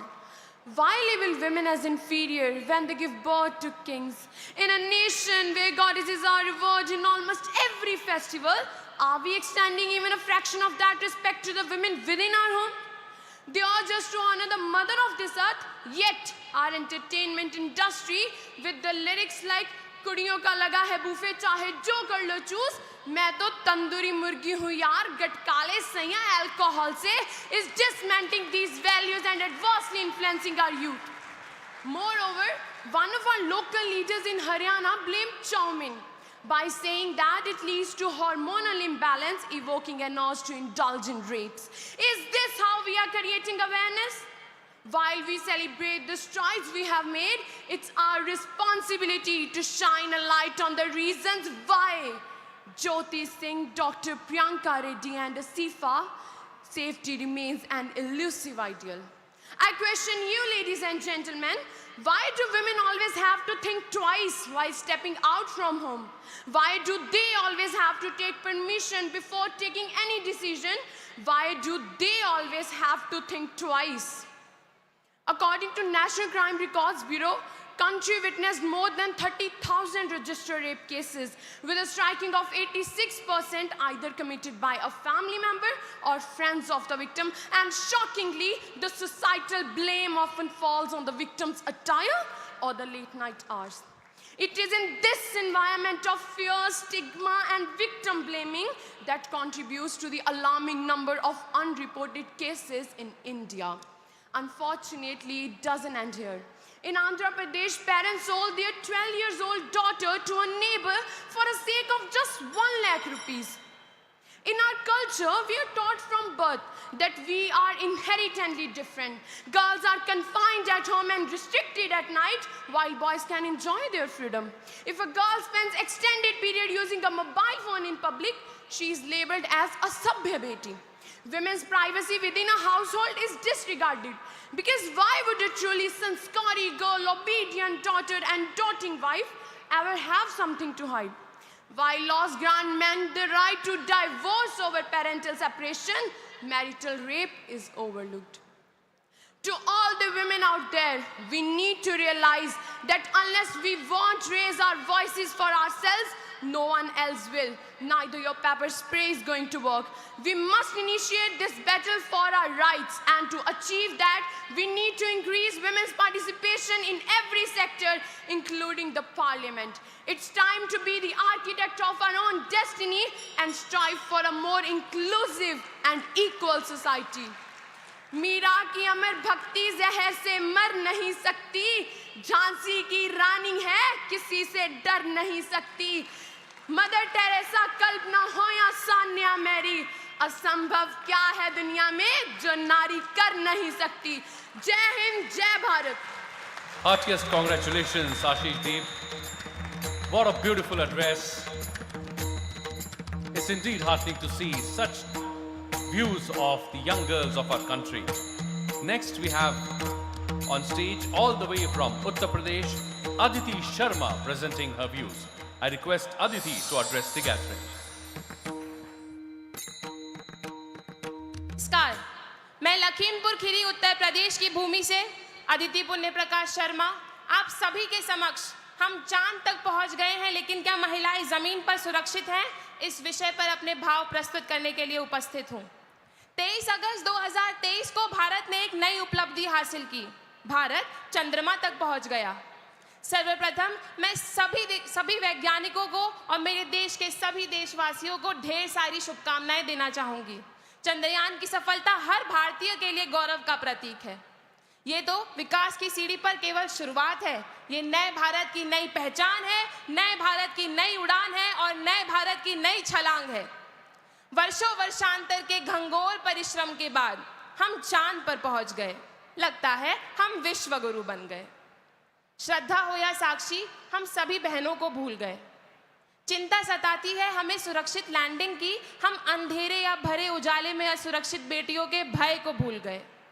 अब कई पत्रकार, समाचार चैनल, सत्ताधारी विकास की चकाचौंध में स्वयं मौन हो गए हैं, पर हम चांद पर पहुंच गए हैं.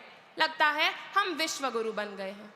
जब मैं ये कहती हूँ कि ये वो वर्ष है जिस वर्ष में हमने चंद्रयान की सफलता हासिल की, दोस्तों मैं आप सबका ध्यान इस बात पर भी लाना चाहूँगी कि ये वो वर्ष भी है जिस वर्ष में हमारी महिलाएं मानवीय दरिंदगी का सामना कर रही थीं. कहीं एक 12 वर्ष की बालिका के साथ दरिंदगी का केस सामने आया, तो कहीं एक प्रेमी ने अपनी प्रेमिका की सरेआम चाकू से हत्या कर दी. और इससे भी दुखदायक बात तो ये है कि वही लोग जो चंद्रयान की सफलता की प्रशंसा कर रहे थे, जश्न मना रहे थे, वे मात्र 12 वर्ष की बालिका की सहायता के लिए अपने घर के दरवाजे तक नहीं खोल रहे थे. ये 2 चित्र दर्शाता है. एक चित्र जहां विकास हो रहा है, जहां महिलाएं वर्षों वर्ष तक प्रधानमंत्री रह रही हैं, जहां वर्जनाओं को भेदकर हम सभी अंतरिक्ष की यात्रा कर रहे हैं, जहां महिलाओं के योगदान से ही चंद्रयान की सफलता हासिल हुई है. वहीं एक दूसरा चित्र जहां महिलाएं न जन्म से पहले सुरक्षित थी न जन्म के बाद. ये अत्यंत दुर्भाग्यशाली बात है कि हम चांद तक तो पहुंच गए, लेकिन हमारी महिलाएं अपने घर में भी सुरक्षित नहीं. हम कैसे ऊंची उड़ानें भर सकते हैं जब हमारी महिलाएं इस प्रकार की दरिंदगी का सामना कर रही हैं. वाह रे मर्दों की दुनिया ने ये कैसी नियति दिखलाई. कभी जुए में हार गए तो कभी अग्नि परीक्षा दिलवाई. पूजा मुझे दुर्गा जैसे, कभी वैश्य बन उतार किया. माना मुझे जगत जननी तो कभी दरिंदगी से मार दिया. केवल 40% महिलाएं ही ऐसी हैं जो जुल्म का सामना करने के बाद अपनी आवाज उठाती हैं, और इसका कारण ये है कि हमारे विश्व में व्यापक और वैश्विक अविश्वास का माहौल है। ये एक चुनौतीपूर्ण समय है, हमें उठना होगा, हमें आवाज उठानी होगी, क्योंकि यत्र नार्यस्तु पूज्यन्ते रमन्ते तत्र देवता। जहां नारियों का सम्मान होता है वहां ईश्वर वास करते हैं, वहां विकास होता है, और जहां नारियों का अपमान होता है, याद रखिएगा, वहां से महान भारत भी महाभारत की ओर मुड़ जाता है। अंत में अपने शब्दों को विराम देते हुए मैं आपको याद दिलाना चाहूंगी कि ये करना इतना भी कठिन नहीं है, क्योंकि हम तो उस संस्कृति के वंशज हैं जिस संस्कृति में देवताओं के नाम से पहले देवियों के नाम लिए जाते हैं, पतियों के नाम से पहले पत्नियों के नाम लिए जाते हैं। तभी तो कहा जाता है नमः पार्वती पतये हर हर Mahadev. Heartiest congratulations, Aditi. A big round of applause for Aditi. And I request Rahul Karat sir to kindly felicitate Aditi Sharma for her beautiful views. And now we have all the way from Andhra Pradesh, Abdul Aziz, putting his views in front of us.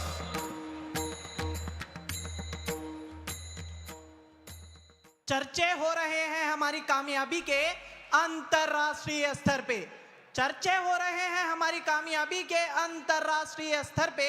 क्या फायदा इसी कामयाबी का जब सुरक्षित ही नहीं है बेटियां घर पे।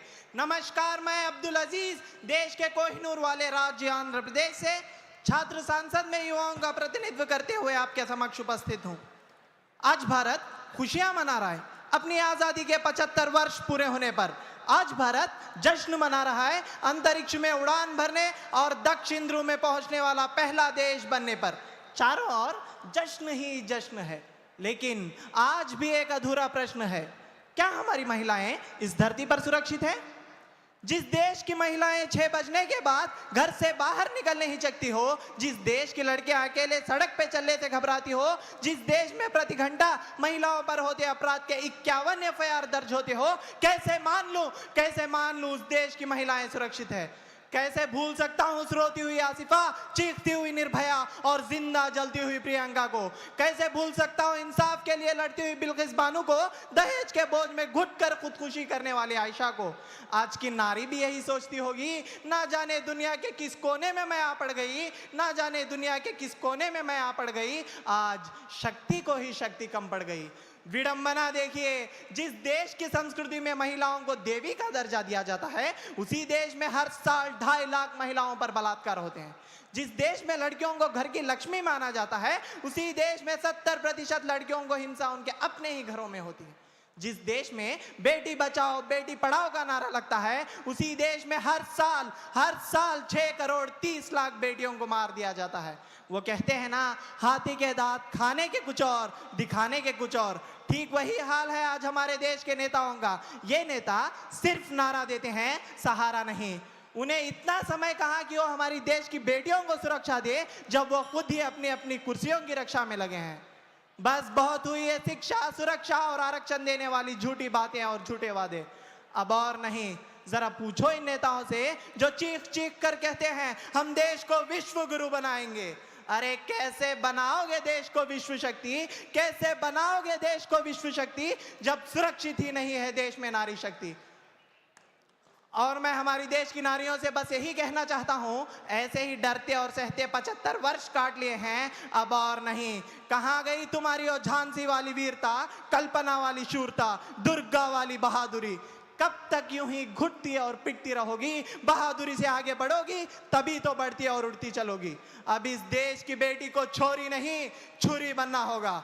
छात्र सांसद के इस मन से आप सभी लोगों से मैं बस यही आग्रह, आह्वान और निवेदन करता हूं कि नारी शक्ति का सम्मान करें।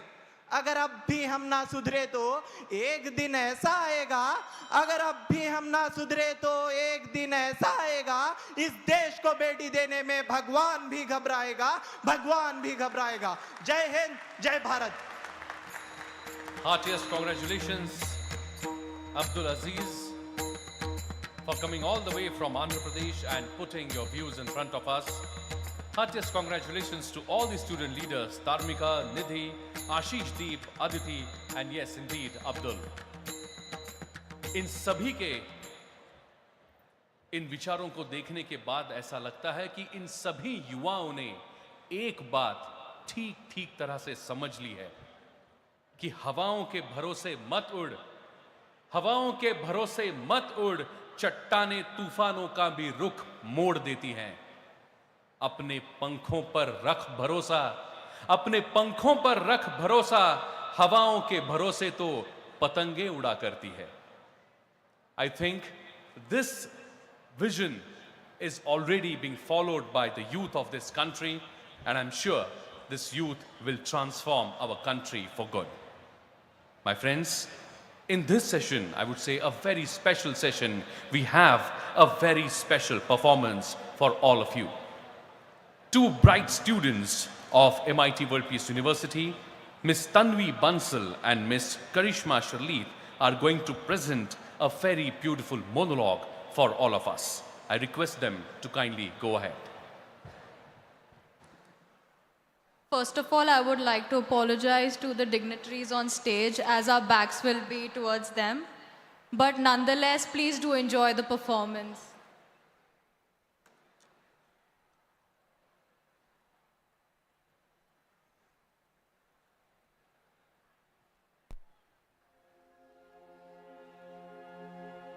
हाँ, हूँ मैं यज्ञसेनी द्रौपदी, अग्नि से जन्मी, वही अग्नि जिसमें मैथिली ने भी दी थी अग्नि परीक्षा। उसी पवित्र अग्नि के सामने आज खड़ी हूँ। त्रेता, द्वापर या हो कलयुग, समय का पहिया तो चलता गया और वक्त हमारे बिना ही बदलता गया। हम यानी मैं, सीता, तू, हम सब स्त्रियां जो असीम अश्रु बहाकर आज इधर खड़े हैं। आज भी मेरी उंगलियां मेरी उस फटी हुई साड़ी के निशान को पूछती है कि मेरी हर सांस की कीमत क्या है, किसका हक है मेरी इस साड़ी पर और मेरी इन सांसों पर। किसी चौसर के खेल में दांव पर हारने का हक किसे है मुझे? कल तक था उनके पास, पर अब नहीं। अब बस मेरे दर्द का ये तूफान हर एक स्त्री के भीतर आज भी गूंजता है। लक्ष्मीबाई ने तलवार उठाई थी वही नाम लेकर जो मेरा है, और सावित्री ने कलम उठाया वही नाम पुकार कर। मेरे बाद अनगिनत नारियों ने मेरे इस प्रतिशोध की आग को अपने सपनों और उन्नति के घी से जलाए रखा है। हम अपने हाथों में चूड़ियां तो पहने हैं, पर इसका मतलब हम कुछ और थाम नहीं सकते, ये तो नहीं। हमारे सपनों और आशाओं को उसी फटी हुई साड़ी में बांध कर चलते हैं हम, और आनंदी जैसे चले जाते हैं विदेश। लेकिन आज मैं शपथ लेती हूं, मैं किसी के सामने सपने बिखरने नहीं दूंगी, ना मैं किसी के घर को टूटने दूंगी, ना ही मैं किसी नारी को बांधने दूंगी अपने आंखों पर पट्टी, ना ही मैं किसी को अंधविश्वास की सूली पर चढ़ने दूंगी, क्योंकि अब नहीं। अब बस मेरे सामने मेरे 5 पांडव हतबल होकर खड़े हो गए, पर मैं अब उस हर एक नारी के साथ हूं जिसने आज मुझे पुकारा है।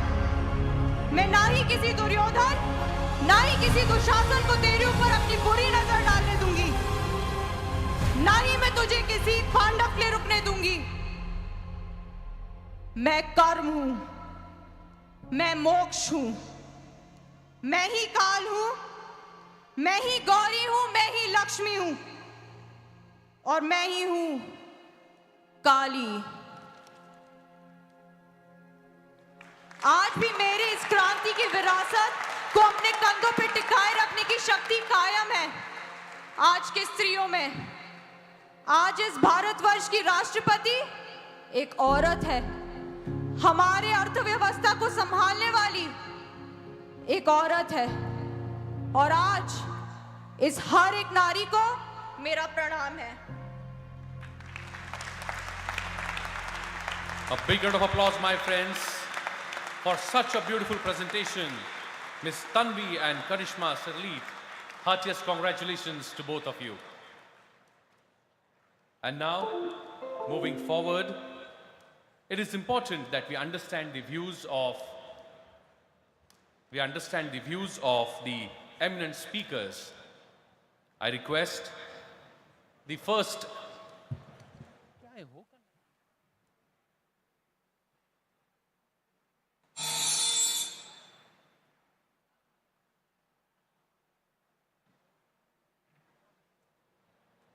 I request Shri Rahul V. Karat sir to kindly felicitate and congratulate both the students, Ms. Tanvi Bansal and Karishma Sharleet, for their beautiful performance.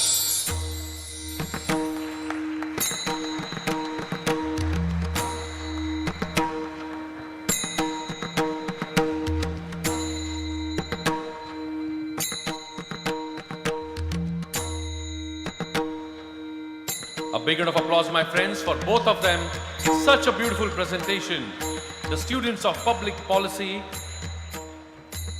and they presented the performance, whispers of progress, echoes of reality. Such a beautiful presentation. Heartiest congratulations to both of them. And now it's time when I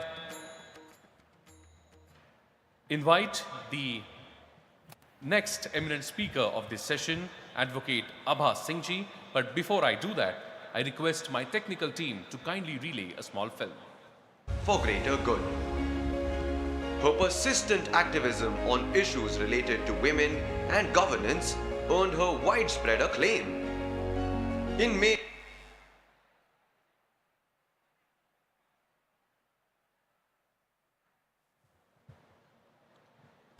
for greater good. Her persistent activism on issues related to women and governance earned her widespread acclaim. In May 2017, she received an invitation to speak at TEDx Oxbridge, an event organized in collaboration between the universities of Cambridge and Oxford. Understanding the significance of women's rights for the country's advancement, Abha Singh established the Run Samar Foundation, operating primarily in rural areas where 75% of Indians live. The foundation is committed to empowering women and girls with vocational skills and fostering financial inclusion. Let us warmly welcome eminent advocate and social activist Abha Singh. Please put your hands together, my friends, and welcome with a big round of applause Advocate Abha Singh ji. नमस्कार। सबसे पहले मैं मंच पे बैठे हुए सभी माननीय लोगों को नमस्कार करती हूँ और डॉक्टर विश्वनाथ कराड और उनके लायक बेटे राहुल कराड को धन्यवाद देती हूँ कि आपने मुझे ये अपॉर्चुनिटी दी और ये भारतीय छात्र संसद जैसा खूबसूरत एक माहौल बनाया है। मैं बच्चों को सुन रही थी और आप में जो व्यथा है तो वो व्यथा को व्यक्त करने की भी आपके सामने यही आपको सीख दी जा रही है। भारतीय छात्र संसद में इलेक्शन है, सबसे बड़ा डेमोक्रेसी का इम्तहान 2024 में है। आप सब आइए सामने और अपने शब्दों को अपने वोट में व्यक्त करिए, क्योंकि मैं सिर्फ एक लाइन सबसे पहले बोलूंगी, The world will not be destroyed by those who do evil, but by those who watch them without doing anything. This was said by Albert Einstein. तो जो आप देख रहे हैं कि क्या हो रहा है, अगर आप महिलाएं बच्चियां देख रही हैं कि क्राइम बढ़ रहा है, रेप हो रहा है, एब्डक्शन हो रहा है, किलिंग हो रही है, तो आपको फिर वैसे ही नेता पार्लियामेंट में भेजने हैं जो आपके अधिकारों की रक्षा कर सके, आपको ऐसी पुलिस दे सके, ऐसी ईमानदार पुलिस दे सके कि जब आप कह रहे हैं कि 51 एफआईआर रोज लिखी जाती है, तो वो एफआईआर में क्या आईपीसी सेक्शन लगाए जाते हैं वो आपको मालूम है? सीआरपीसी कहता है कि आपको आपकी भाषा में एफआईआर की कॉपी दी जाएगी, लेकिन मैं दावे से कहती हूँ कि महाराष्ट्र में पुणे में भी आप पुलिस स्टेशन में जाएंगे, आपको मराठी में एफआईआर मिलेगी। अगर आप हिंदी बोलते हैं, असामी बोलते हैं, तेलुगु बोलते हैं, आपको तेलुगु में नहीं दी जाएगी, जबकि सीआरपीसी में लिखा है, क्योंकि उस थाने में वो कैपेबिलिटी नहीं है, वो ट्रांसलेटर नहीं है कि वो आपको एफआईआर दे। लेकिन उससे पहले आपने कभी मांगी भी नहीं, मैं बॉम्बे हाई कोर्ट में प्रैक्टिस करती हूँ, लोग आते हैं कहते हैं अरे हमने तो कुछ और बोला था, एफआईआर में कुछ और लिखा है। मैं कहती हूँ दस्तखत तो आपने किया है, लेकिन वो भाषा की जो बात आती है, तो जब तक आप खुद अपने अधिकार के लिए खड़े नहीं होंगे तब तक आपको न्याय नहीं मिलेगा और न्याय नहीं मिलता है। टॉपिक आपने बहुत अच्छा लिया कि मून पे तो लैंड कर गए, बट क्या इस लैंड पे आर वी सेफ? तो मैं सबसे पहले कहना चाहूंगी, जो पेट्रियार्की की बात करते हैं आप, मून पे आज तक कितने लोग चले हैं? आप लोग स्टूडेंट हैं, बता सकते हैं? Neil Armstrong was the first person. आज तक 12 लोग मून पे चले हैं, लेकिन दुख के साथ कहना पड़ता है कि सभी पुरुष हैं। एक भी महिला अभी तक मून पे चली नहीं है। डॉक्टर टेसी थॉमस ने चंद्रयान तो भेज दिया मून पे, लेकिन महिला को कब, भारतीय महिला को वो मून पे चलाएंगी, ये बात होगी। अमेरिका पहली बार 2024 में उनका जो प्रोग्राम है आर्टेमिस, उसमें पहली बार क्रिस्टीना कॉक 2024 में एम कर रही हैं कि वो मून पे उतरें। तो जब इतनी इनइक्वालिटी है, when there is not equality, we talk that we are half the world, and yet in the 12 people who walked on the moon, we are not there. If in the Supreme Court there are 31 Supreme Court judges and in that only 3 are women, if in the civil services there are only 18% women, if in paramilitary, military there are barely 15% women, how do you expect that women will come forward and get protected? So the biggest question is representation. आज parliament में reservation हम मांग रहे हैं, अभी दिया भी गया है तो 2029 में 5 बार से। बांग्लादेश, पाकिस्तान, अफगानिस्तान, छोटे छोटे देशों में भी दिया गया है, लेकिन भारत में नहीं दिया गया। क्यों? मेरा मानना है कि भारत की महिला, मैं बच्चियों को सुन रही थी, इतनी कैपेबल और कॉम्पिटेंट है कि पुरुष वर्ग डर जाता है कि अगर इनको हमने इक्वल जमीन दे दी तो कहीं ये हमसे आगे ना निकल जाए। This is the fact. और मैं खुद अपनी बात करती हूँ, मैंने आईएएस का एग्जाम दिया, पास किया, 20 साल बाद मैंने सरकारी नौकरी छोड़ी। क्यों छोड़ी? मैंने कहा कि मैं सरकारी अधिकारी बनके मेरी आवाज़ घोट दी गई, मुझे सीसीएस कॉन्डक्ट रूम में बोलने नहीं दिया गया। और अगर आपको बराबरी चाहिए, आपको सेफ्टी चाहिए, तो आपको कानून पढ़ना पड़ेगा। 20 साल नौकरी के बाद मैंने वकालत पढ़ी, बॉम्बे हाई कोर्ट में मैंने प्रैक्टिस की, और हिंदू ने एक आर्टिकल लिखा कि फिल्मों के रील के हीरो सलमान खान है, बट जमीन की रील के हीरो के जो है आभा सिंह है। 5 साल की सजा कराई थी हिट एंड रन केस में मैंने सलमान खान को सेशन कोर्ट से। सलमान खान कोर्ट में रोए। अभी मेरे इस केस, इस सेशन से पहले मैनुअल स्कैवेंजर्स की बात हो रही थी, कास्ट की बात हो रही थी। महाराष्ट्र जैसे प्रोग्रेसिव स्टेट में, महाराष्ट्र ने आज 30 साल में एक भी विधवा को, मैनुअल स्कैवेंजर्स की विधवा को 10 लाख का कॉम्पेंसेशन सुप्रीम कोर्ट ने कहा है देने को, लेकिन आज तक नहीं दिया गया। आपको जान के खुशी होगी कि रणसमर एनजीओ से मैंने पहला कोर्ट में रिट डाला, और मेरी बेटी ईशा ने आर्ग्यू किया प्रो बोनो।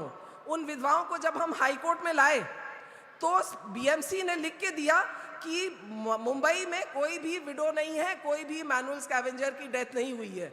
जब वो 3 विधवाओं को मैंने हाई कोर्ट में खड़ा किया और मैंने कहा लॉर्डशिप, अगर इनकी आरटीआई रिप्लाई कहती है कि यहाँ पे कोई डेथ नहीं हुई है, तो ये क्या भूत है? ये 3 विधवाएं कहाँ से आई? और उसके बाद कोर्ट ने ऑर्डर किया, वहीं पे कलेक्टर सबर्बन 10-10 लाख के चेक लेके उनको खड़े थे। 30 साल में एक पैसा नहीं दिया गया, और एक बॉम्बे हाई कोर्ट के केस में उन महिलाओं को वहीं पैसा दिया गया। तो अगर आपको सेफ बनना है, आपको अपने हक चाहिए, आप इज्जत से जीना चाहती हैं, आप द्रौपदी और सीता नहीं बनना चाहती, तो आप कानून पढ़िए, कानून सीखिए, अपनी आवाज़ बुलंद करिए। मैं आज भी कहती हूँ कि मैंने अपना काला कोट पहन लिया, अब कोई भी आके खड़ा हो जाए हाई कोर्ट में, मैं उसको नाको चने चबवा दूंगी। So that is what. Police की एफआईआर, क्राइम क्यों होता है? आपको मालूम है, आपने कहा 51 एफआईआर्स, रेप में कन्विक्शन क्या है? 27%। 100 में 70 रेपिस्ट तो छूट जाते हैं। क्यों छूट जाते हैं? क्योंकि या तो वो पॉलिटिकली कनेक्टेड है या वो अमीरों से कनेक्टेड है। पुलिस वालों को उन्होंने मोटे पैकेट पकड़ा दिए, और उसके बाद जो एफआईआर है उसमें वैसे ही रायता बन जाता है कि वो कन्विक्शन ही नहीं होता। विटनेस जो है होस्टाइल हो जाते हैं, क्योंकि इस कंट्री में we don't have something called a witness protection programme. Victims are harassed, witnesses are tortured. As a result, when the trial happens, nobody speaks up. And the rapist and the murderer goes scot-free. और या फिर जो बचता है वो clean sheet मिल जाता है. We have something called clean sheet. Do we raise our voice? जो मैंने कहा, if the students are speaking so well, then why these students don't ask their representatives, what have you done for us? Why don't you ask the police that you are getting salary from my taxpayers' money? Then why are you not protecting me? Why are you not coming when I make a call? Why are you running after politicians in VIP security? Abductions, kidnappings. Of course, the crime rate has gone up. During COVID, I was getting so many calls from Pune. Girls were calling up to say, we are suffering domestic violence. What do we do? Please help me. The local police is not entertaining us, which was very true. When you could not move out of your houses, women suffered domestic violence silently. I tried calling up protection officers. No protection officer picked up the call. So have you made an accountability? What is required? अगर बच्चियां चाहती हैं, महिलाएं चाहती हैं कि उनको safety मिले, तो you have to break the silence, raise your voice, fix accountability. After Nirbhaya Criminal Law Amendment Act, there is a section called 166A of the IPC. If the police officer does not register FIR, when you go to the police station, there is a provision of 2-year imprisonment of that police officer. Do you know that? How many FIRs have been done against those police officers who have not registered cases against women? So that is important. That is important that you take the case to the logical conclusion. ऐसा मत करो कि जब पड़ोसी क्या आग लगेगी तब हम नहीं निकलेंगे, हमारे घर में आग लगेगी. We have to hold hands, we have to stand up for right, we have to stand up for truth, and we have to come together. I always say कि अगर आपको अपने को protect करना है, safe करना है, तो you have to hold hands. IS के इंटरव्यू में पूछा जाता है, a woman is a woman's biggest enemy. क्यों ये सवाल होता है? हम क्यों अपनी कॉलीग से जलते हैं? क्यों हम अपनी दोस्त की बेटी से जलते हैं कि वो मेरी बेटी से ज़्यादा अच्छा कर रही है? So the issue is unity. That little girl, MLA who came from Kayamganj, my father was a police officer in Farrukhabad and he got the President Medal for Gallantry from Farrukhabad. He killed Sultan. What I'm trying to say is, strong fathers make strong daughters. So parents have a very important role. अपनी बेटियों को अधिकार दीजिए. Supreme Court has said a daughter has an equal right to property. कितनी महिलाएं या बेटियां यहाँ बैठी हैं जो हाथ उठा के कह सकती हैं कि हमको ancestral property में हमारा हक मिला है? How many of you can say that I have inherited my father's property? In spite of there being a law, because of the social stigma, you don't come and claim. So education, equality, property, all this will empower you. Women who want to start their businesses don't get loan because they don't have a collateral, they don't have a property which they can mortgage in the bank and get a loan. So property is equally important. So be aware of your rights. I know I will go on and on. I'm a lawyer and I'm very passionate about gender justice. But since the time is short, all I want to say is, if you are finding faults with the system, what stops you from coming forward and changing the system? When Mahatma Gandhi rightly said, be the change that you want to see. Thank you. Thank you very much, Abbas Singh ji. Thank you very much for putting your thoughts across. I am sure students would be motivated after listening to your thoughts. Now, the next eminent speaker of this session is a distinguished scientist and former Director General of Aeronautical Systems, Defense Research and Development Organization, DRDO, Government of India, none other than Dr. Tessie Thomas ji.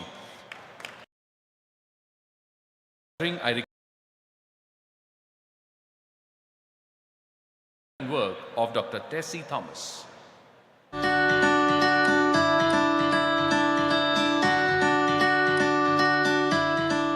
Dr. Tessie Thomas is a trailblazer in aeronautical systems and a renowned scientist. She holds a PhD in missile guidance from Jawaharlal Nehru Technological University. Her illustrious career is marked by numerous accolades, including honorary doctorates from prestigious institutions such as IIT Kharagpur and IIT Kanpur. Dr. Tessie Thomas has been a key figure in the development of India's missile technology, contributing significantly to guidance, control, inertial navigation, trajectory simulation, and mission design. As the project director for Agni 4, she played a pivotal role in designing the guidance scheme for long-range missile systems, earning her the Agni Self-Reliance Award in 2001. She is currently serving as the Director General of Aeronautical Systems at DRDO. Dr. Tessie Thomas is a recipient of the DRDO Award for Path-Breaking Research, Outstanding Technology Development Award, the DRDO Scientist of the Year Award, and the Outstanding Woman Achiever Award by the Women in Science and Engineering organization. Let us applaud the remarkable Dr. Tessie Thomas for her outstanding contributions to the field of aeronautical systems and for being a true pioneer in the realm of missile technology. Please put your hands together, my friends, and welcome with a big round of applause, Dr. Tessie Thomas. Very respected chairman of the session, Girish Gautamji, Dr. Vishwanath Karedji, Dr. Rahul Karedji, and all the 5 student speakers. I am really amazed to hear them. Advocate Abba Singh, Srimati Rupa Ganguly, Dr. Fauzia Khan, and Dr. Surabhi, who received the Young MLA Award, and all the distinguished guests present here. Very good morning to all of you. It's really a exciting moment for me to come here and address this 13th Indian Student Parliament, where the theme today has taken as we land on moon, are women safe on land? And there is a question mark. And the question mark still remains. We heard all our student speakers. We heard Advocate Abba Singh. I think the world has to change. And today, being the birth anniversary of Swami Vivekananda, who was a reformer, who worked for the upliftment of women, has always spoken, awake, arise, and realize the power the woman holds. He always said there is no chance of the welfare of the world unless the 50% of the population, the welfare of the women is improved. A bird cannot fly with one wing alone. I come from the background of science and technology. Doing the profession, being an engineer and doing the profession of a scientist, I understand what the word equality means. Because we were given the opportunity to be as part of the mission design and project directors by our visionary leaders. Because in a world where if we are given the opportunity, we all take it up and we all make it. But what needs? We look at our own country, we hear about the constraints within the family. One thing we all must remember, the human being, whether a boy or a girl, is born from the womb of a mother. She's a lady. And we need to respect that lady or the woman who has given the birth. If we can respect the women, then everything falls in place. Fundamentally, we have to change the thought process within the house. For me, we have 5 children in our home, where 6 children in our home, where 5 are girls and 1 boy. So we were given the equal education. I come from Kerala, and we were given the equal education and given the opportunity to become whatever we want. So that the education is the prime factor which will groom an individual to be culturally, and we learn to respect others. That has to happen in our country or the world across, and where we feel we are unsafe. Then there is nothing wrong.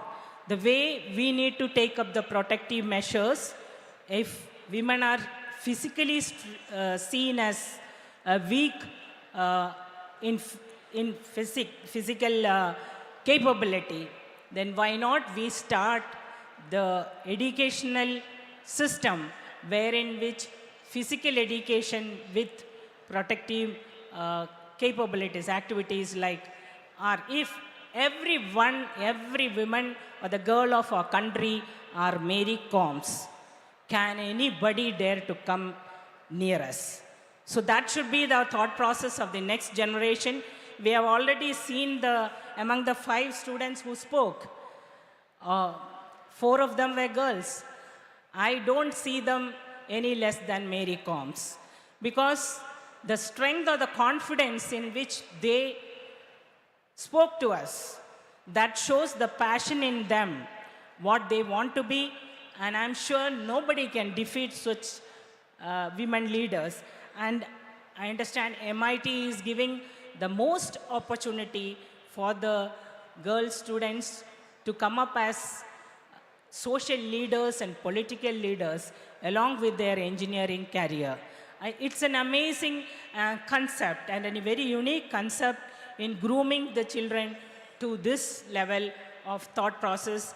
And I'm really thankful to Dr. Vishwanath Karade, who had the vision of bringing in this concept to the students, or motivating them or molding them to be the future leaders. And that gives the opportunity to change them as we want. I can only just say a few words about my career. The job which I was put in as project director of strategic missile program of the country, unless otherwise the leaders, superiors of my institution had the confidence in me, I would not have been given this opportunity. But that confidence has come on me due to my educational background and dare the devil, that type of a spirit in taking up any scientific challenge. Once we take on as an educationist, in the sense the technology know-how, then you are definitely one step ahead of in your scientific field. Technology know-how, technology know-why, and then if you are capable, like physical strength and mental health, all these are an amalgamation of the strength of a woman. My father used to say, from our school days I used to hear, he used to mention that there are 3 things my children should know. One is cycling. I don't know why, because that was a world where only cycles were there. Hardly few taxis or cars were there. He used to tell, whether girl or boy, you should learn cycling. The second one he used to tell is swimming. One should know swimming, because maybe Kerala, or I belong to Alapi, it's surrounded by water across. I always feel that he was thinking about the protection. Third is, one should learn the defensive mechanisms. One should be martial arts, he used to say. So these things, when as a child, I have been hearing from maybe my 7th or 8th year of my age. So these are the things that education, along with the protective capability, I think schools should take up this, and there will be a wonderful change in the world what we are living. And then we can definitely answer that as we are in moon and visualizing Aditya missions, viewing at sun, definitely we can take a step forward to be safe in this land. Thank you once again to all of you for the question listening. Thank you very much, Dr. Tessie Thomas ji. All the eminent speakers of this session, I would say, are the role models for the young women of our country. One is a scientist, one is an advocate, one is a renowned actress, and one is the former MP, one is sitting MP. So it's a galaxy of icons sitting on stage for all the young men and women, I would say, those who are in front of us. इन सब की ऊंचाइयों को, इन सब की उपलब्धियों को देख के ऐसा लगता है कि हौसला देख मेरा झुक गया वो पर्वत भी, हौसला देख मेरा झुक गया वो पर्वत भी, वो जिसे नाज था खुद की ऊंचाई पर कभी. I'm sure all the young women, all the young girls of this country would be successful to such a height in one day. My friends, it is now my honor and privilege to invite the next eminent speaker on the stage, the noted actress, playback singer, and the former MP of Rajya Sabha, Madam Rupa Ganguly ji. But before I invite her to address the gathering, I request my technical team to kindly relay a small film made on life and work of Madam Rupa Ganguly.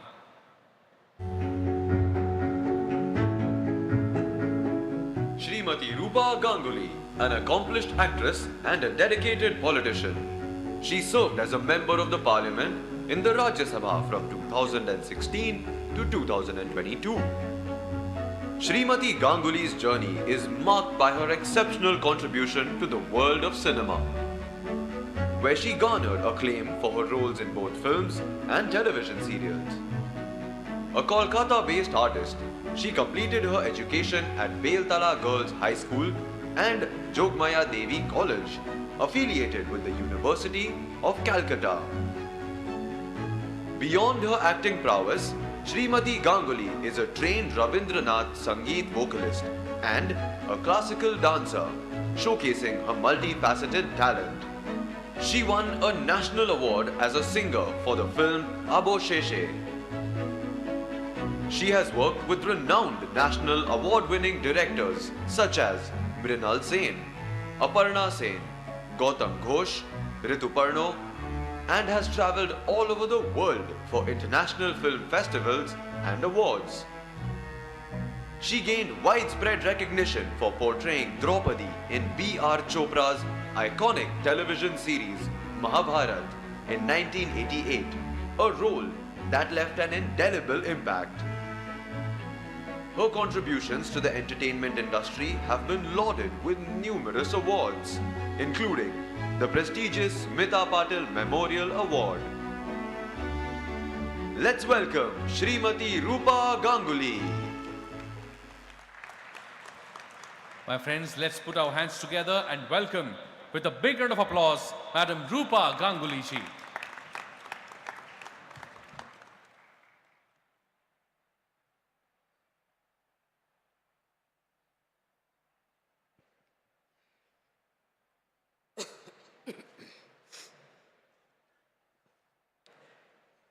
मंच पे बैठे और यहाँ हमारे सामने सारे students को, senior members को, professors, senior guests and dignitaries, सबको मेरा नमस्कार. और ज़्यादातर उनको मैं बधाई देना चाहती हूँ जो ये भारतीय छात्र संसद के प्रोग्राम के लिए ये बच्चे जो हैं यहाँ खड़ा उठकर कितनी अच्छी अच्छी भाषण दी है. Congratulations, children. You have really done it very, very well. Very brave. तुम्हारी उम्र में तो हम लोगों को इतनी हिम्मत ही नहीं होती थी. आज के बच्चे बहुत ही स्ट्रांग हैं, हिम्मत वाले हैं. मैं श्री गिरीश गौतम जी को, राहुल कराड़ जी को इसकी शुरुआत के लिए, फौजिया खान जी को, टेसी थॉमस जी को और आभा सिंह जी को, मैं तो आभा सिंह जी की बहुत फ़ैन हूँ, सबको सुना मैंने. सिर्फ फौजिया खान जी बोलेंगे इसके बाद. कुछ कुछ चीज़ें मुझे मेरे मन में घुस रहा था. देखिए, मैंने कल ही परसों ही मन तय किया कि इसके बारे में मैं इस प्रोग्राम में आऊँगी. तो ज़्यादा मुझे नोट वोट तैयार करने की आदत नहीं है, मैं पटर पटर करके लिखती रहती हूँ।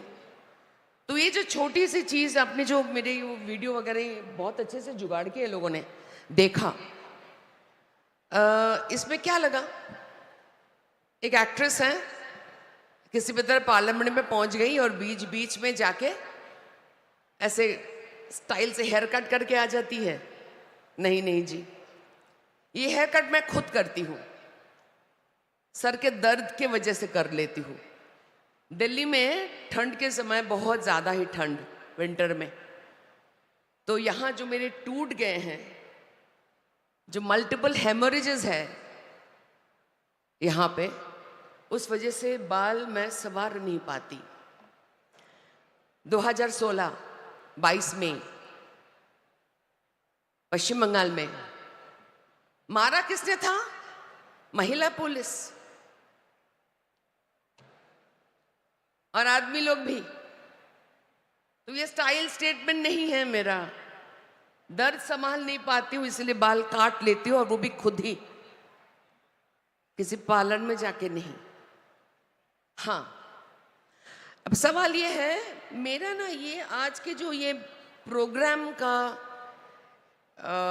टाइटल है, इसमें मुझे थोड़ा सा अजीब सा लग रहा है। जैसे as we land on moon are women safe on land, मुझे नहीं लगता मून में लैंड करने से women सेफ्टी का कोई संबंध है। ये एक बहुत लंबा एक खींचा ताना गया है जिसका कोई मतलब नहीं है। With due respect to everybody who has designed this program, शायद बहुत ब्रॉडर पर्सपेक्टिव में बोला है, लेकिन सच ये है कि हम मून में लैंड किए हैं। ये बहुत बहुत बहुत खुशी की बात है। इसको लेकर हम पूरे भारतवासी को गर्व होना चाहिए, और हो भी रहा है। और हाँ, ये दुख भी है, ये दुख भी साथ है कि महिलाएं आज भी सुरक्षित नहीं हैं।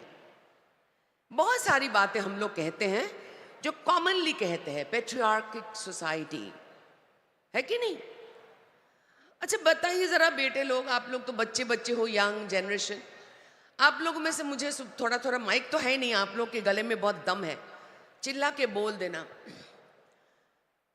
किसी को आंसर करने का मन है तो करिए ना। किसने, कोई एक भी बता दो, अपने माँ के, अपने घर में, अपने माँ के जिंदगी में क्या कंट्रीब्यूट किए हैं?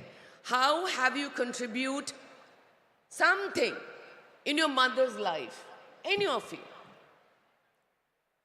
आप में से किस किस को पता है कि अपनी माँ की मोस्ट फेवरेट फूड क्या है? क्या मैं, हाथ उठा देना, मुझे अच्छा लगेगा जान के जे आजकल के बच्चे इतने कॉन्शियस है, केयरफुल है। Very good, very good. कितने लोग अपने पापा जब चिल्लाते हैं तो उनके गुस्से को समझने की कोशिश करते हैं? हाँ, ये देखिए, इक्वलिटी ऐसी कोई चीज नहीं है जो खाते पे लिख के रट रट के तैयार किया जाता है। अगर हमारे देश में मोलेस्टेशन हो रहा है, आज भी हो रहा है, तो ये कोई नई बात नहीं है, सालों से होता है। केसेस बड़े नहीं हैं, ये सोचना पड़ेगा, केसेस रिपोर्टिंग बड़े हैं। ये एक बहुत बड़ी बात है समाज के लिए, जो समाज आगे आ रहे हैं, महिला आ रहे हैं, पुरुष आ रहे हैं। ये समाज में अगर हमको एकत्रित रहना है, सबके साथ रहना है, मिल के रहना है, सबका भलाई सोचना है, चाहे डिफरेंस ऑफ ओपिनियन जो भी क्यों ना हो, सबका हाथ थामने की कोशिश करना पड़ेगा जब तक वो चोर ना निकले। बस चोर वोर का हाथ नहीं थमना, गलत इससे, बस ये मेरा मानना है। आपका निजी मन हो सकता है कुछ भी। देखिए, देश हमारा ही तो है, आप ही से तो बना है, हम ही से तो बना है, हमारे दादाजी से बने हैं, हमारे मौसी जी से बने हैं कि नहीं? और नेता कौन बनते हैं? जनता से ही तो नेता बनते हैं। तो किसी को कोसने से पहले हम सबसे अच्छा कोशिश करेंगे अपने आप में क्या क्या हम सुधार लाएंगे। ये मंच मैं सच बता रही हूँ कि कोई पुरुष के गला घोटने के लिए नहीं आई हूँ, मुझे बिल्कुल अच्छा नहीं लगता, मुझे ये सब बिल्कुल अच्छा नहीं लगता। मैं आपको छोटी छोटी चीज़ें बता देती हूँ जहाँ आपको पता चलेगा कि कहाँ से ये सब हम कंट्रोल करने की कोशिश कर रहे हैं। करने की कोशिश बहुत कठिन तरीके से जारी है, हर एक राज्य कर रहा है। देश आईन बनाता है, लेकिन ये सारे लॉज जो है ज्यादातर अलग अलग राज्य इंप्लीमेंट करते हैं। आप लोग बहुत पढ़े लिखे बच्चे हो, मेरा तो भाग्य नहीं था इतने अच्छे स्कूल कॉलेज में जाने की, तो मैं बस इतना ही बोल सकती हूँ कि ये कोशिश जो है सभी कर रहे हैं, कोई कम कोई ज्यादा। अच्छा एक चीज आप बता दो, मैं खुले में बात करूं, आप सब बच्चे बड़े हो गए हो, घर में जाके अगर कोई माँ पिताजी आपके बहुत अच्छे दोस्त है, पूछ सकोगे जाके, अच्छा आप लोगों के जमाने में पोर्नोग्राफी की किताब या बुकलेट 4 पेज के 3 पेज के आते थे, आज ऑडियो विजुअल के माध्यम में पूरे स्टोरी बनते हैं। सो ह्यूमन लाइफ के अंदर ये काम क्रोध लोभ मोह मद मात्सर्य हमेशा रहेगा, इसको कंट्रोल करने का एक प्रैक्टिस है। अच्छा रहना, अच्छा खाना, शुभ शुभ बोलना, अच्छी बात करना, अच्छा सोचना, ये एक प्रैक्टिस है। ये सब लोग पैदाइश लेकर जन्म नहीं करता। मैं अपनी मेरे बात पे आती हूं। मैं शुरू में यही कहने वाली थी, आप लोगों को कुछ पहले ही ये ऑडियो विजुअल देखकर मैं सब भूल गई। आप लोगों को ना मेरी बात सुनने से पहले सोचना पड़ेगा, मैं एक अति साधारण इकोनॉमिक बैकग्राउंड से आने वाली एक लड़की बच्ची थी जिसको कभी 2 वक्त का खाना नहीं मिलता था। ऐसा कई दिन हमारे गए जहां हमको 2 वक्त का खाना नहीं मिलता था, पिता माता के छत पे घर नहीं था।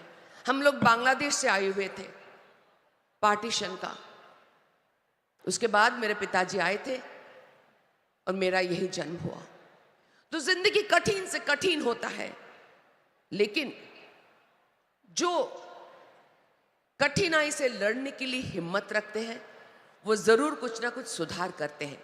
और ये आपके छात्र संसद परिषद के ये एक कागज पे सबसे पहले लिखा हुआ है, गांधी जी का एक भाषण, एक बात, be the change you wish to सी।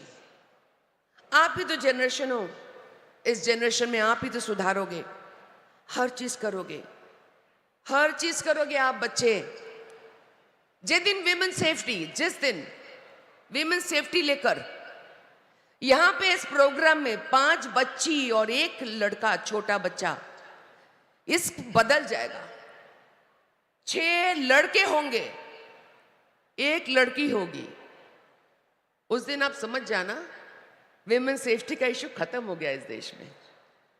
ये करना पड़ेगा, लड़कों को ही बोलना पड़ेगा, ये लड़कियों का विषय नहीं है, ये पिताजियों का विषय है। हाँ, ये देश ऐसा था 10 साल पहले भी, 15 साल पहले भी, बदल रहा है हमारा देश। एक जमाना था सिर्फ न्यूज़पेपर के ऊपर हमको भरोसा करना पड़ता था, एक कागज का पन्ना ऐसे खोलते थे, देखते थे, कुछ नहीं जानते थे।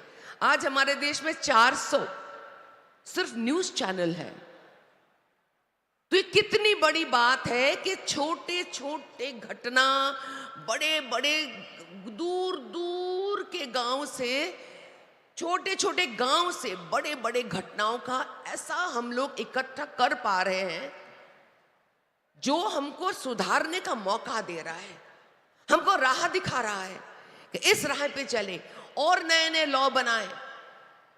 जब पॉस्को लॉ बन रहा था मैं वहां पे उपस्थित थी, मुझे लग रहा था, मैं याद कर रही थी, हाँ, एक समय था जब घर में बड़े बुजुर्ग बच्चों को फॉडल करते थे। आज करने की हिम्मत नहीं करते, क्योंकि उस जमाने में बच्चियों की माँ बाप चुप रहते थे। आज बच्चियों की गुड टच, बैड टच सिखाया जा रहा है। कितने सारे लोग बच्चों को भी, even the little boys also, good touch, bad touch. आप सब ये सब करो, आप भी तो भविष्य हो। कौन संभालेगा देश को? हम बुढ़े लोग? हम नहीं। ये प्रोफेसर्स, ये साइंटिस्ट, ये सीनियर टीचर्स और ये हमारे आज के नए जनरेशन की स्टूडेंट्स, आप लोग संभालो हमको, आप लोग हमको राह दिखाओ। ये देश के पर प्यार, विश्वास जो भी हो, पॉलिटिकल विश्वास के साथ देश को जोड़ो मत। देश देश है, पॉलिटिकल विश्वास अलग है, पसंद अलग है, लेकिन देश सर्वोपरि है। देश प्रथम है, देश हमारी माँ है।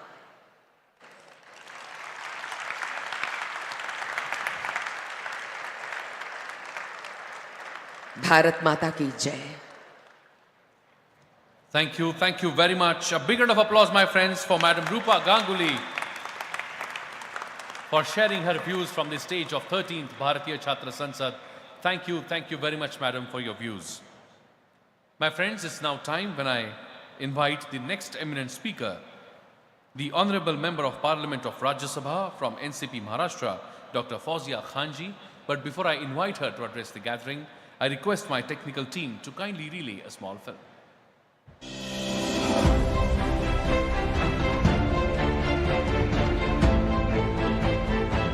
Dr. Fawzia Khan, an esteemed member of Parliament representing Maharashtra in the Rajya Sabha for Nationalist Congress Party, NCP. She holds key leadership positions within the party, currently serving as the National President of the NCP's Women's Wing. She has played pivotal roles in Maharashtra's state government. Dr. Khan's academic journey includes earning her BA, MA English, MPhil, PG CTE and PhD from Marathwada University, Aurangabad and the Central Institute of English and Foreign Languages, Hyderabad.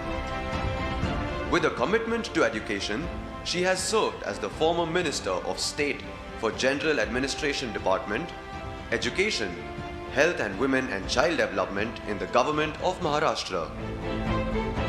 Initiating her political career with a successful election for the position of President of Parbhani Municipal Council, Dr. Fawzia Khan has since become a two-time member of the Maharashtra Legislative Council. Beyond her political engagements, she leads the Federation of All Maharashtra Minority Education Organization, showcasing her dedication to educational initiatives. Dr. Khan's philanthropic endeavors include a significant donation of 5 acres of land for the development of an off-campus educational complex by Maulana Azad National Urdu University in Aurangabad. Let's recognize and appreciate Dr. Fawzia Khan's multifaceted contributions to politics, education, and community development. My friends, please put your hands together and welcome with a round of applause Dr. Fawzia Khanji.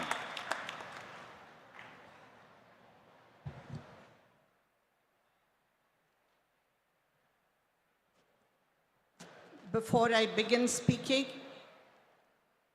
I must appreciate with my full heart the beautiful program that is organized here. This Chhatra Sansad एक बहुत amazing programme है और मुझे लगता है one of its kind है इस देश में। तो जो स्टूडेंट्स को यहाँ सुना तो उससे सबूत है इस बात का कि we are really going ahead fine. As far as this topic is concerned, As we land on moon, are women safe on land? This topic gives me two things to think about. One is that this is not limited to my country.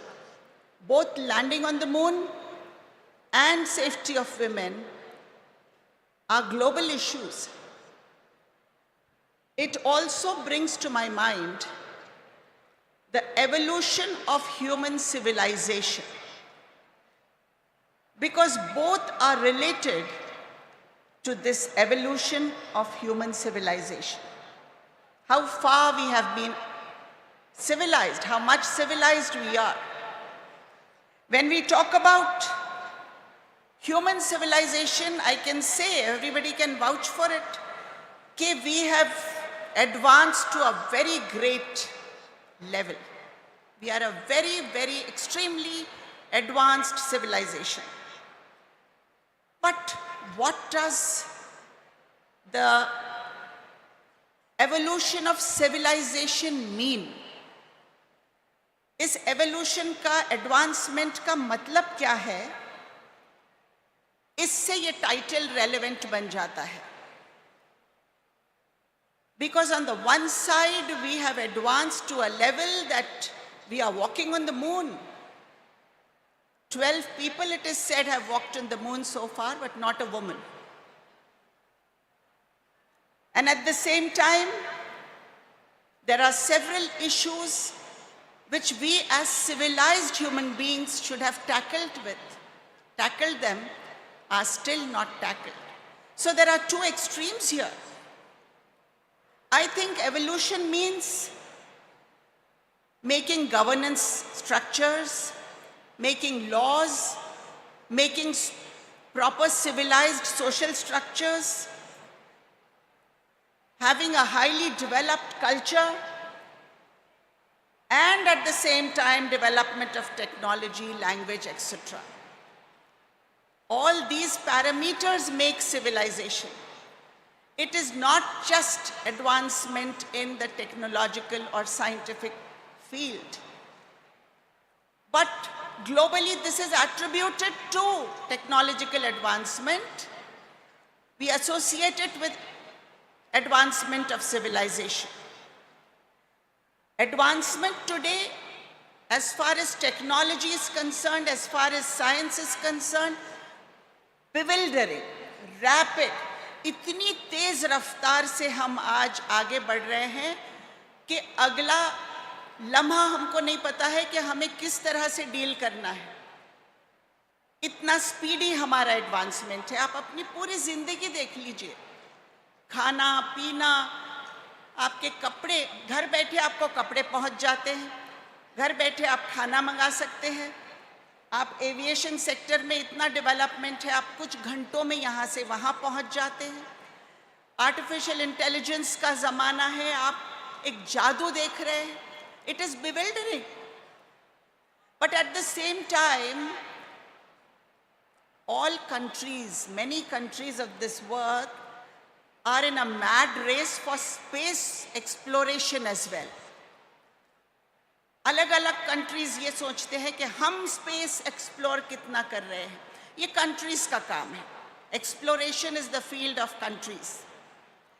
But what is significant in this era is that even private players have come in the space of, in the arena of space innovation today. And that is a big difference maker, because it is now going to impact our lives in a tremendous way. All human lives are going to be impacted.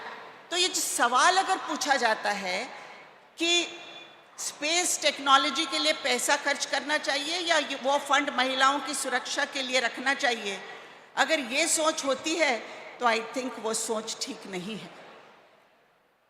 Because अगर हम पूछते हैं कि space exploration really worth it है क्या, तो मैं सोचती हूँ कि जितना social inequalities, injustices, economic disparities को डील करना इम्पॉर्टेंट है, उतना ही space exploration and space innovation important है. It cannot be undermined. Because in order to solve our problems on Earth, space exploration can help us even in that. First of all, space exploration is not as expensive as we believe. क्योंकि NASA का भी जो budget है वो उनके पूरे US budget के सिर्फ 0.5% है, तो पैसे का कोई सवाल नहीं है यहाँ। और दूसरी बात ये है कि स्पेस टेक्नोलॉजी से हमारे ऊपर उसका इम्पैक्ट हमारे इकोनॉमीज पर पॉजिटिवली होता है, क्योंकि स्किल जॉब्स क्रिएट होते हैं, टेक्नोलॉजी बढ़ती है और बिजनेस अपॉर्चुनिटीज बढ़ते हैं. So all this is there, so that argument I think is not right. If you want to figure out on the earth how you should grow food in very, very difficult areas, when you try to study how to grow food on Mars, this is going to help us. So science की study तो help करेगी ही जिंदगी में, लेकिन while reaching out for the skies, we cannot ignore the earth that we live in. And I'm not wrong if I say that the outcome of all human progress is increased connectivity today. आज हम लोग इतने connected हो गए हैं कि it is now called a global village. और जब हम इतने connected होते हैं तो countries के governments का क्या काम है? They are obligated to protect the world. जब मून को एक्सप्लोर कर रहे हैं, हमको अपने विमेन की सेफ्टी के बारे में भी सोचना चाहिए. एक बहुत अच्छा कोट है राल्फ वाल्डो इमर्सन का. He has said, what lies behind us, what lies behind us and what lies before us are tiny matters compared to what lies within us. So what lies within us is very, very important when we think about human civilization. ऐसा civilization जहाँ global level पर almost 736 million women violence face कर रहे हैं. क्या ऐसा समाज civilized कहा जा सकता है? इवॉल्व्ड कहा जा सकता है? किस तरह से इवॉल्व्ड है ये समाज? मैं नहीं मानती कि जहां पर लड़की को पेट में मार दिया जाता है, ह्यूमन ट्रैफिकिंग होती है, फोर्स्ड मैरिजेस होते हैं, ऑनलाइन टेक्नोलॉजी साइबर क्राइम होता है.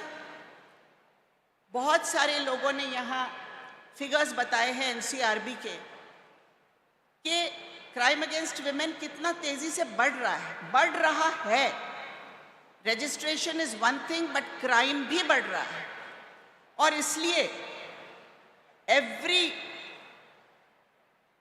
Household has a problem of women victimisation.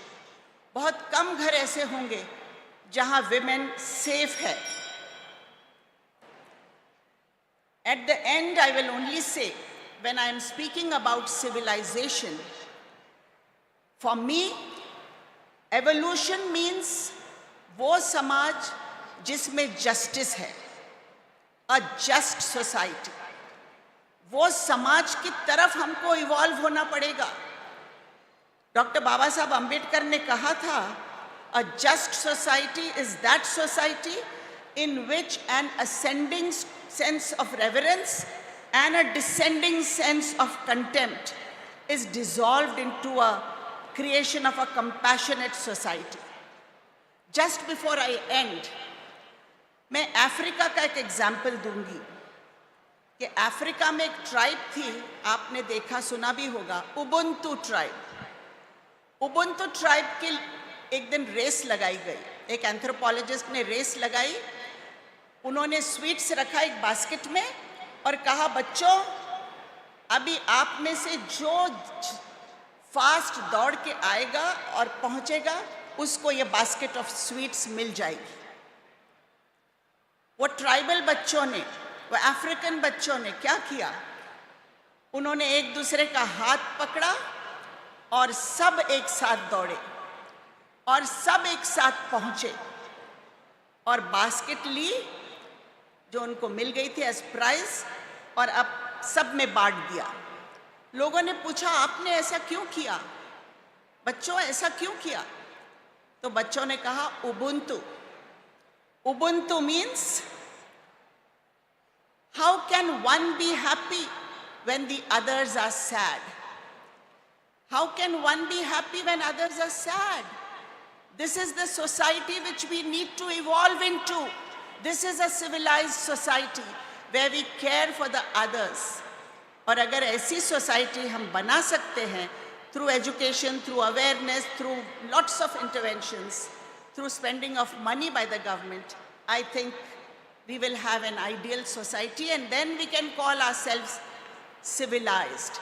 आपको मैं ये introspect करने के लिए छोड़ रही हूँ. अपने आप से पूछो, are we really civilized? Can we call ourselves civilized? या जो primitive इंसान था, वही instincts अब आज हम में भी है. अगर ऐसा है, तो हमें अपने आप को बदलना चाहिए.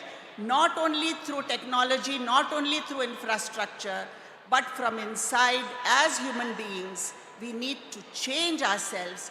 And I'll repeat the same thing which Gandhiji has said, be the change that you wish to see in this world. So let's be the change. Thank you. Thank you very much, Dr. Fauzia Khanji. Thank you very much for addressing the gathering. And I would now like to request the dignitaries to kindly come forward for addressing the questions of our students.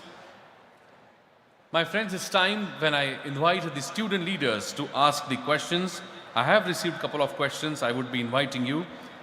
Meanwhile, the guests are getting ready to answer the questions. Let me quickly remind you that the next session, which is the valedictory session of 13th Bharatiya Chhatra Sansad, is going to witness some of the tall personalities of our nation.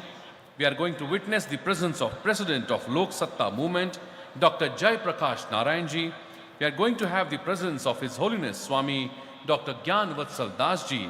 And of course, the chief guest of the valedictory session is going to be Shri Shivraj Singh Chauhan Ji, the former Chief Minister of the state of Madhya Pradesh and Honorable Member of Legislative Assembly of Madhya Pradesh.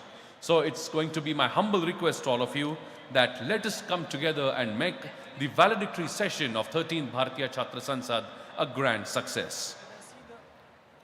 I can now see the dignitaries are ready for answering the questions. It's a sincere request to all the dignitaries. May I have your attention? Dignitaries, it's a request to you to give as small answer as possible so that I'll be able to take many questions. So Chota Sawal, Chota Jawab is going to be the key of this session. The first question is coming to us from Jignesh Guzar, who comes from Mumbai. The right-hand side podium. Jignesh, please go ahead. Straight to your question, please.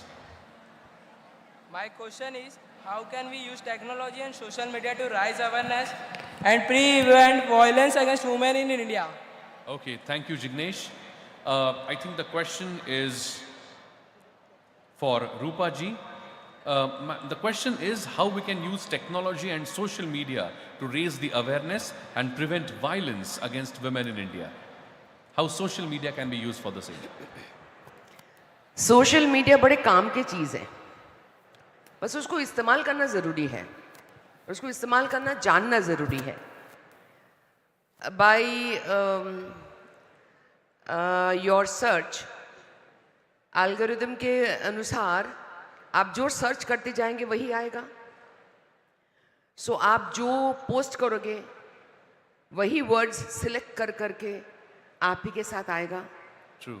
तो इसका एक जवाब है, एक idea है, जो बीच बीच में आप कुछ पोस्ट ना करो. ये तो बहुत गलत लग रहा है सुनने में, लोगों को लगेगा यार आज के दिन में कोई बोल सकता है सोशल मीडिया से दूर रहो. थोड़ा थोड़ा दूर रहो और बीच बीच में आप अलग अलग चीज को सर्च करो. आपको पता चलेगा कि देश दुनिया में अच्छे भले बुरे अलग अलग चीज है. सो आप उनमें से चूज करो. True. जो आपको पसंद है वो चूज करो. True. Thank you very much for that answer. The next question is coming for Advocate Abha Singh ji, and the next question would be asked by Manasi Kale. Manasi, are you there? Please go ahead. Ask your question, Manasi. My question is, the Supreme Court ruled that political parties are not entitled to have posh committee. Then how can we have better working of women in politics? Okay. Okay, the question I repeat. Supreme Court has ruled that political parties are not entitled to have posh committees. So how can we have better working environment for women in politics? Parties are not? Political parties are not entitled, not mandated to have a posh committee working inside the party. You know, a posh committee, that's very relevant because as per the Sexual Harassment at Workplace Act 2013, any organization which has more than 50 people must have an internal complaints committee. So nothing stops you. You are a bright young student, go back to the Supreme Court. जब criminals जो हैं judgment के बाद curative petition, review petition डालते हैं, तो what stops you? That's why I said question, ask. And let me tell you, I had filed a PIL in Bombay High Court that was pertaining to the termination of an internal complaints committee chairman of a blue chip corporate company. And at that time, Justice Dipankar Gupta said that this power is with the Supreme Court. And I have gone back to the Supreme Court to say that the ICC committees in the private sector need to be strengthened because private sector has the hire and fire rule. If the ICC chairman gives a judgment against their own boss, 100% be sure that you will lose your job. So now we are asking that the internal complaints committee should be controlled or monitored by the local complaints committee headed by the collector. So your question was only pertaining to Supreme Court saying, but my question is, my reply is that anything pertaining to the POSH committee, Supreme Court has full rights to debate about it, hear it and give an order. Feel free to go back, and since my PIL is already there in Supreme Court, if you want to come and join us, most welcome. Thank you very much. So next question is coming for Dr. Fauzia Khan, madam. I think the question is coming from our right-hand side podium, Maruti Abitwar. Please ask a question. Go ahead. Yes, sir. Honorable dignitaries, ma'am. My question is, what are your views on incorporating menstrual use for creating a more gender-inclusive environment for women at workplace? Okay. So his question is, madam, what are your views on incorporating menstrual leaves for women for bringing inclusivity and betterment of life of women at workplace? Menstrual leave. Well, all this comes as part of a policy. Policy for women, which was first initiated by Honorable Sharat Chandraji Pawar in Maharashtra in 1994. This was one of the first states who brought in the women's policy in Maharashtra, which was later accepted as the national policy. So I can call Sharat Pawarji as the Ram Mohan Roy of present times. As part of this policy, women should be privileged in different sectors. Right. There should be different laws for women. There should be different policies made for women. In every field, there should be gender budgeting for women. When we come to menstrual leave, I think it's a very, very small and insignificant matter as part of this wholesome policy. True.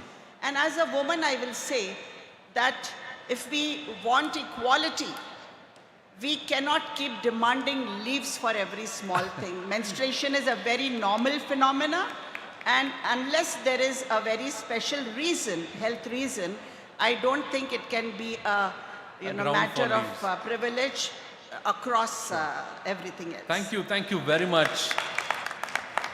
Thank you very much for putting your views right in front of us. The next question is coming for Dr. Tessie Thomas, and the question is coming from our left-hand side podium. Astha Deshmukh, who comes from Akola, would be asking the question. Please go ahead, Astha. वर्तमान समय में AI tools के जरिए महिलाओं के deep fake accounts बनाए जा रहे हैं, तो इन फेक्स बचने के लिए आप क्या उपाय बता सकते हैं? Okay. Yeah, AI, it's like a double-edged weapon. Like it can be used for the good as well as for the bad. So once we have seen things are coming out, deep fake images, where we see is more often, like as Srimati Rupaji mentioned, sometimes we have to withdraw ourselves from the social media. Like how much you give into it, that is the way you get the return. Or so you have to understand the world where you are prone to get provoked, and learn the good part of the science. That's why cultural change has to happen within the country.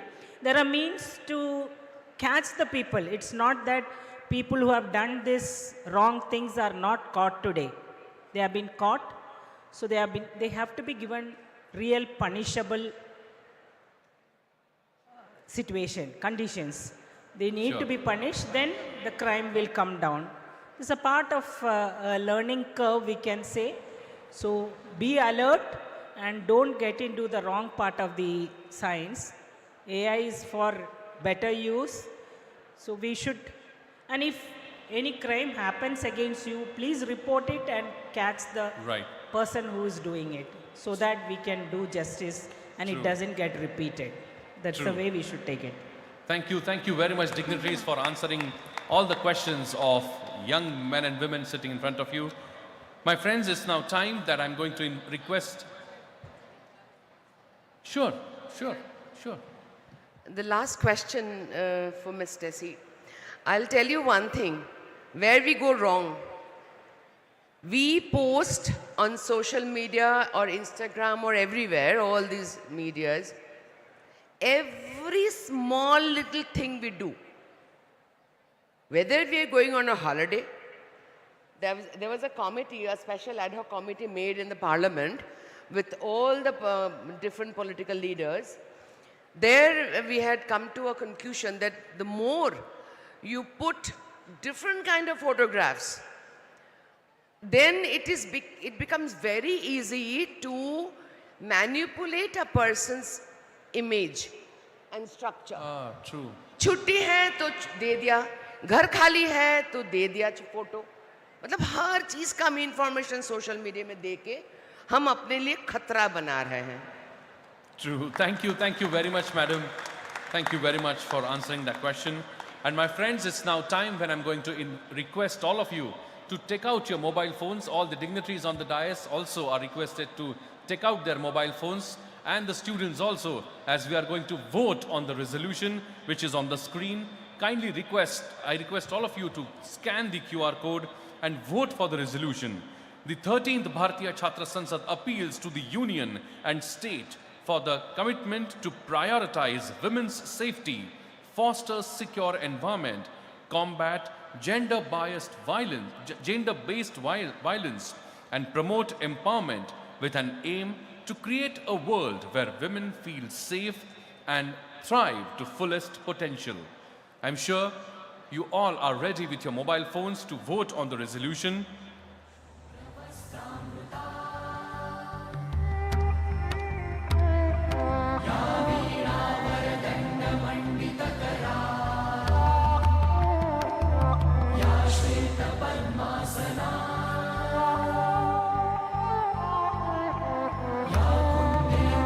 Please vote faster, the time is running out.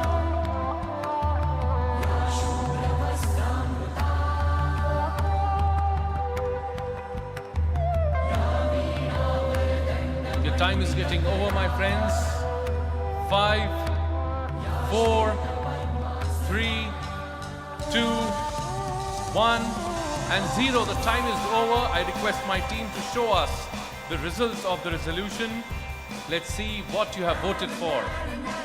Okay, the resolution passes with 98% people voting for the resolution. A big round of applause, my friends. These are your votes.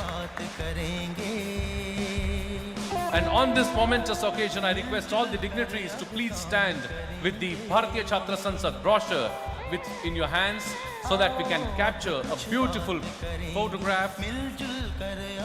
My friends, let me quickly remind you, there is a blood donation camp happening on campus on the occasion of National Youth Day. I request the team to display.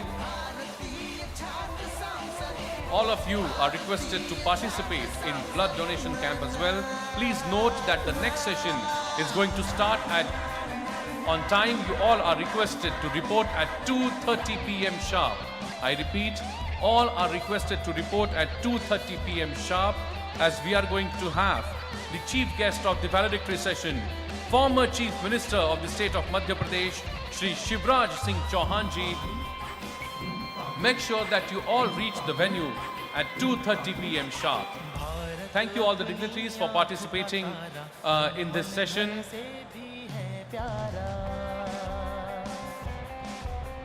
Bharat अपनी आँख का तारा, तन मन धन से भी है प्यारा। लोकतंत्र है इसकी गरिमा, इसका रक्षण ध्येय। Thank you very much, my friends. Please note that you all have to report at 2:30 p.m. sharp. Kindly participate in the blood donation drive that is happening till 4 p.m. today on campus.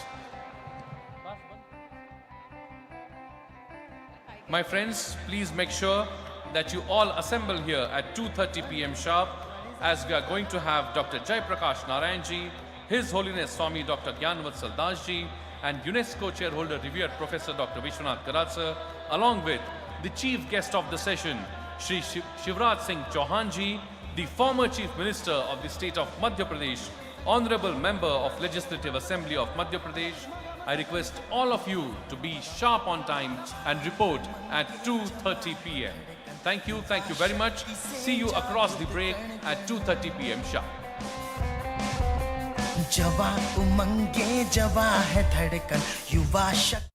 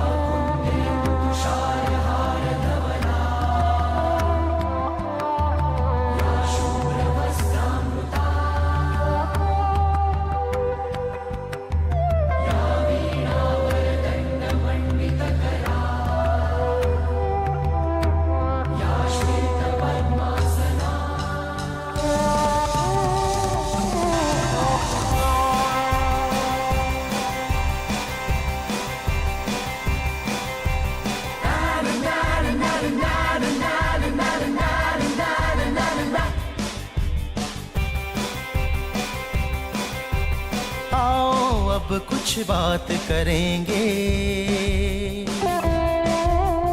मिलजुल कर अब काम करेंगे।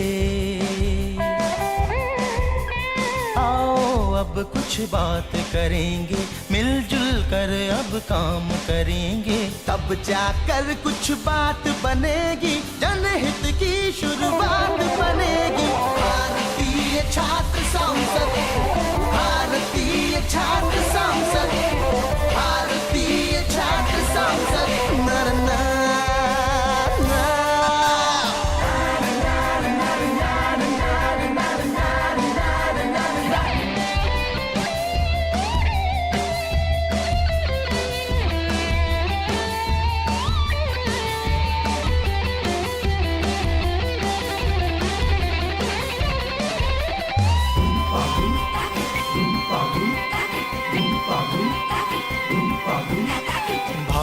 अपनी आंख का तारा, तन मन धन से भी है प्यारा।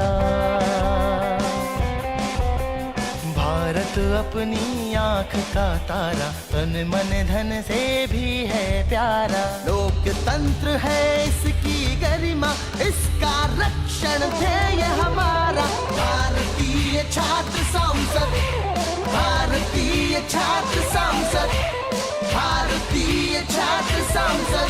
नर नारा नारा।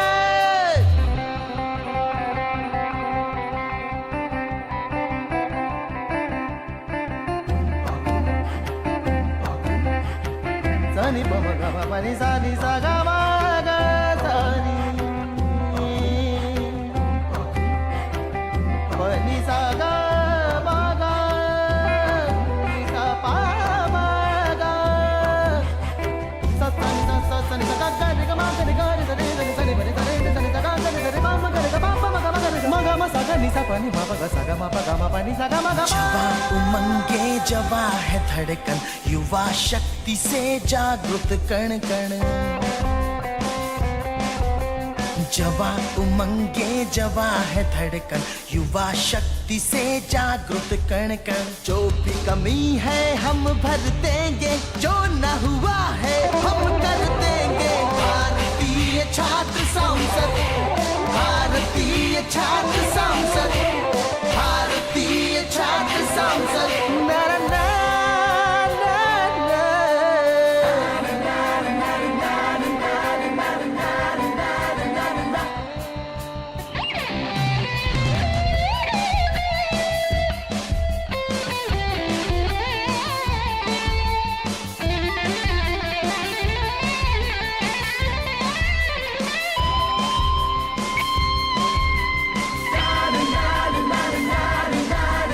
चला कारवां अब न रुकेगा, चला है तूफान अब न थमेगा।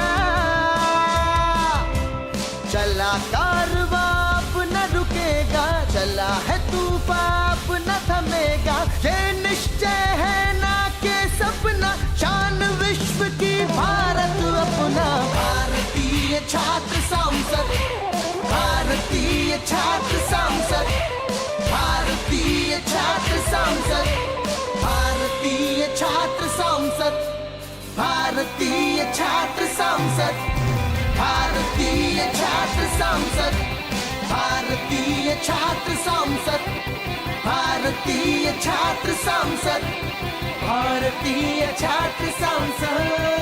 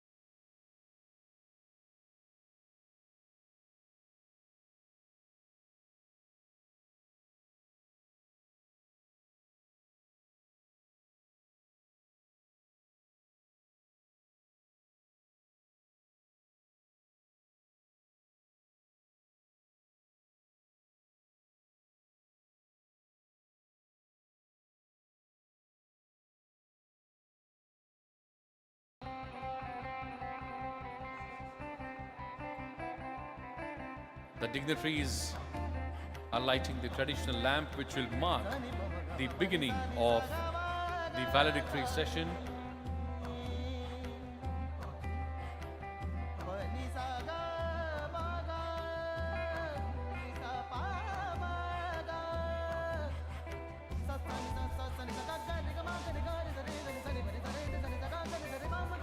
A big round of applause, my friends.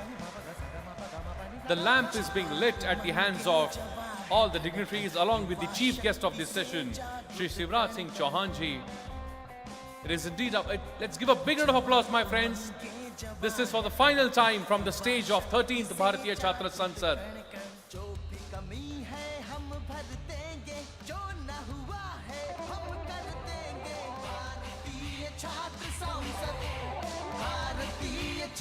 All the dignitaries are offering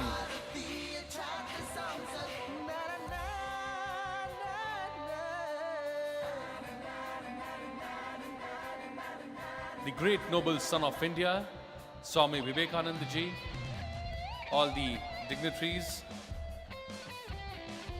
Pujya Dr. Gyanvatsal Swami ji is offering his respects to the great noble son of India.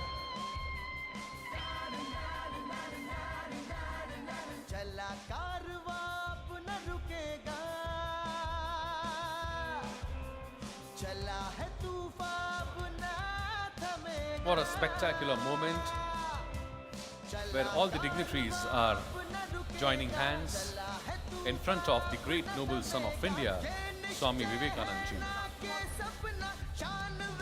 Today as we celebrate the National Youth Day on the birth anniversary of this great noble son of India, I would now like to request all the dignitaries to kindly accept the chairs. Bharatiya Chhatra Sansad, Bharatiya Chhatra Sansad, Bharatiya Chhatra Sansad, Bharatiya Chhatra Sansad, Bharatiya Chhatra Sansad.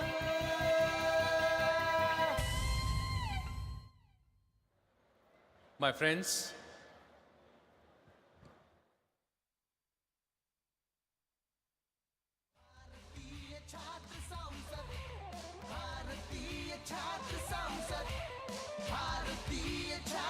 dear student leaders, all the dignitaries on the dais, off the dais, I would like to welcome all of you for the valedictory ceremony of the 13th Bharatiya Chhatra Sansad.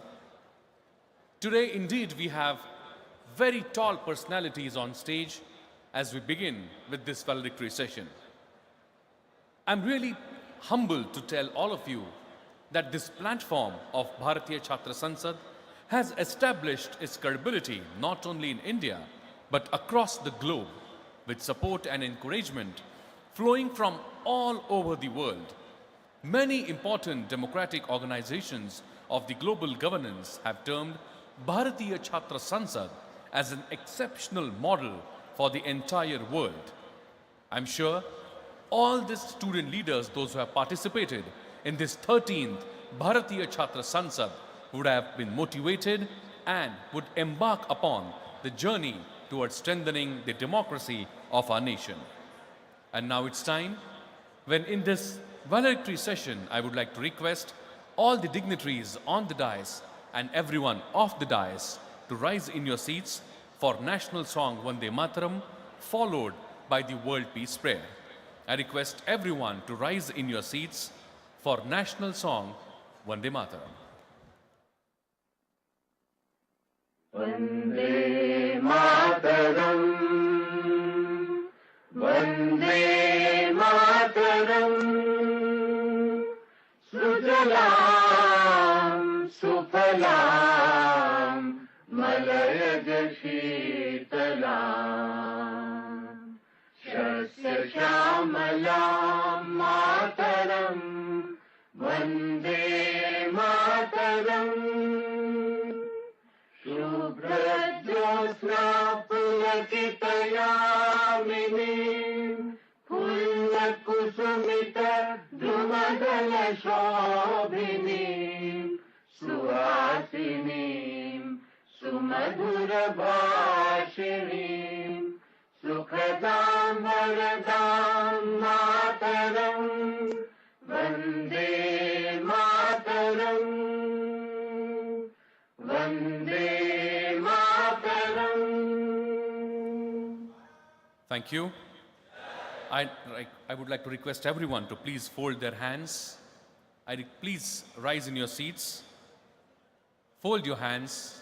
Close your eyes as I'm going to request you to participate in a prayer that does not talk about any caste, creed, religion, or any section of society.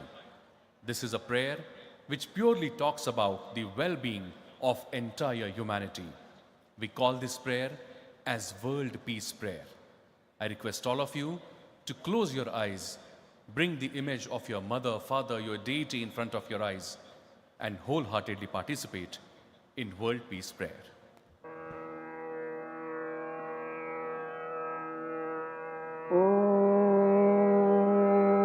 नमो जीयाद्या वेद प्रतिपाद्या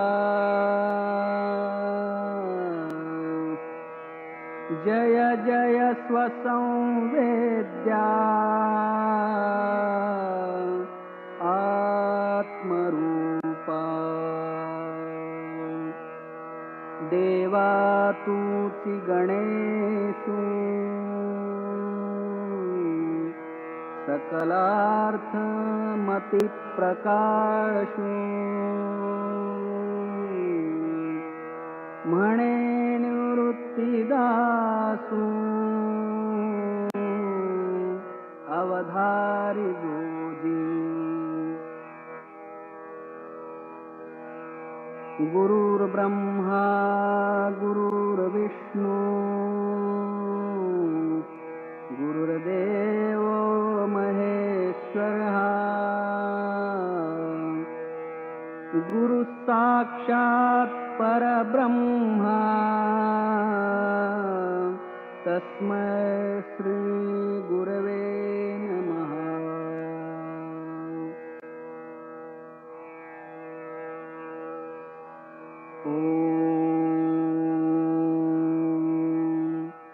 पूर्णमदः पूर्णमिदं पूर्णात् पूर्णमुदच्यते पूर्णस्य पूर्णमादाय पूर्णमेवावशिष्यते.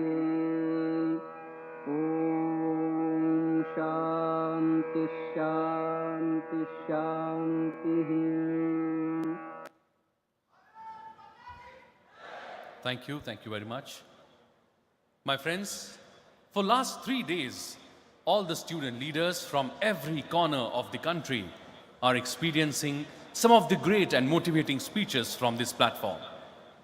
I'm really happy when some of the volunteers, some of the student leaders met me and they told me that we have made new friends, those probably who are going to stay with us for a lifetime. And these friends give us strength to do some better work for our country. These actually hinted me to share 2 lines with all of you. थे हजारों दुख तो वैसे जीवन में उनके, थे हजारों दुख तो वैसे जीवन में उनके, बट पर राम को था हौसला कि लक्ष्मण साथ है मेरे. It is indeed such a bonding that all the student leaders would be taking away from the stage of 13th Bharatiya Chhatra Sansad and would be joining hands for strengthening the democracy of our country. Now, in this valedictory session, I would like to request the Honorable Vice Chancellor of MIT World Peace University, Professor Dr. R.M. Chitnisji, to kindly propose the welcome address. Please put your hands together and welcome with a round of applause the Honorable Vice Chancellor of MIT World Peace University, Dr. R.M. Chitnisji.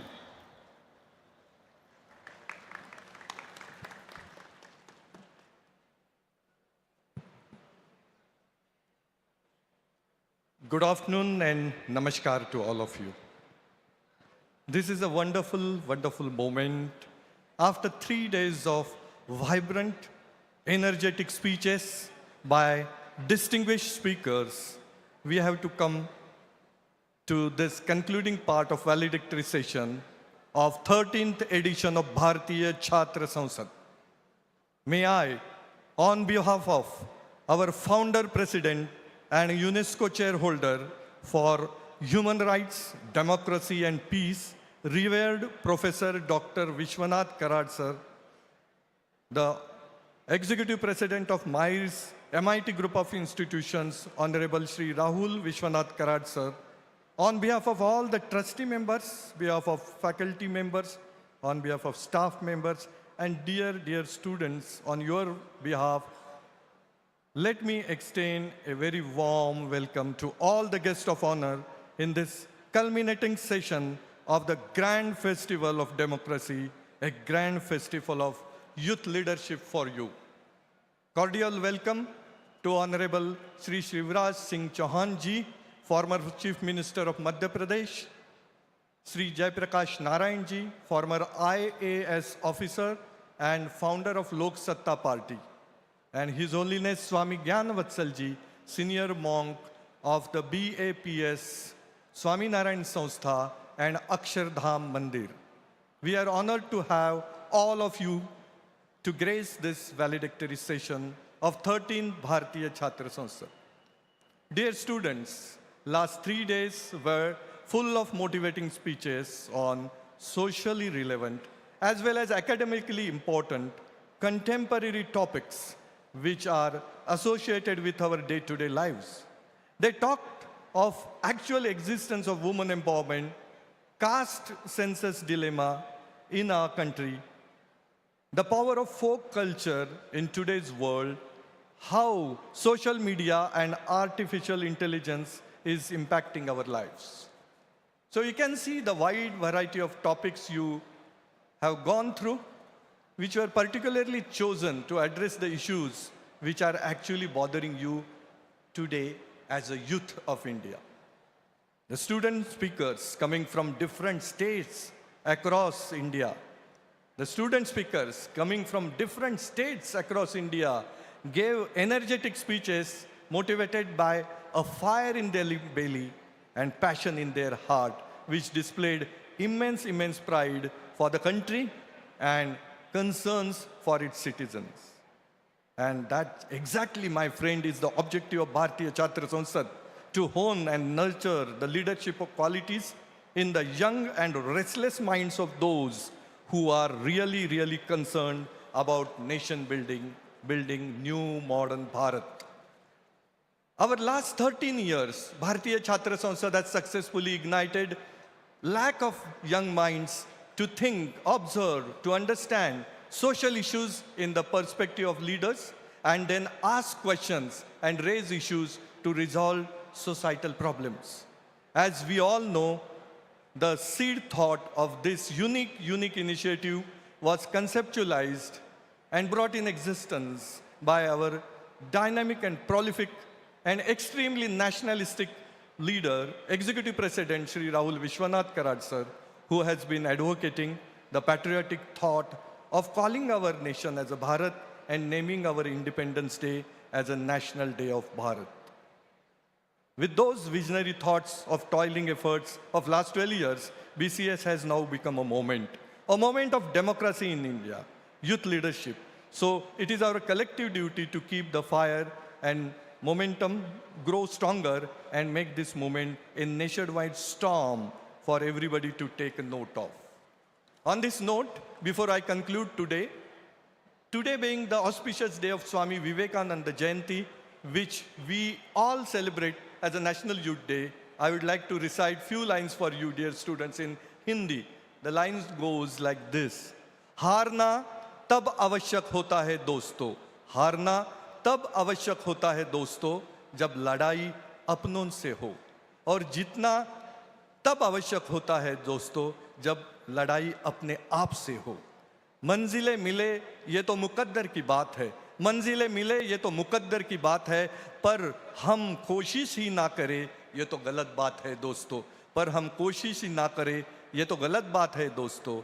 चलो हम सब मिलकर काम करें, तो चलो हम सब मिलकर काम करें, कुछ अच्छा कुछ भव्य निर्माण करें। जन युवा शक्ति, जय भारतीय छात्र संसद, जय Hind, Jai Bharat, Vande Mataram. Thank you, dear students. Thank you. Thank you very much, Honorable Vice Chancellor, sir, for proposing the welcome address. And now, in this valedictory session, I would like to request the founder of Bharatiya Chhatra Sansad, Shri Rahul V. Karat, sir, to kindly felicitate and welcome the dignitaries on the dais.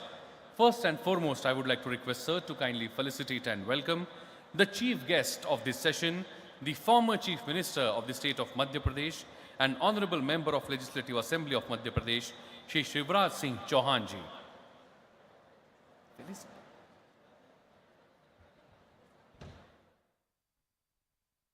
I request Shri Rahul V. Karat sir to kindly felicitate and welcome Shri Shivraj Singh Chauhan ji, the chief guest of this valedictory session.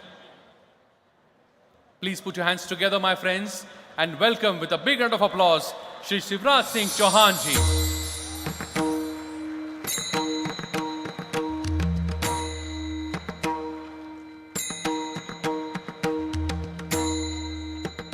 A big round of applause should continue. He's being honored with the Puneri Pagdi on the platform of 13th Bharatiya Chhatra Sansad. I would also like to request sir to kindly felicitate and welcome Pujya Dr. Gyanvatsal Swamiji, life coach and eminent speaker of BAPS Swaminarayan Sanstha. I would also like to request sir to kindly felicitate and welcome Dr. Jai Prakash Narayan ji, President of Lok Satta Movement, former IS. A big round of applause for Dr. Jai Prakash Narayan ji.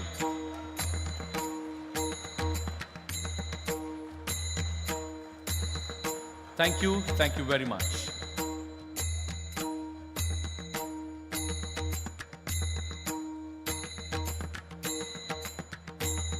And before we go further, I would now like to request the renowned motivational speaker, Shri Sanjay Upadhyay ji, to kindly address the gathering.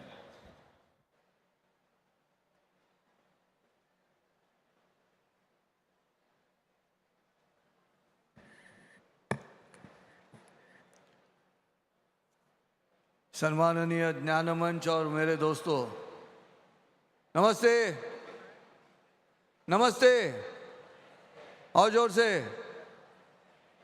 Bharat माता की। 3 दिन तक ये ज्ञान यज्ञ चल रहा है भारतीय छात्र संसद का। उसका मकसद क्या है? श्री राहुल कराड़ जी के मन में ध्येय क्या है?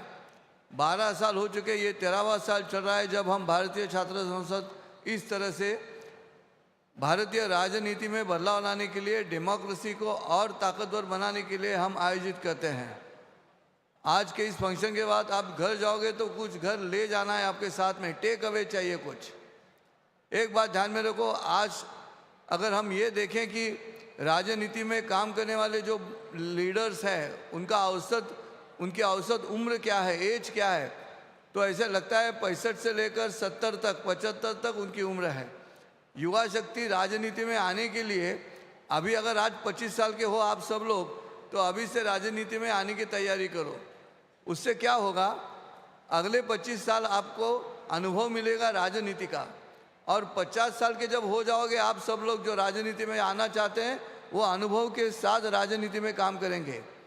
उससे ये फायदा होगा कि जो अब औसत उम्र है राजनीति वाले लोगों की, नेताओं की, वो और पीछे आ जाएगी, 65 से 75 से लेकर 50 तक आ जाएगी।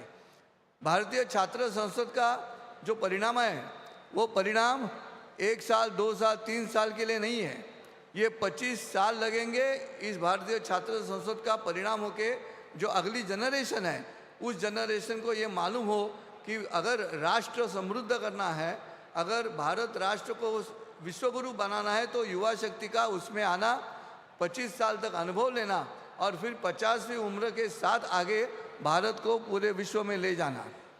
मैं तो सभी जो उम्र के नेताओं हैं, आज हमारी भाग्य से माननीय शिवराज सिंह चौहान यहाँ उपस्थित है, मैं उनसे भी विनती करता हूँ, भारत के जितने भी नेता हैं उन्होंने अपने जो कार्यकर्ता है उसमें जितने युवा शक्ति आ जाएगी उनके राजनीतिक कार्यों में उतना अनुभव उनका भी बढ़ने वाला है।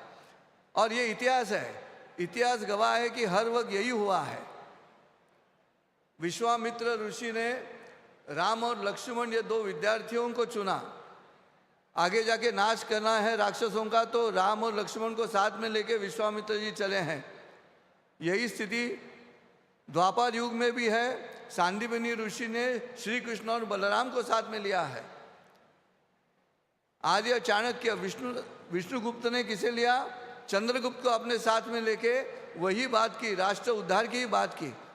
मेरी यहाँ उपस्थित सभी दोस्तों से विनती है, 3 दिन तक आप यहाँ आते हो, कई बार ऐसे लगता है कि ये राहुल कराड़ जी के मन में जो कल्पना है, उस कल्पना का प्रत्यक्ष आविष्कार आने के लिए आप लोगों को सोचना होगा कि अरे ये सही बात है, ये मैगी नूडल जैसे नहीं होने वाला।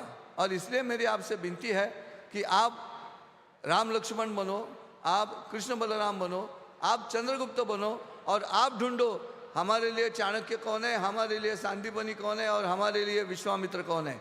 ये ढूंढो तो अपने आप जो घोषणा हमने भाषण की शुरुआत में की वो प्रत्यक्ष में आ सकती है विश्व गुरु बनने की। यही रुकता हूं मैं। बोलो भारत माता की। धन्यवाद। Thank you very much, Sanjay Upadhyay ji. Thank you very much for sharing that important message with all the student leaders. My friends, as he rightly said, and many a times you have mentioned, that this platform has been the breeding ground for many such platforms. And the pinnacle, the zenith of such activities has been the National Legislators Conference Bharat, which is an avenue for the members of legislative assemblies and members of legislative councils across the nation to gather at one place and exchange ideas in this historic conference. The first edition of NLC Bharat took place in Mumbai from 15 to 17 June 2023. And my friends, for the first time in the history of independent India, more than 2,000 MLAs and MLCs came together to discuss the burning issues of our country. And my friends, I'm really proud to share with you that it has been the hard work, the commitment and vision of Sri Rahul V. Karad sir which made the National Legislators Conference Bharat a reality. Let's give him a big round of applause once again, my friends, for bringing such an important platform into reality. And I request my technical team if it can please relay a small film on National Legislators Conference Bharat.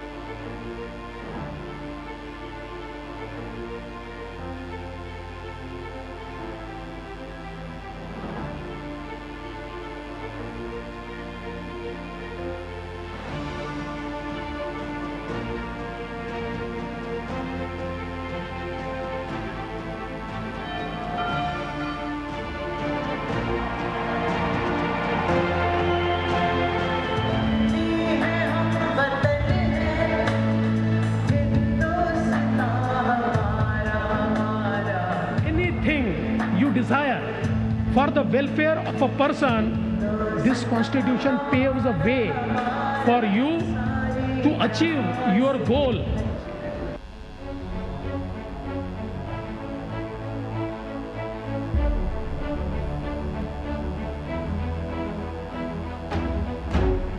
जो आप सभी विधायकों की अपेक्षा थी, एक views share करना, diverse views को सुनना और उन्हें जाकर अपने अपने स्टेट्स में इम्प्लीमेंट करना, मैं समझता हूँ ये राहुल कराड़ जी के इनिशिएटिव से निश्चित रूप से पूरी हुई है। मुझे अच्छा लगा जब राहुल जी ने अलग अलग विधायकों ने जो अपने अपने विधानसभा क्षेत्र के अंदर जो नई प्रैक्टिस अपनाई, उनका परिदृश्य, उनकी प्रदर्शनी मैंने देखी।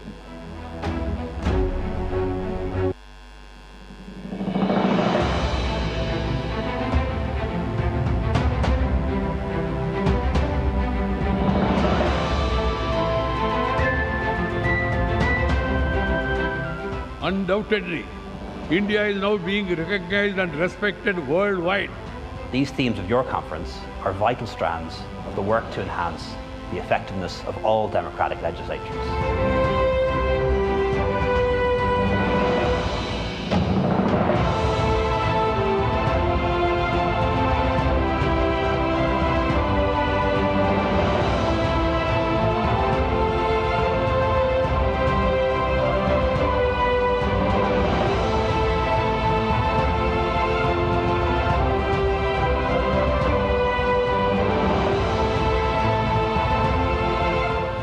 इस मंच पर की गई चर्चाओं और नए विचारों से जनता की भलाई निश्चित रूप से सुनिश्चित होगी। For the second national legislative conference आप गोवा में आने के लिए तैयार हैं? बेहद तैयार है क्या?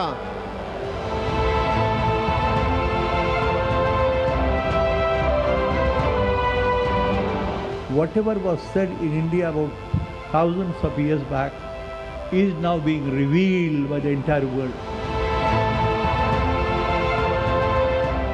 देश भर से हिस्सा ले रहे विधानसभा और विधान परिषद के सदस्यों को अनंत शुभकामनाएं। आपका Narendra Modi.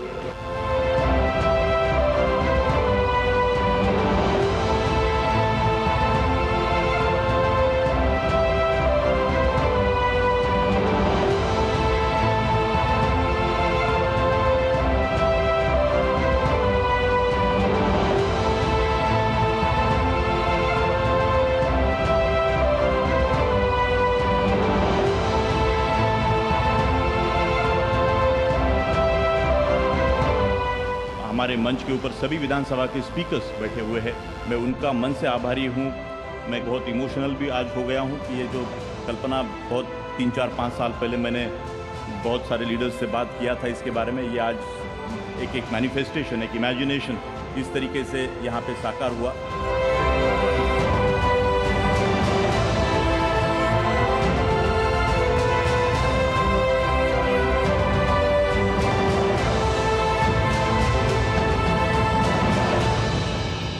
A big round of applause, my friends, for National Legislators Conference Bharat, which came into reality for the first time in the independent history of our country. My friends, it's now time when I invite the person, the creator, the vision, the inspiration and the motivation behind National Legislators Conference Bharat and Bharatiya Chhatra Sansad. Please put your hands together and welcome with a big round of applause, Shri Rahul V. Karat, sir. The chief initiator of MIT School of Government, the first school of Bharat for political leadership, and founder of NLC, BCS, NTC, NWP, and many such platforms. Janani Janmabhumisha Swargadapi Kariyasi.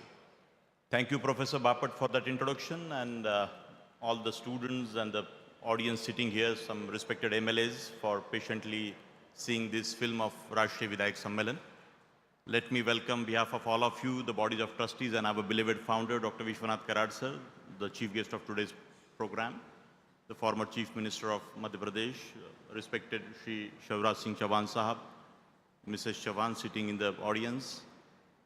I also wish to welcome the most respected another senior leader, Shri Jaiprakash Narayan ji from Andhra Pradesh, a party Lok Satta which is very a disruptive way they have been contributing for the country's democracy. Thank you, Professor Jaiprakash Narayan ji, for your participation. Our Vice Chancellor, Dr. Chitnis, and all other respected members, Professor Sharat Chandra Darade Patil sitting on the dais, the founding dean of MIT Group of Institutions, Professor Sanjay Upadhyay, our Pro-Vice Chancellor, and all the other respected people sitting here, Ullas Zada Pawarji, who is like my family here, and many other members, my dear friends. What a wonderful evening today. This is a valedictory program of 13th edition of Bharatiya Chhatra Sansad. एक तब पूरा complete हुआ 12 साल इस पूरे भारतीय छात्र संसद के प्लेटफॉर्म को। मन में बहुत एक भावना आती है कि कैसे एक छोटी सी जर्नी 2005 में शुरू हुई MIT स्कूल ऑफ गवर्नमेंट के माध्यम से, जिसके ऊपर लोग हंसे थे कि राजनीति में ऐसे कोई पढ़ लिख के प्रशिक्षण देके कोई संस्था नहीं हो सकती। राजनीति तो ऐसे जनरली हम ग्रास रूट से आके कर सकते हैं। लेकिन मुझे खुशी है बताते हुए कि विद द मॉडर्न टाइम, मैं चौहान साहब के सामने भी ये बोलना चाहता हूँ, उनका बहुत प्रदीर्घ अनुभव है इस पूरे विषय से। बहुत सारे बाकी भी कुछ MLAs यहाँ पे बैठे हुए जो बहुत प्रोसेस से आए हैं, तो आप राजनीति बहुत अच्छे तरीके से जानते हैं। लेकिन मेरी ये जो भी कोई अभ्यास था इस बारे में, जो भी मेरा एक चिंतन था कि भाई करंट टाइम में, अभी आने वाले समय में हमें प्रशिक्षण राजनीति में बहुत ज़रूरी है। राजनीति के प्रति आस्था, राजनेताओं के प्रति आस्था, पॉलिटिकल पार्टियों के प्रति आस्था, ये बात पिछले 19 सालों से हम बोलते आए हैं कि राजनेता चोर है, पार्टियां भ्रष्ट है। सिनेमा में देखते हैं, जनरल हमारे टॉक्स में हम बात करते हैं, क्रिकेट की बात, पॉलिटिक्स की बात, सिनेमा की बात, ये बहुत आम चर्चा भारत में होती है। और पॉलिटिशियंस के बारे में हमारे मतलब एक सटायर जिस तरीके से कह सकते हैं कि हमेशा राजनेता यानी, तो मैं इसको बहुत बारीकी से, जो भी एक तालीम मुझे हमारे फाउंडर साहब, माय फादर डॉक्टर कराड़, उनसे मुझे मिली कि भाई समाज को हमने किस तरीके से देखना चाहिए, तो उसी का नतीजा है कि 2005 में ये पहला स्कूल राजनीति का प्रशिक्षण देने का पैदा हुआ। और उसी के पेट से भारतीय छात्र संसद का 2011 में मेरी जो उत्कंठा थी कि भाई हम इम्पैक्ट कैसे करें हमारे लोकतंत्र के ऊपर, और एक न्यूट्रल तरीके से एक ऐसा प्लेटफॉर्म हो जिसमें सभी पॉलिटिकल पार्टियों के लोग आए, सभी आइडियोलॉजीज़ के लोग आए, विचारों के लोग आए, और वो अपनी बात लोकतंत्र के बारे में, नेशनल कंसर्न के बारे में यहाँ पे रखे। और इसको आगे रखते हुए हमने नेशनल वुमेंस पार्लियामेंट जैसा प्लेटफॉर्म हमने शुरुआत किया, नेशनल टीचर कांग्रेस, राष्ट्रीय सरपंच संसद, करीबन 7000 सरपंचों को चौहान साहब हमने अभी तक ट्रेनिंग दिया हमारे इस फाउंडेशन के माध्यम से महाराष्ट्र के, और महाराष्ट्र के बाहर भी जाके सरपंचों को कैपेसिटी बिल्डिंग करने की हमारी मानसिकता है। लोग बहुत सारे, आप कोई भाई गवर्नमेंट का पार्ट तो नहीं, आप ये कैसे ये गवर्नमेंट बोलते हैं और ये कैसे करते, लेकिन मुझे बहुत सारे नेताओं ने ये मुझे समर्थन भी दिया चौहान सर कि सिविल सोसाइटी से ये आवाज़ आगे आना ज़रूरी है। डेमोक्रेसी को अगर मैच्योर होना है तो आपने जो काम हाथ में लिया है तो ये बहुत इंपॉर्टेंट है। और उसी को आगे लेते जाते हुए मैंने सभी विधानसभाओं के साथ, विधानसभा अध्यक्षों के साथ जो नाता भारतीय छात्र संसद और MIT स्कूल ऑफ गवर्नमेंट के माध्यम से बना, और ये रिलेशनशिप को आगे ले जाते हुए हमने ये भी बोला कि ये सभी स्कूल ऑफ गवर्नमेंट की शाखाएं, हर विधानसभा की लाइब्रेरी वहाँ पे है, वहाँ के पॉलिटिकली अवेयर ऐसे नेता MLAs भी वहाँ पे है, वो प्रैक्टिकल इंसाइट बच्चों को देने के लिए, सिखाने के लिए आ सकते हैं।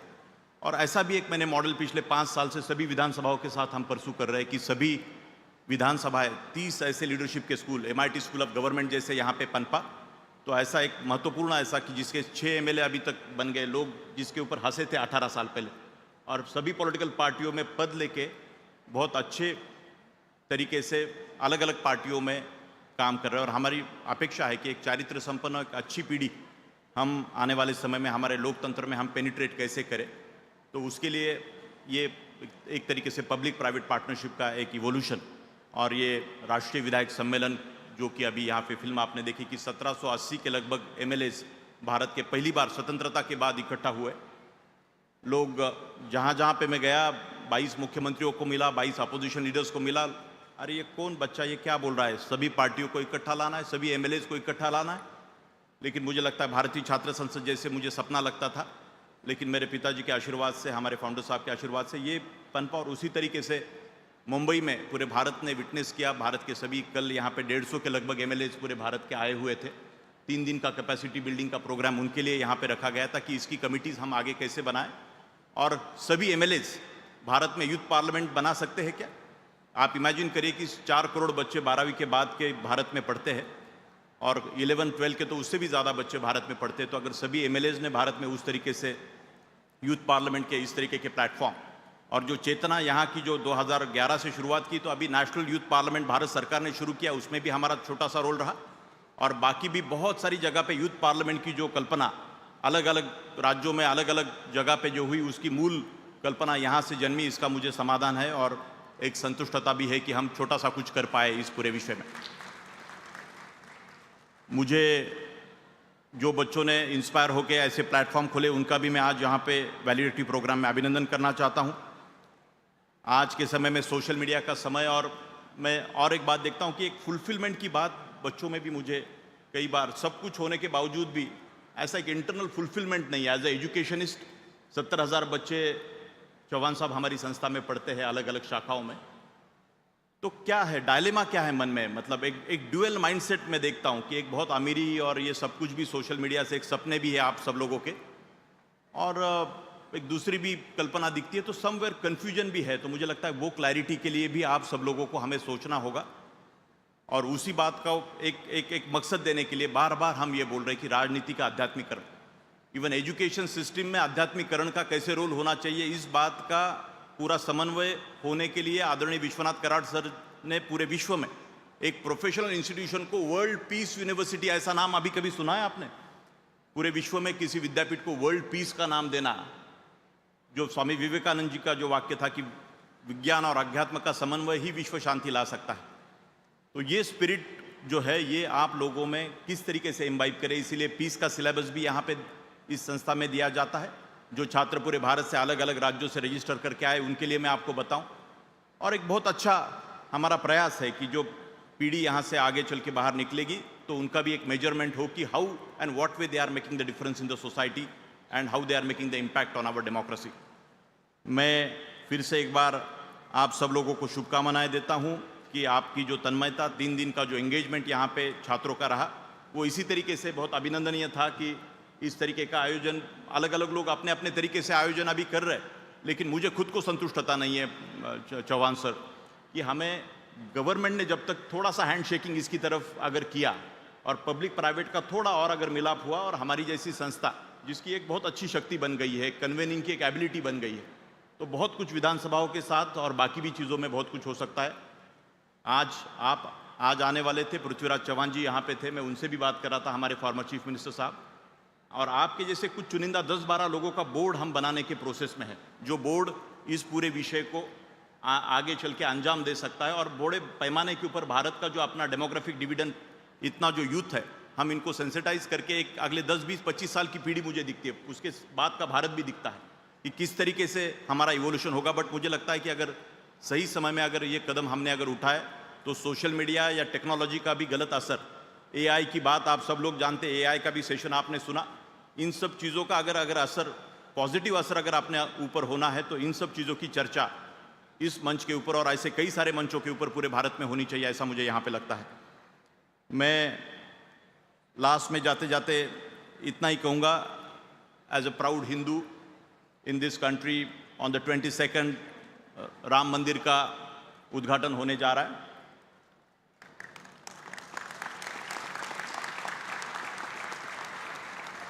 मेरा विश्वास है, मुझे और करोड़ों ऐसे भारतीय, डॉक्टर भटकर जी, पद्म भूषण डॉक्टर भटकर जो हमारे संस्था के सलाहकार रहे बहुत सालों से, वो यहाँ पे आए, मैं उनका यहाँ पे स्वागत करता हूँ। सुभाष, आप उनको बिठाइए।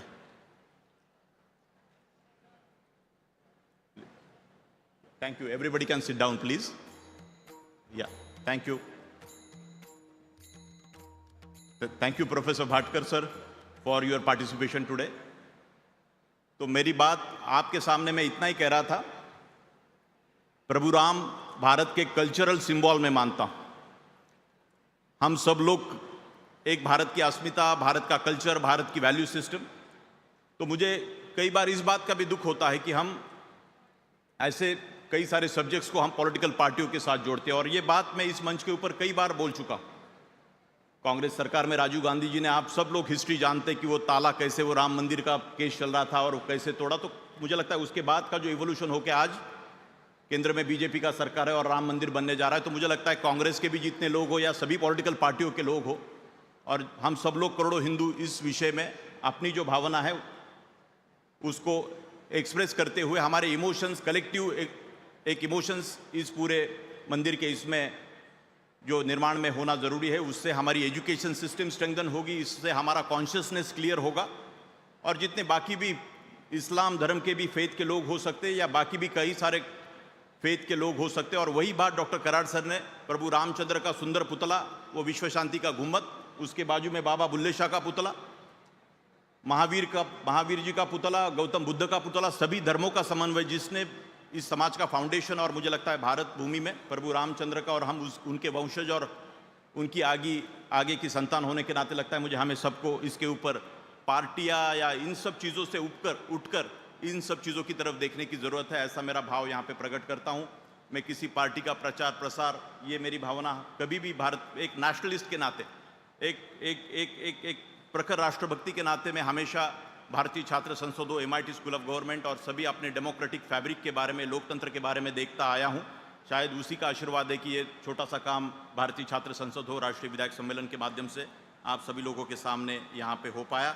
मैं फिर से एक बार शिवराज सिंह चौहान साहब, मैं आपका मन से अभिनंदन करता हूँ। जयप्रकाश नारायण साहब, मैं आपका भी यहाँ पे अभिनंदन करता हूँ। डॉक्टर भटकर सर, आप हमेशा इस विषय में 2005 में उपराष्ट्रपति भैरव सिंह शेखावत जी ने स्कूल ऑफ गवर्नमेंट का उद्घाटन किया था, आप मेरे साथ आए थे। आपकी तबीयत ठीक ना होते हुए भी आप यहाँ पे आशीर्वाद देने के लिए 19 साल बाद, भटकर सर, उस वक्त हम भैरव सिंह शेखावत जी ने कि लोग इतना क्रिटिसिज्म हुआ, अरे भाई राजनीति में ऐसे कैसे हो सकता है, ट्रेनिंग बिनिंग दिखे कुछ भी नहीं हो सकता। लेकिन आज रामबाबू माळगी प्रबोधिनी ने हमारे जैसा स्कूल हमारे छात्र ने वहाँ पे खोला है, जो बीजेपी का संस्थान है या कांग्रेस का संस्थान है, तो इसकी एक संतुष्टता और उसका एक सेटिस्फैक्शन यहाँ पे प्रकट करते हुए मेरे 2 शब्द खत्म करता हूँ। जय हिंद, जय Bharat. Thank you so much. A big round of applause, my friends, for Sri Rahul V. Karad sir, who has painstakingly created Bharatiya Chhatra Sansad as one of the pinnacle platforms. My friends, in his speech, probably he iterated thrice that it is only because of the blessings of revered Professor Dr. Vishwanath Karad sir that he could see such dreams and bring them to reality.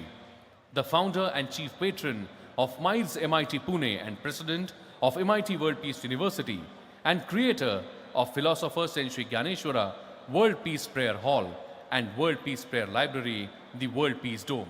Please put your hands together and welcome with a huge round of applause the UNESCO chair holder, revered Professor Dr. Vishwanath Karad sir.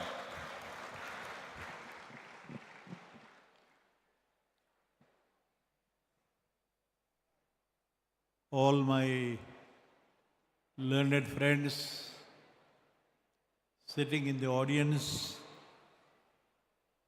and the most revered Honorable Chief Guest of today's function, the former Chief Minister of Madhya Pradesh, Shivraj Singh Chauhan Sahab, my esteemed, not the friend, my esteemed brother, the first gentleman of India who made the supercomputer for India. बहुत पुरानी बात है, जब राजीव गांधी ने America से super computer की technology मांगी थी, and we, the whole India, all the great scientists and men of computer science, etc., were unable to give a solution. I'm just specifically telling you, he's coming here to bless you people has a great meaning. विज्ञान और अध्यात्म का समन्वय इस संस्था का विषय है। मेरे बारे में जो कुछ भी कहा गया, मैं शिवराज सिंह चौहान साहब को बयान करूंगा। We are not the masters or the rulers of this lonely mission, but especially on the occasion of this Swami Vivekananda's birthday ceremony, the Youth Day, which is celebrated by India, उनको मैं प्रणाम करता हूँ फिर से। भाई साहब, आपको विश्वास नहीं होगा, मुझे इंजीनियर बनना नहीं था। It was the very mission of Swami Vivekananda, which I had heard at the time, that very first sentence which I uttered to you before also, I'll repeat. When he is addressing the first World Parliament of Religions in Chicago, your own brother, 11 September 1893, जगह है Chicago America में. And when he makes and gives an address, you know it very well. So many of you have heard these words. But his first sentence, my sisters and brothers of the world community and the America, I stand before you to convey the message of what Mother India stands for. And then he says, remember, in the future, union of science and religion, public spirituality alone will help to bring harmony and peace to mankind. पूरे मानव जाति का, विश्व का कल्याण, विश्व शांति, सुख, समाधान और शांति, ये सारी बातों का वैज्ञानिक सिद्धांत बोला गया. ये अध्यात्म शास्त्र की बात नहीं. हमारा सौभाग्य है कि ये जो वर्ल्ड पार्लियामेंट और ये जो स्टूडेंट्स का पार्लियामेंट जो बना, इसको भी 12 साल हुए. It's a good luck for all of us that forgetting all the caste, creed, religion and boundaries of nations, and also the essence and philosophy behind the words spirituality and science. Fortunately, about the dome की बात हो गई. मैं आपको बताना चाहता हूँ कि being an engineer, I do understand what is particle physics, IT, computer, Google. ये नई भाषा जो है ना, मैं समझ सकता हूँ. Being a professor, a teacher of engineering. Why I am making these statements to you friends, that you belong to different faculties, different disciplines. But please try to understand what is the message from Mother India. Swami Vivekananda ने कहा था, in this century, my Mother India, he says to the whole world, my Mother India will bring harmony and peace to mankind. 21-22 की शताब्दी है. बड़ा सुंदर चिंतन है, कभी पढ़ने की कोशिश करो भाई. मैं आपको सिखाने का प्रयास नहीं कर रहा हूं. But with a passion and the fire in the belly, with a sense of tremendous commitment, conviction and determination, without any doubt, डर नहीं, फिर घमंड भी नहीं. ये मैंने किया, मैंने खड़ा किया, ऐसा घमंड मत करो भाई. संशय मत करो.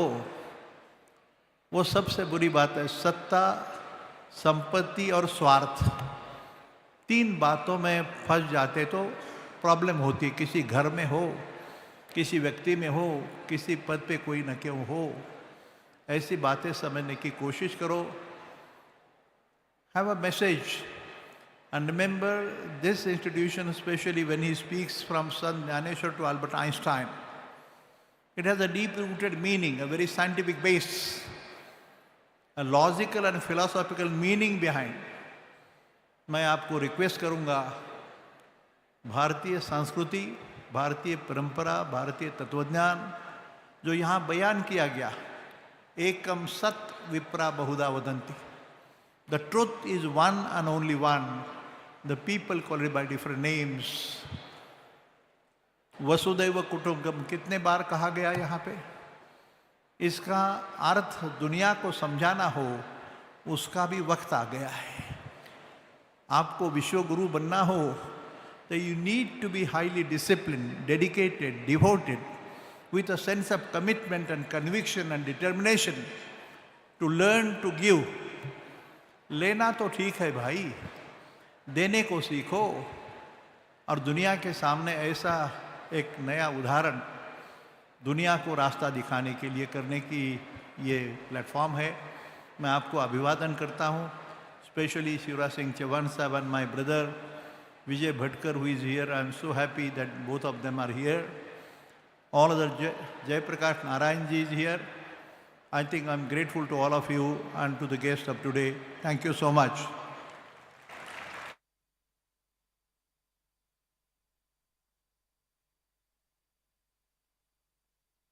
Thank you, sir. Thank you very much for your blessings and for your kind words.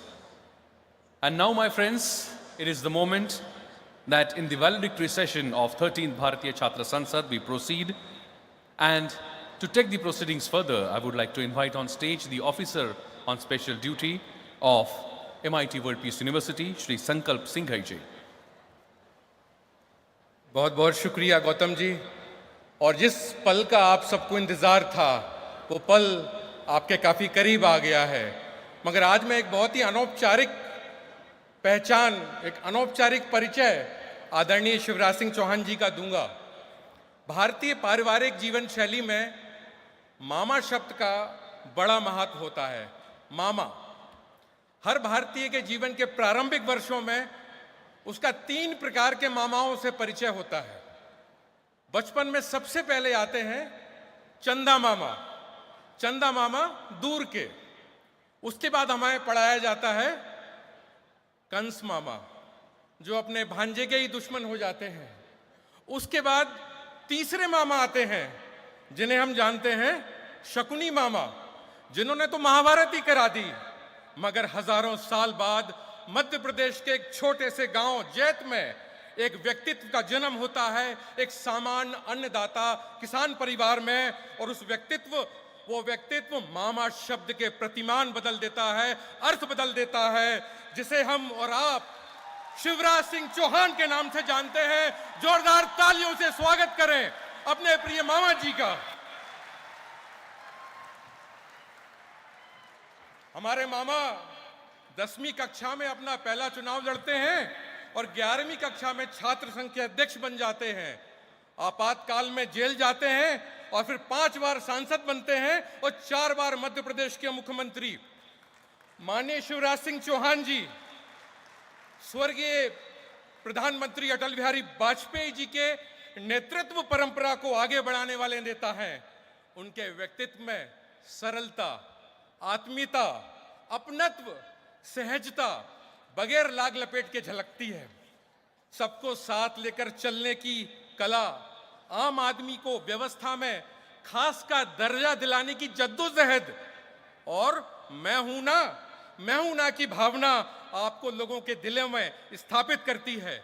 जन को जनार्दन और तंत्र को सेवक बनाने का कमाल मध्य प्रदेश की जनता ने पिछले 18 साल देखा है।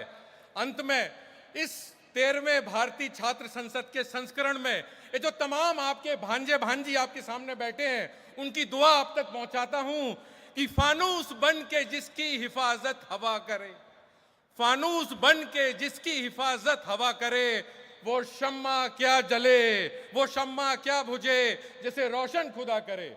बहुत ही सम्मान के साथ मैं अपने और आप सबके प्रिय मामा जी और भैया को यहाँ पे आमंत्रित करूंगा, मगर उसके पहले एक छोटी सी फिल्म उनके जीवन और उनके व्यक्तित्व के ऊपर आपके सामने प्रस्तुत है।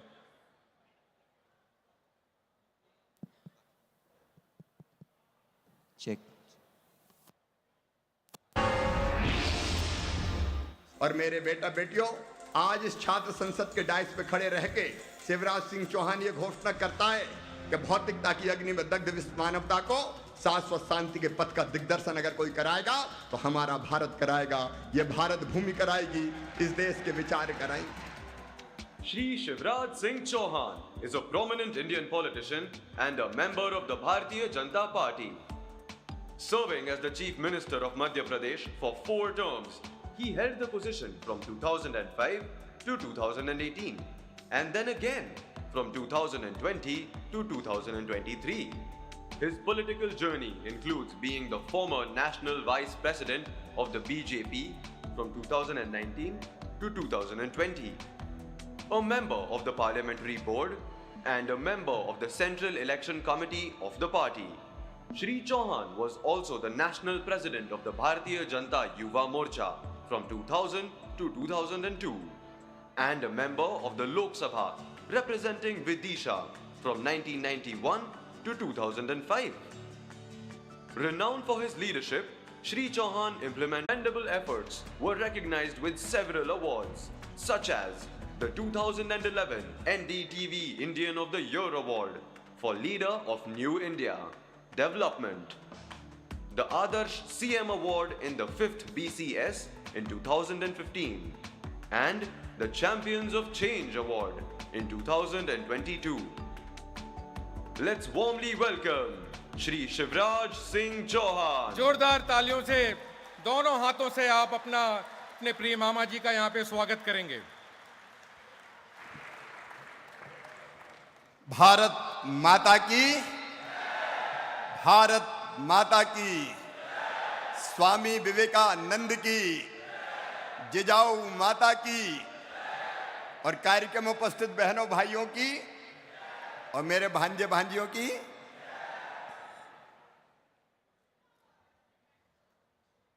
आज छात्र संसद के इस कार्यक्रम में उपस्थित संत शिक्षाविद, सोशल रिफॉर्मर, जिनका मैं बहुत आदर करता हूं, आदरणीय डॉक्टर विश्वनाथ कराड़ जी, जो फाउंडर है MIT के भी, आदरणीय विजय भाटकर जी, मेरे मित्र राहुल कराड़ जी,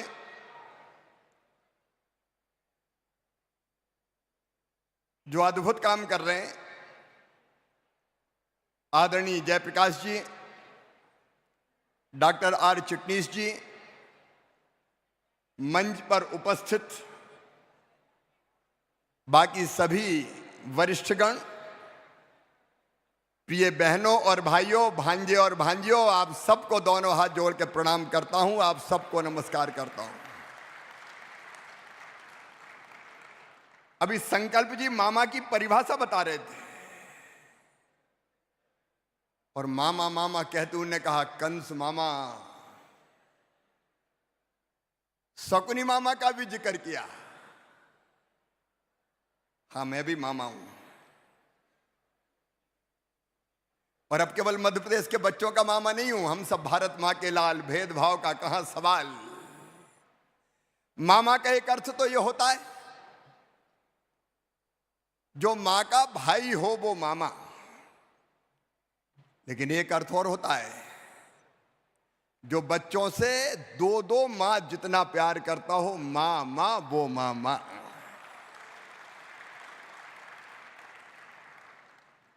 आज स्वामी विवेकानंद जयंती है।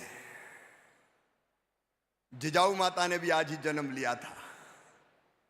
मुगल साम्राज्य की छाती पे हिंदवी स्वराज का झंडा गाड़ के हिंदवी स्वराज की स्थापना छत्रपति शिवाजी महाराज ने की थी। मैं उनको प्रणाम करता हूं।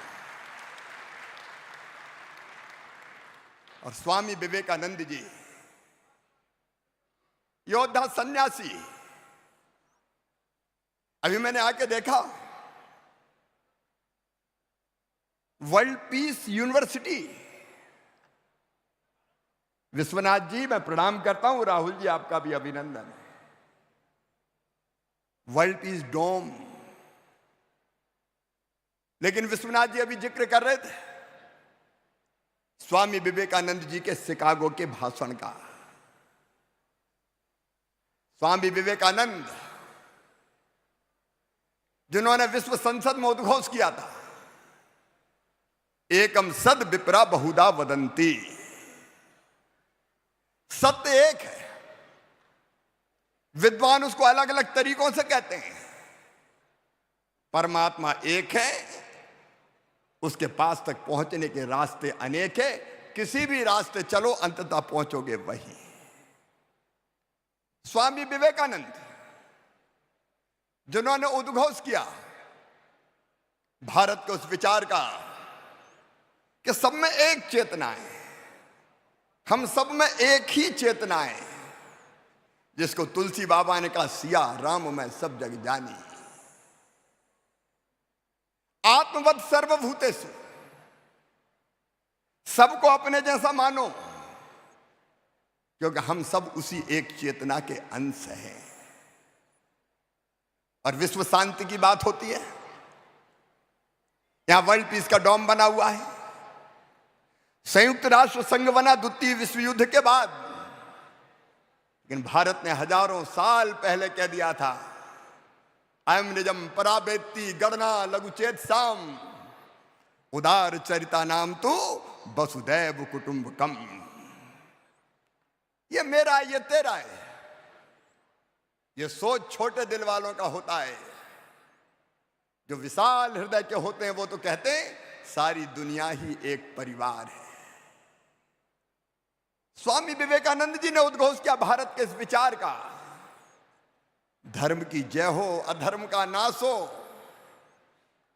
लेकिन ध्यान से सुनना बेटा बेटियों, प्राणियों में सद्भावना हो, मनुष्य मात्र में नहीं, प्राणियों में सद्भावना हो, और केवल हमारा नहीं, विश्व का कल्याण। सर्वे भवन्तु सुखिनः, सर्वे सन्तु निरामया, सर्वे भद्राणि पश्यन्तु मा कश्चित् दुर्भाग् भवेत्। सब सुखी हो, सब निरोग हो, सबका मंगल हो, सबका कल्याण हो। ये भारत का विचार। और इसलिए जब मैं पुराने भाषण को सुन रहा था तो शायद उसी समय मैंने कहा था कि भौतिकता की अग्नि में दग्ध विश्व मानवता को शाश्वत शांति के पथ का दिग्दर्शन कराएगा तो हमारा भारत कराएगा, ये देश कराएगा, और ये होगा, दुनिया की कोई ताकत रोक नहीं सकती। लेकिन मुझे बताया, मुझे इस विषय पर भी बोलना है कि छात्र राजनीति में क्यों आए। मैं क्यों राजनीति में आया, मैं तो इससे ही शुरू करूंगा। मेरे बच्चों ध्यान से सुनना मेरी बात। मैंने स्वामी विवेकानंद को पढ़ा और कुछ शब्द ऐसे हैं जो हमेशा मेरे कानों में गूंजते रहते हैं, जो सदैव मुझे प्रेरणा देते हैं। मैंने स्वामी विवेकानंद जी को पढ़ा एक किताब में, उन्हें हमें आह्वान करते हुए कहा, नौजवानों को आह्वान करते हुए कहा, तुम केवल 3.5 हाथ के हाड़ मांस के पुतले नहीं हो, तुम अमृत के पुत्र हो, तुम ईश्वर के अंश हो, तुम अनंत शक्तियों के भंडार हो, तुम अमर आनंद के भागी हो। दुनिया में कोई काम ऐसा नहीं कि जो तुम ना कर सको। मैंने फिर पढ़ा, तुम ईश्वर के अंश हो, तुम अनंत शक्तियों के भंडार हो। और एक बात मैं शेयर करता हूं आपसे कि व्यक्ति जैसा सोचता और करता है वैसा ही बन जाता है। तुम सोच के देखो, तुम ईश्वर के अंश हो, अनंत शक्तियों के भंडार हो, तो तुम्हारे लिए दुनिया में कुछ भी करना असंभव नहीं है। और मैं सिद्ध करता हूं, तुम कैसे केवल हाड़-मात के पुतले नहीं हो। अगर आमतौर पर कोई मुझसे पूछे कि शिवराज क्या है, तो मैं जो सामने शरीर दिखाई दे रहा हूं, ये शरीर ही शिवराज है। हमारे यहां कहा है कि शरीरम माध्यम खल धर्म साधनम। शरीर जरूरी है, शरीर के लिए भोजन जरूरी है, पानी जरूरी है, पोषण जरूरी है। लेकिन हम क्या केवल शरीर हैं? आप बताओ, अगर कोई आपको गाली दे दे, अपमान कर दे, तो आपके शरीर को तो नहीं लगा, लेकिन आपको गुस्सा आती कि नहीं? वो अपमान शरीर का नहीं है। अब शरीर के अलावा भी कुछ हो। अभी कुछ दिन पहले मेरे बेटे का एक मित्र मिलने आया, विदेश से आया, साथ पढ़ा था यहीं सिम्बायोसिस यूनिवर्सिटी में। तो मेरा बेटा इतना प्रसन्न था, दौड़ के गले लग गया, और 4-5 दिन और कोई काम ही नहीं किया। जब बरसों पुराना कोई मित्र मिलता है तो जो खुशी होती है वो शरीर को नहीं होती, उसको कहते हैं मन। तोतली आवाज में बोलते हुए अगर कोई बेटा बेटी आए माँ के पास और गोद में बैठ जाए तो माँ छाती से उसको चिपका लेती है, और छाती से छुपका के जो सुख और आनंद का अनुभव होता है वो शरीर को नहीं, मन को होता है। कोई कलाकार है, कोई चित्र बनाया है, कोई कवि है, कोई कविता लिखी है, कोई सुन ले और कह दे वाह। मुझे पुरानी घटना याद आती है। तब मैं बीजेपी की यूथ विंग में काम करता था, मध्य प्रदेश छत्तीसगढ़ एक था। एक कार्यक्रम में हम गए थे, उस समय ट्रेन से जाते थे। कार्यक्रम खत्म हो गया, शाम को ट्रेन से वापस लौटना था। तो धर्मशाला के कमरे में हम इंतजार कर रहे थे कि ट्रेन का टाइम हो तब हम चले। इतने में ही कुछ नौजवान कार्यकर्ता एक बुजुर्ग सज्जन को लेकर मेरे पास आए और कहा कि भाई साहब, ये आपके भाषण से बड़े प्रभावित हैं, ये आपसे चर्चा करना चाहते हैं। तो मैं भी उठ के खड़ा हो गया, सम्मान से उनको बैठाया और मैंने उनसे पूछा, बताओ क्या बात है। तो उनका बेटा, ये 80s की बात है, 90s की, उनका बेटा, देश की हालत बड़ी खराब है। मैंने कहा बात तो सही कह रहे हैं। बोले वो खराब हालत देख के मैं बहुत दुखी हूं। मैंने कहा व्यथित तो मैं भी हूं। फिर वो बोले बेटा, उस व्यथा से व्यथित होके मैंने कुछ पंक्तियां लिखी है, वो पंक्तियां तो मैं सुनाना चाहता हूं। मैंने सोचा मर गए ये तो कवि हैं, कविता सुनने का मूड मेरा नहीं था बिल्कुल। तो मैंने थोड़ा टालने की कोशिश की कि मुझे ज्यादा समझ में नहीं आती, आप इनको सुनाओ। लेकिन जिनका मैंने कहा, उन्होंने कहा नहीं ये अच्छे कदरदान है, आप तो शिवराज जी को ही सुनाओ। अब उन्हें कविता सुनाना शुरू किया। अब मजबूरी, जब कोई कविता सुनाए तो हमको कह नहीं पड़ता, वाह क्या शब्द है, क्या भाव है। तो मैं भी कह रहा था वाह वाह क्या शब्द है। कवि वर्ग का उत्साह और बढ़ता जा रहा था। कविता समाप्त होने का नाम नहीं ले रही थी। मेरे पास पानी का गिलास रखा था, तो मैं पानी का गिलास उठाया और एक घूंट पानी पिया और फिर बोला वाह वाह क्या शब्द है। और दूसरा घूंट लिया तो मेरी नजर मेरे मित्र के नजरों से मिल गई, जो मुझे फंसा हुआ जान के मुस्कुरा रहे थे। उनको मुस्कुराते हुए देख के मुझे भी हंसी आ गई और मेरा पूरा पानी कविवर के मुंह पे चला गया। अब मुझे भी खांसी आई, ठसका लगा, आंख में पानी, नाक में पानी, बड़ी मुश्किल से सामान हुआ। फिर मैंने कहा अब क्या करूं, ये कहेंगे कि कैसा ये बीजेपी की यूथ विंग का कार्यकर्ता है। तो मुझे कुछ समझ में नहीं आया। मैंने दोनों घुटने टेके और दोनों हाथ जोड़ के उनके सामने बैठ गया कि मुझे माफ कर दे, मुझसे बड़ी गलती हो गई। वो बोले बेटा कोई बात नहीं, तुम तो अगली पंक्तियां सुनो। ये अगली पंक्ति सुनने का सुख है मन का सुख। आप केवल शरीर थोड़ी है, आप मन भी है, लेकिन मन के आगे और सोचो, आप केवल मन तक सीमित नहीं हो, आप बुद्धि भी हैं। आजकल केबीसी कभी कभी आता है, कौन बनेगा करोड़पति। बिग बी बैठे रहते हैं, हॉट सीट पे किसी और को बिठाते हैं, आप टीवी के स्क्रीन के सामने बैठे और 4 सवाल स्क्रीन पे उभरते हैं। आपसे नहीं पूछा जवाब, लेकिन अगर आ गया तो तुरंत चिल्लाते हैं कि ए अभी, और सही हुआ तो फिर अपनी पत्नी की तरफ देखते हैं कि देखा अपन को भी आता है। डॉक्टर विजय भाटकर बैठे, कहते न्यूटन एक पेड़ के नीचे बैठे थे, सेब का पेड़ था, फल लगे थे, अचानक हवा चली, पेड़ हला, फल टूटा, जमीन पे गिरा। अब न्यूटन सोचने लगे हवा चली, पेड़ हिला, फल टूटा, जमीन पे क्यों गिरा, ये आसमान में क्यों नहीं गया, ये बीच में क्यों नहीं अटका। उत्तर नहीं मिल रहा था। तो जो आ रहे थे जा रहे थे लोग, उनसे पूछा कि बताओ भाई ये फल टूट के जमीन पे क्यों गिरा। तो लोगों ने कहा दुनिया जमाने से देखते चले आ रहे हैं, अगर पेड़ से कोई चीज टूटती है तो जमीन पे ही तो गिरती है। उन्होंने कहा नहीं, ये बीच में क्यों नहीं अटकी, आसमान में क्यों नहीं गई। लोगों ने कहा ये तो गया काम से। लेकिन न्यूटन खोजते रहे और अंततः पृथ्वी में गुरुत्वाकर्षण की शक्ति होती है, उन्होंने खोज ही लिया। और उस सिद्धांत को खोज के जिस आनंद का अनुभव हुआ, वो अनुभव बुद्धि करती है, बुद्धि। लेकिन इसके अलावा एक चीज और है, जिसको हमारे यहां भारतीय मनीषियों ने कहा आत्मा।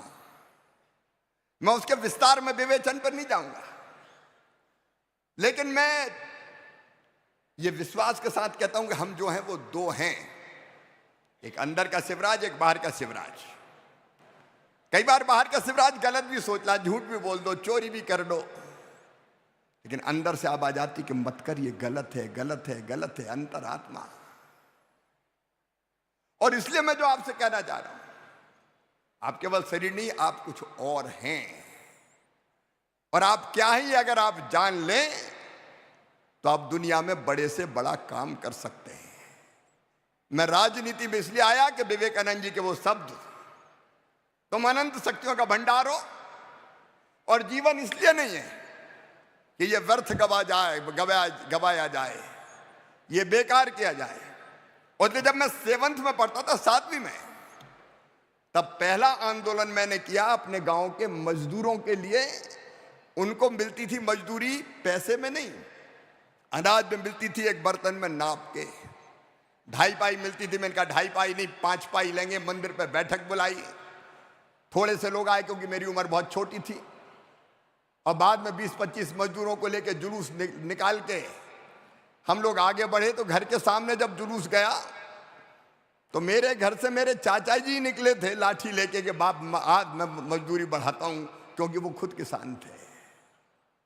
मन में अगर तड़फ होती है, मन में अगर आग होती है काम करने की, तो मैं आपसे कहता हूं वो काम आपको बड़े से बड़ा व्यक्ति बना सकता है। इमरजेंसी लगी, आपातकाल लगा। मैं 11th में पढ़ता था, 11वीं में स्कूल का प्रेसिडेंट भी था। मुझे लगा कि डेमोक्रेसी के लिए ठीक नहीं है, लोकतंत्र के लिए ठीक नहीं है। मैंने विरोध किया, पकड़ लिया गया, 9.5 महीने जेल में रहे। राजनीति में आते क्यों हैं लोग? 2 कारण। एक, स्वाभाविक रूप से लोगों के लिए जीना है, देश के लिए कुछ काम करना है, बड़ा प्रदेश के लिए काम करना है, समाज के लिए करना है। लेकिन आजकल दूसरे तरह के नेता भी हैं जो पॉलिटिक्स को ही कैरियर मान लेते हैं। यही कैरियर है, लक धक कपड़े पहन के कुर्ता पजामा और सतही राजनीति करने का प्रयास करते हैं। राजनीति में आना चाहिए। मैं यहां जिम्मेदारी के साथ कह रहा हूं। कई बार लोग सोचते हैं कि अरे हम क्या करेंगे राजनीति में जाके, ये तो बेकार काम है। कई बार वो एक कहानी याद आती है। एक पिता के 4 पुत्र थे। एक को ने डॉक्टर बनाया, एक को ने इंजीनियर बनाया, एक बिजनेसमैन बना। चौथे के बारे में पूछा कि इससे क्या कराओगे? बोले इसको कुछ नहीं आता, इसको राजनीति में भेज रहा हूं। लेकिन ये मानसिकता सबके लिए ठीक नहीं है। मेरे मन में बचपन से एक विचार था, मैं देखता था बेटा और बेटी में गांव के लोग भेदभाव करते हैं। शहरों में भी होता है कई मात्रा में, पहले ज्यादा होता था, आजकल थोड़ा कम होगा, लेकिन भेदभाव होता है। और मैं देखता था कि बेटा बेटी में भेद क्यों? कई बार तो कई जगह ऐसा हुआ कि पहले ही पता चल गया कि जन्म लेने वाली बेटी है तो बेटी को जन्म ही मत लेने दो। कोई कत्ल खाना बना दिया, सेक्स रेशियो बदल गया, बेटे ज्यादा पैदा होने लगे, बेटियां कम पैदा होने लगी। मध्य प्रदेश में 912 बेटियां 1000 बेटे।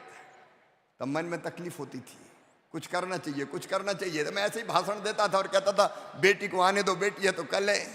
एक बूढ़ी अम्मा खड़ी हो गई, बड़ी बात कर रहा है, बेटी को आने दो, बेटी है तो कर ले। बेटी आ गई तो शादी में दहेज का इंतजाम क्या तू करवाएगा? तो मुझे लगा कि भाषण से कुछ नहीं होगा, कुछ और करना पड़ेगा। बाद में मैं MLA बना तो मैंने कोशिश की कि कुछ बेटियों की शादी अपने मित्रों के साथ मिलकर करूं। मेरी धर्मपत्नी भी यहीं बैठी है। मैं सांसद बना, सांसद बनने के बाद मेरी शादी हुई थी। तो फिर हम दोनों शादी करते थे बेटियों की, जितनी हमारी सामर्थ्य, कभी 25 की, कभी 35 की, ताकि कुछ तो बोझ कम करें। लेकिन जैसे ही मैं मुख्यमंत्री बना, मैंने पहली योजना बनाई लाडली लक्ष्मी योजना, और यह तय कर दिया मध्य प्रदेश की धरती पर बेटी बोझ नहीं रहेगी, पैदा होगी तो लखपति पैदा होगी। अब मुख्यमंत्री बनने के बाद मैंने अपने अफसर बुलाए और मैंने कहा कि बेटियों को मुझे लखपति बनाना है। तो एक दूसरे की तरफ देख के धीरे से मुस्कुराए पहले, फिर सोचा नए नए मुख्यमंत्री बने, नया जोश होगा, कुछ दिन में ठंडा हो जाएगा। कहा सर इम्पॉसिबल, ये कैसे हो सकता है? ये नहीं हो सकता। मैंने कहा ये होगा क्योंकि तू मुख्यमंत्री नहीं है, मुख्यमंत्री मैं हूं। और हमने तय कर दिया कि बेटी पैदा होगी तो सीधे उसके अकाउंट में 30,000 रुपया डालेंगे। वो 5वीं पास करके 6वीं में जाएगी तो 2,000, 8वीं पास करके 9वीं में जाएगी तो 4,000, 10वीं पास करके 11वीं में जाएगी तो 6,000, 12वीं में फिर 6,000, कॉलेज में 12,500, और जब 21 साल की होगी तो सीधे 1 लाख रुपया मिल जाएंगे। बेटी लखपति होगी। ये लाडली लक्ष्मी योजना। आज 46 लाख से ज्यादा लाडली लक्ष्मी बेटियां मध्य प्रदेश की धरती पर हैं, और हर राज्य ने इस योजना को किसी न किसी नाम से शुरू किया। इसका इंपैक्ट असेसमेंट मैं आपको बताता हूं। पहले 912 बेटियां 1,000 बेटों पर पैदा होती थी। आज मध्य प्रदेश में 976 बेटियां 1,000 बेटों पर जन्म ले रही है। और मैं मामा कैसे बना? सबसे पहले उन बेटियों ने ही मुझे मामा कहना शुरू किया, और सचमुच में मेरा रोम रोम पुलकित हो जाता है। वो बेटियां जिनको मैंने गोद में 2006 में 7 में खिलाया था और एनएससी दी थी, वो सर्टिफिकेट दिया था लाडली लक्ष्मी का, आज कॉलेज में पढ़ रही है, और जब वो मामा कह के पुकारती तो मुझे लगता है अपनी तो जिंदगी सफल हो गई।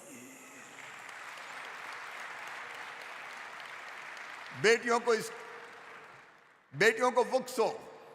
दूसरे गांव बेटियां पढ़ने नहीं जाती थी, माँ बाप भेजते नहीं थे, पैदल कैसे जाएगी? तब आइडिया आया कि साइकिल दो, तो सबसे पहले हिंदुस्तान में साइकिल मध्य प्रदेश ने बेटियों को देना शुरू की। भांजे लेकिन मुझसे नाराज हो गया कि मामा बेईमानी हो रही है, भांजियों को साइकिल, हम पैदल घिसटते जा रहे हैं। तो बाद में मैंने भांजों को भी देना शुरू कर दी। एक नहीं, ऐसी अनेकों स्कीम, उसके विस्तार में नहीं जा रहा। महिला और पुरुष में भेद क्यों? क्या स्त्री को भगवान ने नहीं बनाया? मैं आज भी देखता हूं, मैं गांव में देखता था पति पत्नी की लड़ाई होती थी, झगड़ा होता था, तो पति जब चाहता था पत्नी पे हाथ उठा देता था, और उस समय मेरी आत्मा रोती थी कि हे भगवान, वो दिन कब आएगा जब स्त्रियों को भी पुरुषों के बराबर सम्मान मिले। मुझे गर्व है इस छात्र संसद में कहते हुए कि मुझे सौभाग्य मिला मध्य प्रदेश में स्थानीय निकाय के चुनाव में 50% रिजर्वेशन हमने स्त्रियों को दिया, माताओं बहनों को दिया, और कहा मेयर बनो, सरपंच बनो, जिला पंचायत के अध्यक्ष बनो, पर्दे में से बाहर निकलो, सरकारें चलाओ। विरोध तब भी हुआ था। मध्य प्रदेश पहला राज्य जहां तय कि हमने कि पुलिस में भी 30% भर्ती बेटियों की होगी। डीजीपी सहित तत्कालीन बड़े पुलिस अफसर, सर गड़बड़ हो जाएगी, ये लड़कियां पुलिस में क्या करेंगी? इनका इनके हाथ में डंडे दूंगा तो गुंडों की अकल ठिकाने लगाएगी, चिंता मत करो। एक नहीं, एक के बाद मैं बचपन में देखता था। मैं राजनीति की बात कर रहा हूं, अगर मैं राजनीति में नहीं होता तो हम कैसे करते हैं? मैं देखता था बचपन में मेरी गरीब बहन मजदूरी करती थी, खेतों में काम करती थी, बेटा बेटी को जन्म देने के एक दिन पहले तक काम करती थी, और बेटा बेटी को जन्म देने के बाद 8 दिन भी आराम नहीं करती थी, और फटी साड़ी का टुकड़ा अपने माथे पर बांध के मजदूरी करने पहुंच जाती थी। बेटा बेटी को खेत की मेड़ पर रखती थी और दिन भर मजदूरी करती थी। और तब मैंने तय किया मध्य प्रदेश की धरती पर कि बेटा बेटी के जन्म के पहले 4,000 और जन्म के बाद 12,000 रुपया देंगे, ताकि इस बहन को भी आराम करने का मौका मिल सके। अब ये फ्री बीज नहीं है। हमने एक और क्रांतिकारी फैसला किया। हमने तय किया कि अगर दुकान मकान, मैंने देखा, मैंने असेसमेंट करवाया कि स्त्रियों के नाम पे कितने, पुरुषों के नाम पे कितने, तो पता चला पतिदेव के नाम पे या बेटे के नाम पे, ये बेटी या पत्नी के नाम पे नहीं है। तो हमने तय किया कि दुकानों, मकानों, खेतों, अगर महिला के नाम पे खरीदोगे तो केवल 1% रजिस्ट्री शुल्क लगेगा, और पुरुष के नाम पे खरीदोगे तो 5% लगेगा। कई लोगों ने संपत्ति खरीदी और अपनी पत्नी के नाम कर दी। पप्पू की मम्मी तेरे नाम कर दी है, पैसा बच जाएगा रजिस्ट्री का। हमने कहा इस बहाने संपत्ति तो नाम हो। और लाडली बहना की आज बहुत चर्चा है, पूरे देश में चर्चा है। वो भी फ्री बीज नहीं है। आधी आबादी को पूरा न्याय है, आधी आबादी को पूरा न्याय है। मैंने देखा बहन के नाम पे पैसे नहीं होते, गरीब हो, लोअर मिडिल क्लास की हो, अपनी हर चीज के लिए केवल पति पर निर्भर रहना पड़ता है। तब मेरे मन में यह क्रांतिकारी विचार आया कि बहन का एक अकाउंट हो, और हर महीने नियमित रूप से पैसे आए जिस पे अपना उसका अपना अधिकार हो, हक हो। क्योंकि मैंने ऐसी बहनों को देखा था, मायके जाना और पतिदेव से 500 रुपया मांगे तो बोले नहीं है, जब देखो मांगती रहती है। तो मुझे लगा कि भैया मुख्यमंत्री किस दिन काम आएगा, और हमने लाडली बहना बना के 1,32,00,000 बहनों के खाते में हर महीने 1250 रुपया भेजना शुरू किया। वो फ्री बीज नहीं है, वो उनको न्याय देना है, और उन्हें दुरुपयोग नहीं किया। छोटे छोटे काम धंधे पैसा बचा के करना शुरू किया। मैं ये बात इसलिए कह रहा हूं कि अगर राजनीति में नहीं होते तो क्या ऐसे बड़े क्रांतिकारी फैसले हो सकते थे? मेरे बेटा बेटियों, मैंने देखा था मध्य प्रदेश में कई गरीबों के बेटा बेटी डॉक्टर बन सकते थे, इंजीनियर बन सकते थे, पास लेकिन पैसे नहीं है। गरीब को एजुकेशन लोन भी नहीं मिल पाता, और इसलिए हमने उस धरती पर मध्य प्रदेश की तय किया कि जिन बच्चों में टैलेंट है, किसी जाति समाज के हो, जात पात पूछे नहीं, कोई हरि को भजे सो हरि को होई, कोई भेदभाव नहीं बच्चों में। और तय किया कि उनके टैलेंट के कारण नीट के माध्यम से, क्लैट के माध्यम से, जेई मेंस के माध्यम से उनका एडमिशन अगर medical college, engineering college, IIT, IIM कहीं भी होता है तो फीस बच्चों के मम्मी पापा नहीं भरवाएंगे, उनका मामा भरवाएगा, बीजेपी की सरकार भरवाएगी। लाखों बच्चे आज मेरे डॉक्टर, इंजीनियर, साइंटिस्ट बन रहे हैं। काम कई हो सकते हैं, मैं उसके विस्तार में नहीं जा रहा, लेकिन आप सोचो, अगर आप इंडिविजुअल रह के काम करना चाहो, अकेले तो कितना काम कर सकते हो। मैं शिवराज अकेला करता तो अपनी पत्नी के साथ 5 बेटियों की शादी करता, 50 बेटियों की शादी करता। लेकिन मैं राजनीति में आया, MLA बना, MP बना और मुख्यमंत्री बना, तो लाखों मास मैरिज हर साल होती है, लाखों। आप अगर ऊपर जाते हैं और आवाज देते हैं तो वो सारी दुनिया को सुनाई देती है। और इसलिए आज मैं MIT यूनिवर्सिटी के इस कार्यक्रम में आपको आह्वान करने आया हूं, राजनीति में आने से डरो मत, आगे बढ़ो, आओ। अगर तुम नहीं आओगे तो कौन आएगा? बेईमान आए। अगर हम बेईमान नहीं हैं, हम अच्छे हैं, हम ईमानदार हैं, हम कर्मठ हैं, हम चरित्रवान हैं, हम देशभक्त हैं, हम राजनीति छोड़ दें तो क्या केवल चोरी करने वालों के लिए राजनीति सौंप दें? क्या उनके जिम्मे ही सारे राजनीतिक अधिकार सौंपे जाएंगे? और इसलिए मैं कह रहा हूं, लीड करो, लीड।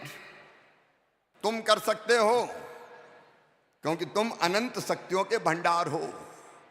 एक बात सोच लेना, अगर तुम ये सोचोगे कि मैं क्या कर सकता हूं, मैं तो दीनहीन हूं, मुझ में कोई सामर्थ्य नहीं है, तो अपने मुंह की मक्खी भी नहीं उड़ा पाओगे, वो भी उड़ाने पड़ोसी आएगा। और जिस दिन तन के खड़े हो जाओगे और तय कर लोगे कि दुनिया में कोई काम ऐसा नहीं जो मैं ना कर सकूं, संकल्प अगर तुम्हारे अंदर पैदा हो गया। देखो, 2 मन होते हैं, एक चेतन मन और एक अवचेतन मन। चेतन मन सोचता है, विचारता है, और अवचेतन उसका अनुसरण करता है। अगर तुम्हारे चेतन मन ने कहा कि नहीं, मैं बिजनेस भी नहीं कर सकता, व्यापार भी नहीं कर सकता, मैं कैसे पास होऊंगा, मैं पढ़ भी नहीं सकता, तो आप असफल हो जाओगे, क्योंकि अवचेतन मन चेतन की बात ही मान के वैसी प्रक्रियाएं प्रारंभ कर देता है। और तुमने अगर सोच लिया कि नहीं मैं करूंगा, करके रहूंगा, तो तुम्हारा अवचेतन मन वैसी प्रक्रियाएं प्रारंभ कर देगा। एक छोटा सा उदाहरण, अगर वैष्णव देवी जाना हो, 14 किलोमीटर चढ़ाई करनी पड़ती है। कोई वैसे कहते चले जाओ, चढ़ जाओ, तो कोई चढ़ेगा? पागल हो क्या? लेकिन अगर चेतन मन ने तय कर लिया कि नहीं मुझे चढ़नी है, तो शरीर में वो ताकत अपने आप पैदा हो जाती है कि बच्चे भी दौड़ते हुए वैष्णव देवी के दर्शन करने पहुंच जाते हैं। और इसलिए आज मैं ये कहने आया हूं, सोचो, बड़ा सोचो। एक अंतिम उदाहरण देके अपनी बात समाप्त करूंगा। मध्य प्रदेश में भी विधानसभा के चुनाव हुए हैं। सारे पॉलिटिकल विश्लेषक कहते थे मध्य प्रदेश में बीजेपी नहीं जीतेगी। 18 साल हो गए, एंटी इनकम्बेंसी है। कांग्रेस घोषणा करती थी क्लीन स्वीप करेंगे, और तो और मेरी पार्टी के नेता भी कहते थे मुश्किल है, नहीं हो सकता, गड़बड़ है। लेकिन मैंने तय किया कि किसी भी कीमत पर मेरी पार्टी को जिताऊंगा, कोई ताकत दुनिया की मुझे जीतने से नहीं रोक सकती। एक संकल्प पैदा हुआ और उसके अनुरूप काम किया। मैं आज आपसे शेयर करना चाहता हूं। 2 घंटे सोता था मैं, केवल 2 घंटे। रात के 10 बजे तक पहले हेलीकॉप्टर की सभाएं, और हेलीकॉप्टर का मैंने कभी पंखा बंद नहीं होने दिया। दौड़ के कूदता था, सभा करता था, दौड़ के बैठता था, और रात में बाय रोड, फिर मीटिंग, फोन। 2-2:30 बजे भोपाल आता था, 2 घंटे सोता था, फिर काम तो शुरू हो जाता था। सारे लोग कर रहे थे, बाद में कहने लगे कांटे की टक्कर है, कांटे की टक्कर है। मैंने कहा लाडली बहनाओं ने सारे कांटे निकाल दिए। मेरा स्टेटमेंट पढ़ा होगा आपने, और जब रिजल्ट आए तो आपने देखा होगा कांग्रेस ने नहीं, बीजेपी ने क्लीन स्वीप किया। अब तक के सबसे ज्यादा वोट मिले बीजेपी को, सबसे ज्यादा वोट, और सबसे ज्यादा शानदार सीटें। सोचा और हो गया। मुझे कहा फार्मर चीफ मिनिस्टर, लेकिन अपन रिजेक्टेड नहीं है।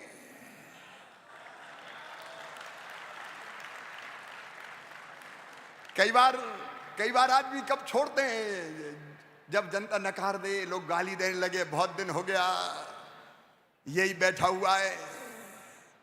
अपन छोड़ के भी आए तो ऐसे आए कि जहां जाते हैं लोग कहते हैं मामा मामा मामा मामा।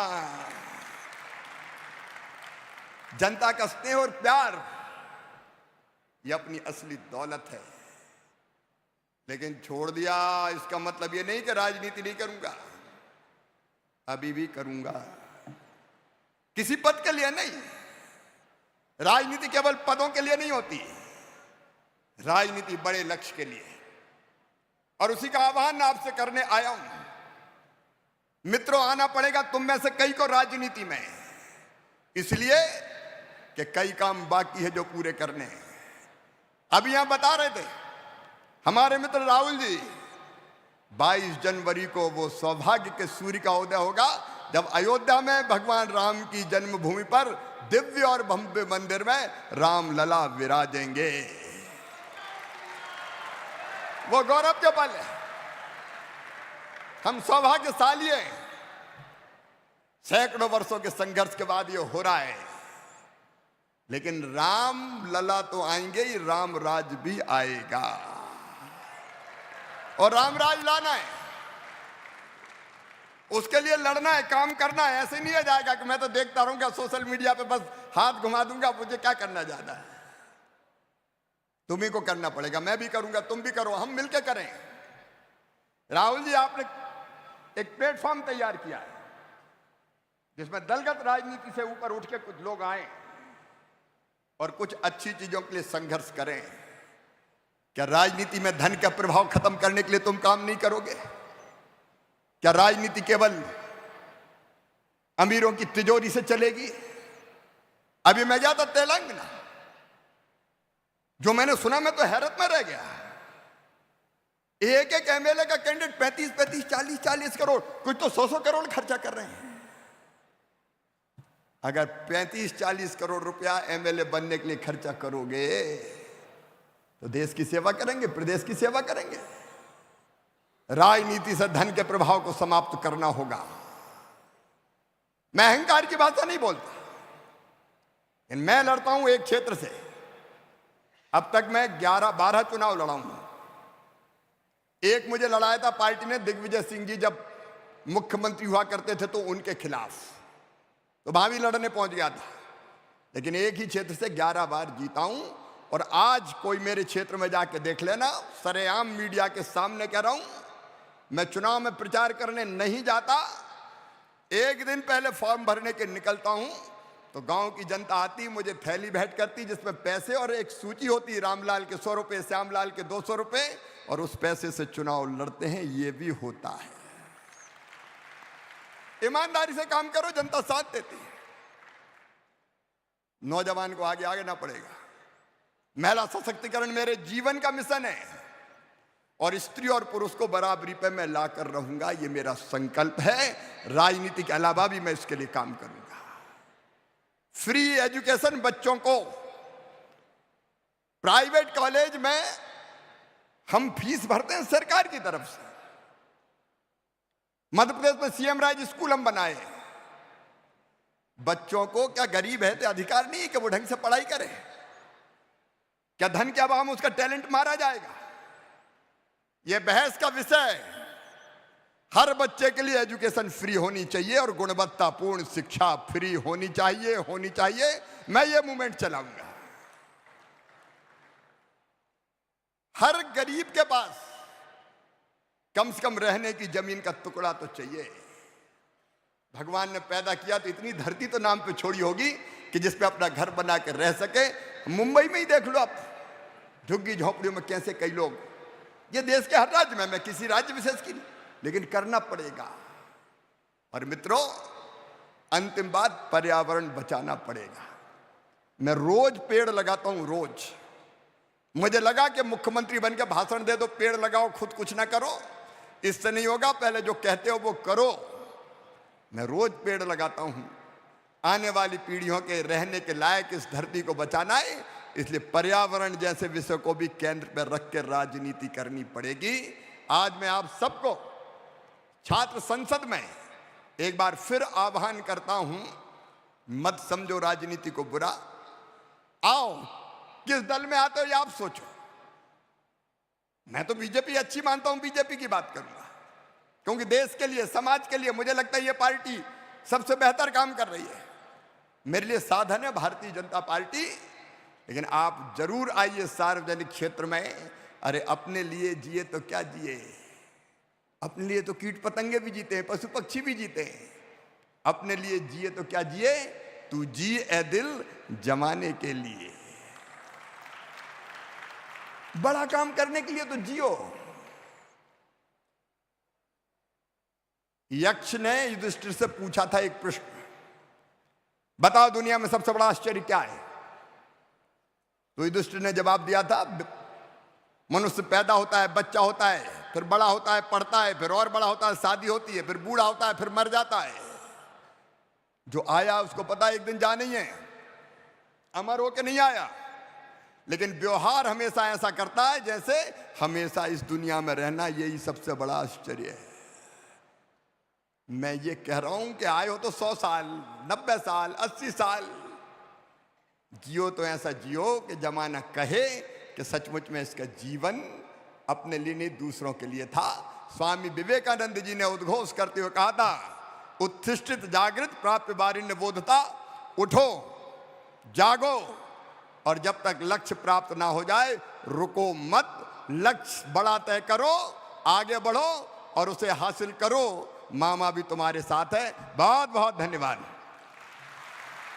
A big round of applause, my friends, for such beautiful words and guidance from Shri Shivraj Singh Chauhan ji, the chief guest of this valedictory function.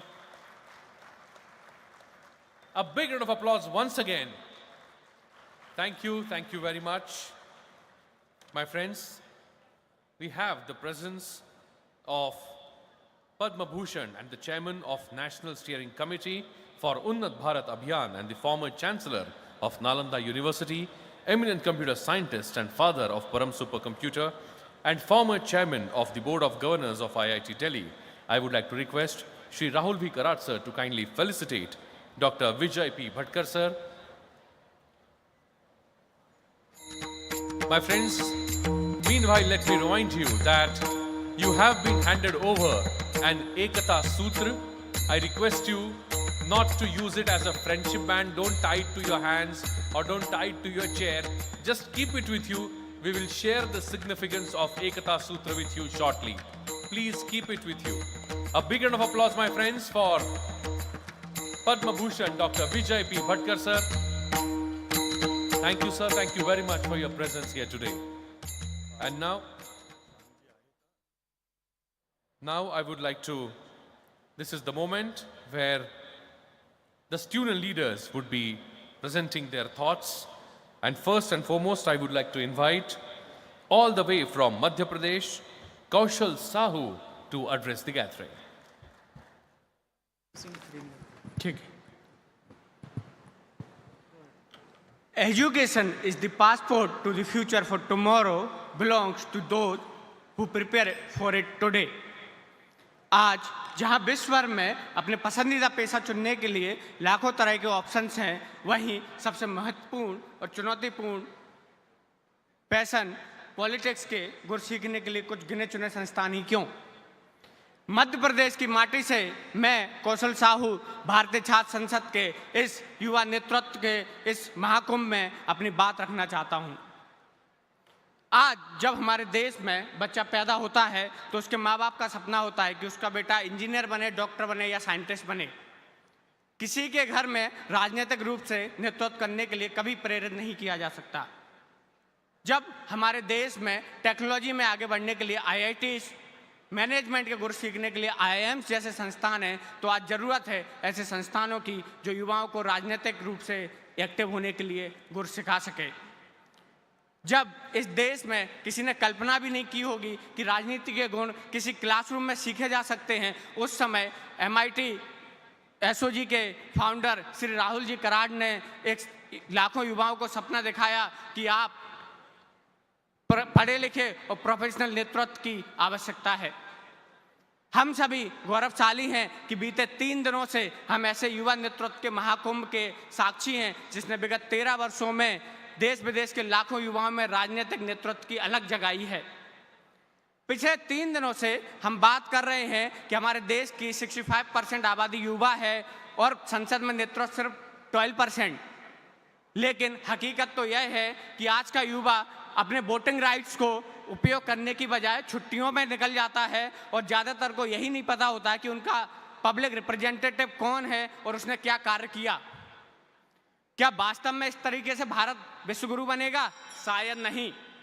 इसलिए मैं हमारे साथी और भारत के भविष्य युवा नेतृत्व से बात करना चाहता हूं कि अगर वाकई में समाज में बदलाव लाना चाहते हैं तो जमीनी स्तर की राजनीति करें, क्योंकि फ्यूचर हमारा है। साथ ही मैं राजनीतिक दलों से अनुरोध करना चाहता हूं कि अगर आप युवाओं को बराबरी का हक दें तो यह युवा एक सशक्त नेतृत्व के रूप में उभर कर इस देश को विश्वगुरु बनाने में अपना योगदान दे सकेगा। अंत में मैं अटल जी की पंक्तियों से अपनी बात को समाप्त करूंगा कि बाधाएं आती हैं, आए घिरे प्रलय की घोर घटाएं, पांवों के नीचे अंगारे, सिर पर बरसें आदि ज्वालाएं, निज हाथों से हंसते हंसते आग लगाकर चलना होगा, कदम मिलाकर चलना होगा। आग लगाकर जलना होगा, कदम मिलाकर चलना होगा। जय हिंद, जय Bharat. Heartiest congratulations, Kaushal. I request Shri Rahul Vikarasa to kindly felicitate and congratulate Kaushal Sahu. And now we have with us, all the way from Rajasthan, Bharatendu to address the gathering.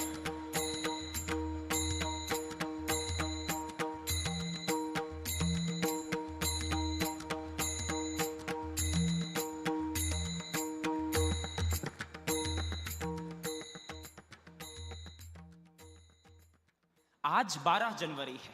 आज एक व्यक्ति की नहीं, एक व्यक्तित्व की जयंती है, जिसने कन्याकुमारी समुद्र तट पर एक शिला पर अपने सम्मुख बिछे गर्वित अखंड भारत का सपना सजाया था, जिसने सर्वधर्म धर्म सम्मेलन में भारत का डंका बजाया था, जिसने ईर्ष्या राग द्वेष मोह माया को लजाया था, स्वामी विवेकानंद, जिन्होंने कहा था यदि मुझे 100 ऊर्जावान युवा मिल जाएं तो मैं इस देश की दशा व दिशा बदल सकता हूं। ऐसे में तो भारत सबसे युवा देश है, फिर हमारे लिए क्या कठिन है? बस आवश्यकता है तो एक ऐसे कुशल मार्गदर्शन की जो भारतीय छात्र संसद के उद्देश्यों में दैदीप्यमान है। मैं भारतेंदु फौजदार, वीर शिरोमणि महाराणा प्रताप की धरती से, महाराजा सूरजमल की धरती राजस्थान से पूरे भारत का प्रतिनिधित्व करते हुए देश की शिराओं में संचालित युवा शोणित को सादर प्रणाम करता हूं। I welcome in the valedictory ceremony of this grand celebration of youthful exuberance, passion and vivacity, Bharatiya Chhatra Sansad powered by UNESCO. अपने देश के प्रतिनिधित्व करने के स्वप्न को लेकर इस वैश्विक शांति के संस्थान में जब मैं प्रविष्ट हुआ, तब मैंने एक गोलाकार भवन देखा जो भारतीय संसद के केंद्रीय कक्ष जैसा था, जिस पर सभी धर्मों के प्रतीक चिन्हों की तस्वीर थी, जहां पर सभी धार्मिक स्थलों के प्रतिरूप थे। उसको देखकर मुझे निम्न पंक्तियां याद आती हैं।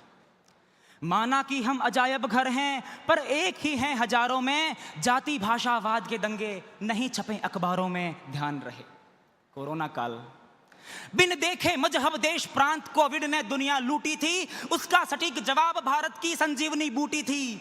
जब दें एकत्व की मिसाल जगत को, सब भारत का ही नाम लें। चलो सहिष्णु अखंडता एकजुटता का पैगाम लें। पहचान हमारी इंसान, सर्वप्रथम हम हिंदुस्तानी हो। हमारी पहचान क्या है? आदरणीय मामा जी हमारे बीच मौजूद हैं। क्या है हमारी पहचान? आपने शुरुआत में देखा होगा, एक प्रार्थना हुई थी, ओम पूर्णमदः पूर्णमिदम्। पहचान हमारी इंसान, सर्वप्रथम हम हिंदुस्तानी हो, फिर हिंदू बुद्ध सिख जैन पारसी मुसलमान क्रिस्तानी हो। और आज इन 3 दिनों में जिस प्रकार से युवाओं ने भारत की समस्याओं के समाधान पर विचार रखे, उससे यह साबित होता है कि आदरणीय राहुल विश्वनाथ जी कराड़ जी ने जो 10 वर्ष पहले जो बीज बोया था, आज वह क्रांति का बीज वट वृक्ष बन चुका है। मामा जी, यह भावुक कर देने वाला क्षण है। इस वर्ष की भारतीय छात्र संसद का समापन हो रहा है।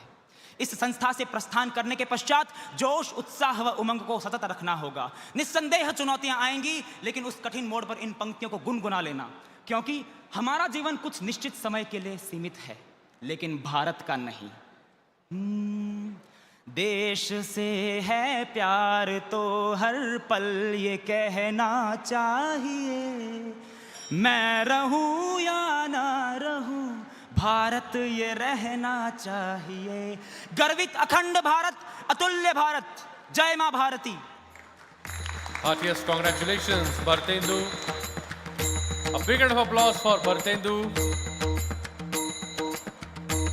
Beautiful use of words and motivation.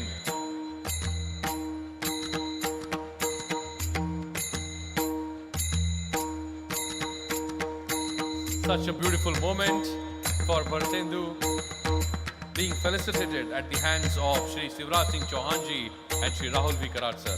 Heartiest congratulations.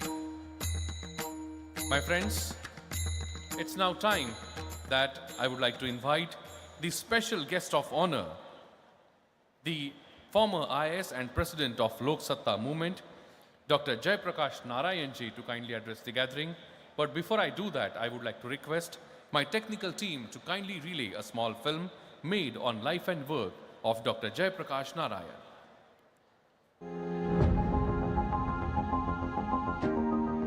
A distinguished physician turned civil servant who embarked on a transformative journey to reshape India's governance landscape. Dr. Narayan's remarkable career began as a topper in the IAS exam.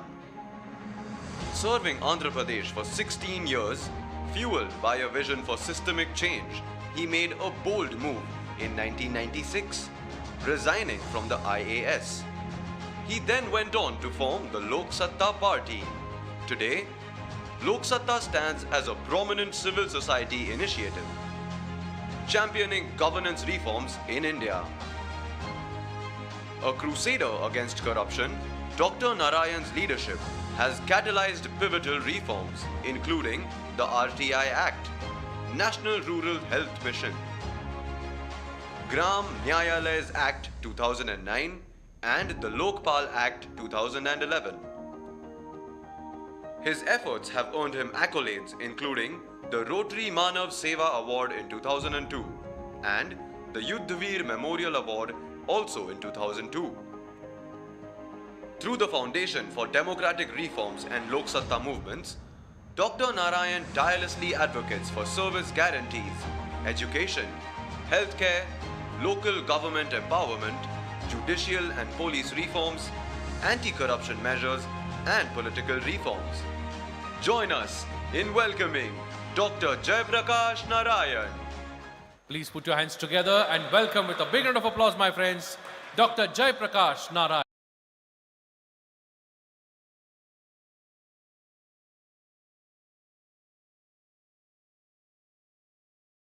हूँ लेकिन अच्छी तरह बात नहीं कर सकता हूँ, इसीलिए अंग्रेज में बात करूँगा। लेकिन दिमाग से नहीं, दिल से बात करना चाहता हूँ। First of all, let me congratulate all of you, the finest representatives of the younger generation of this country, celebrating democracy here looking into the future, finding new friends, getting inspiration,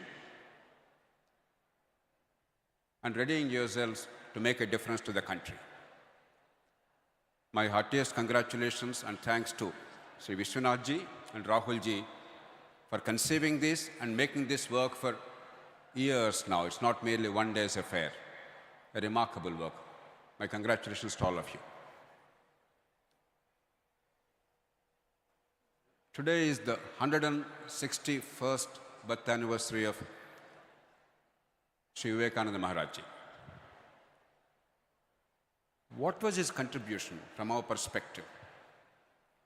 For the first time, he brought spiritualism to the masses. In our tradition, typically, spiritualism is between the devotee, the bhakt, and the deity, the God. He brought it to the masses. He told us,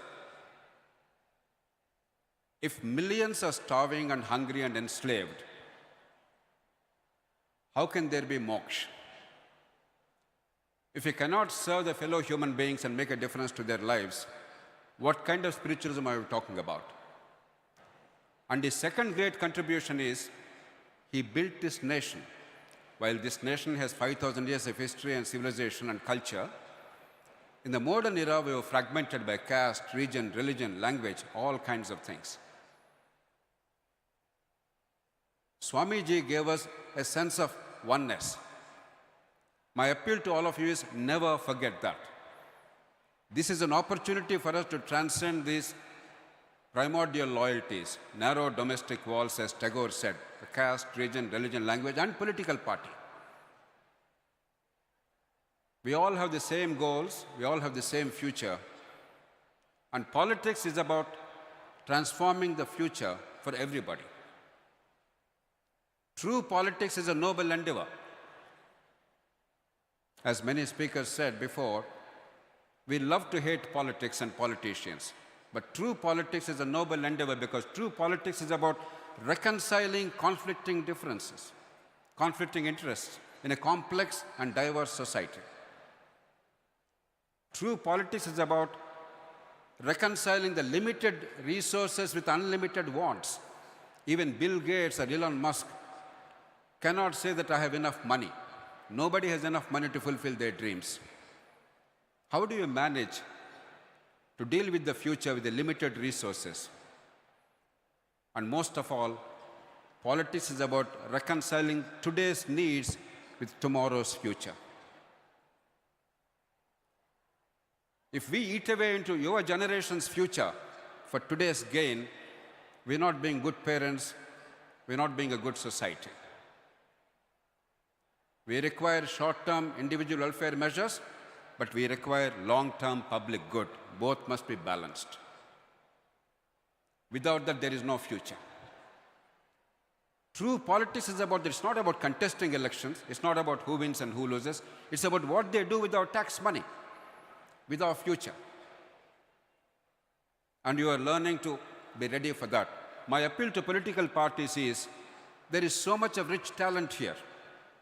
Passion, intellect. Most of the parties have become private estates. They become family fiefdoms. If we want to bring this wonderful talent into the political mainstream, it's not enough to give them a call to come in. It's necessary to create conditions that are conducive for the best to rise in public life through ethical and rational means. Internal democracy in political parties. Strong local government so that you can be trained locally, emerge as leaders with credibility and confidence. A system that rewards honesty and competence, not sifarish and dynasty. We have to do a lot to make our parties conducive to young talent coming in.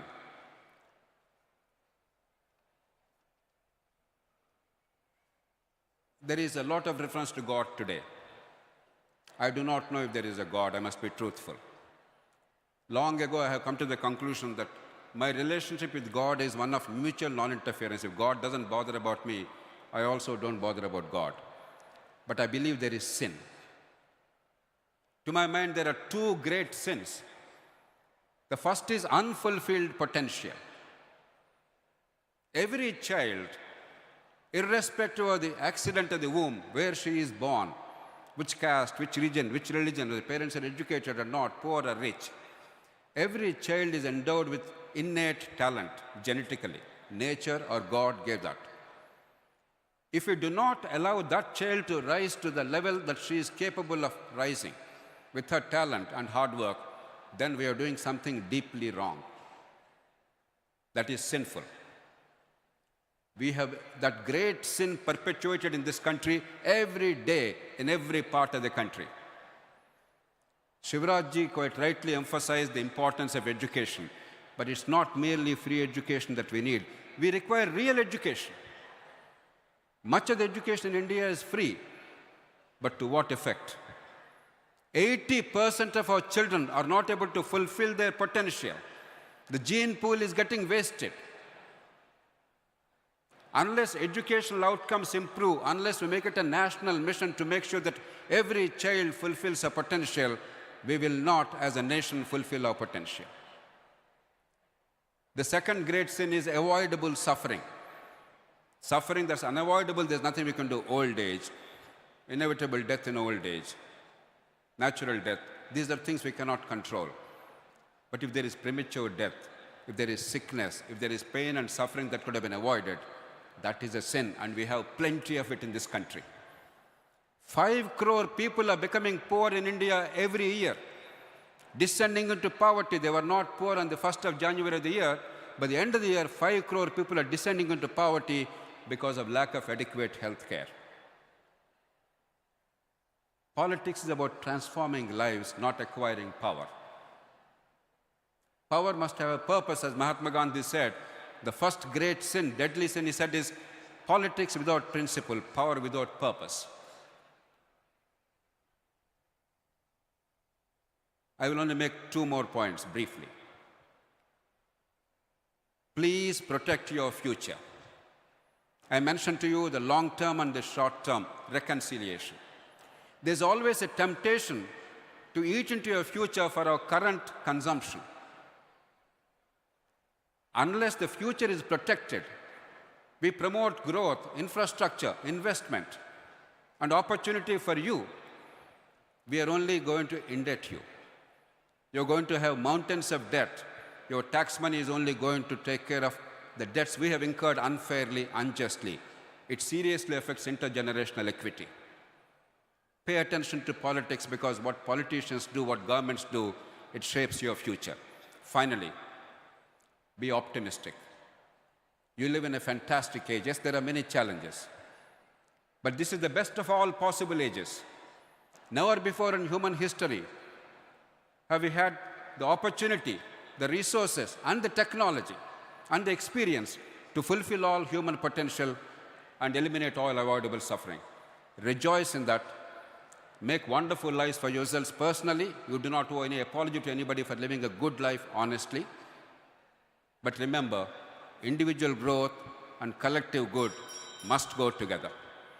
I wish you all the very best. Congratulations, and thank you very much.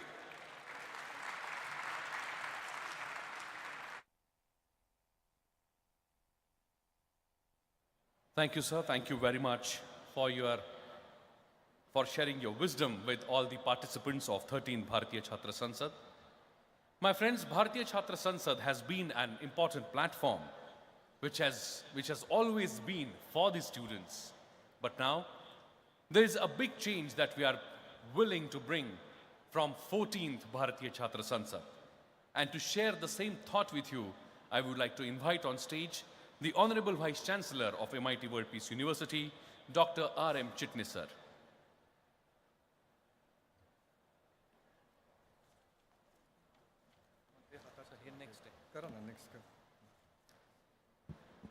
Good evening, dear students. You must be enthralled by the 3 days Bharatiya Chhatra Sansad conduction. Honorable Rahul Karad, sir, is a visionary leader and always thinks of innovative idea. And he always pushed the benchmarks much ahead once you achieve it. Here is another wonderful innovation in Bharatiya Chhatra Sansad 2025, which will be in the month of January 2025. But all the students from MIT, all the students who have come from different parts of India, and all the students who have not come but viewing us online, they have an opportunity to be part of Bharatiya Chhatra Sansad 2025. I'll be happy to share with you number and email ID where you can just send your consent. Thereby, our team will get in touch with you and you will be part of various committees. And you can start working right now. Come forward, as Honorable former Chief Minister has appealed you, but you don't know where to start. Now this is the moment to start. May I request my team to show various committees which are available for you to work for Bharatiya Chhatra Sansad 25. The next slide, please. Now, another 6 months we'll research what are the new challenges which our country will face. Election year, almost 76 plus countries are going for elections. Lot of change in the governments and change in the concerns, approaches, as well as change in the concerns and challenges which will encompass. We'll do research of that, information analysis, and then come out with certain topics like AI came this year, deepfakes, AI, and data analysis, which was not done in earlier Bharatiya Chhatra Sansad.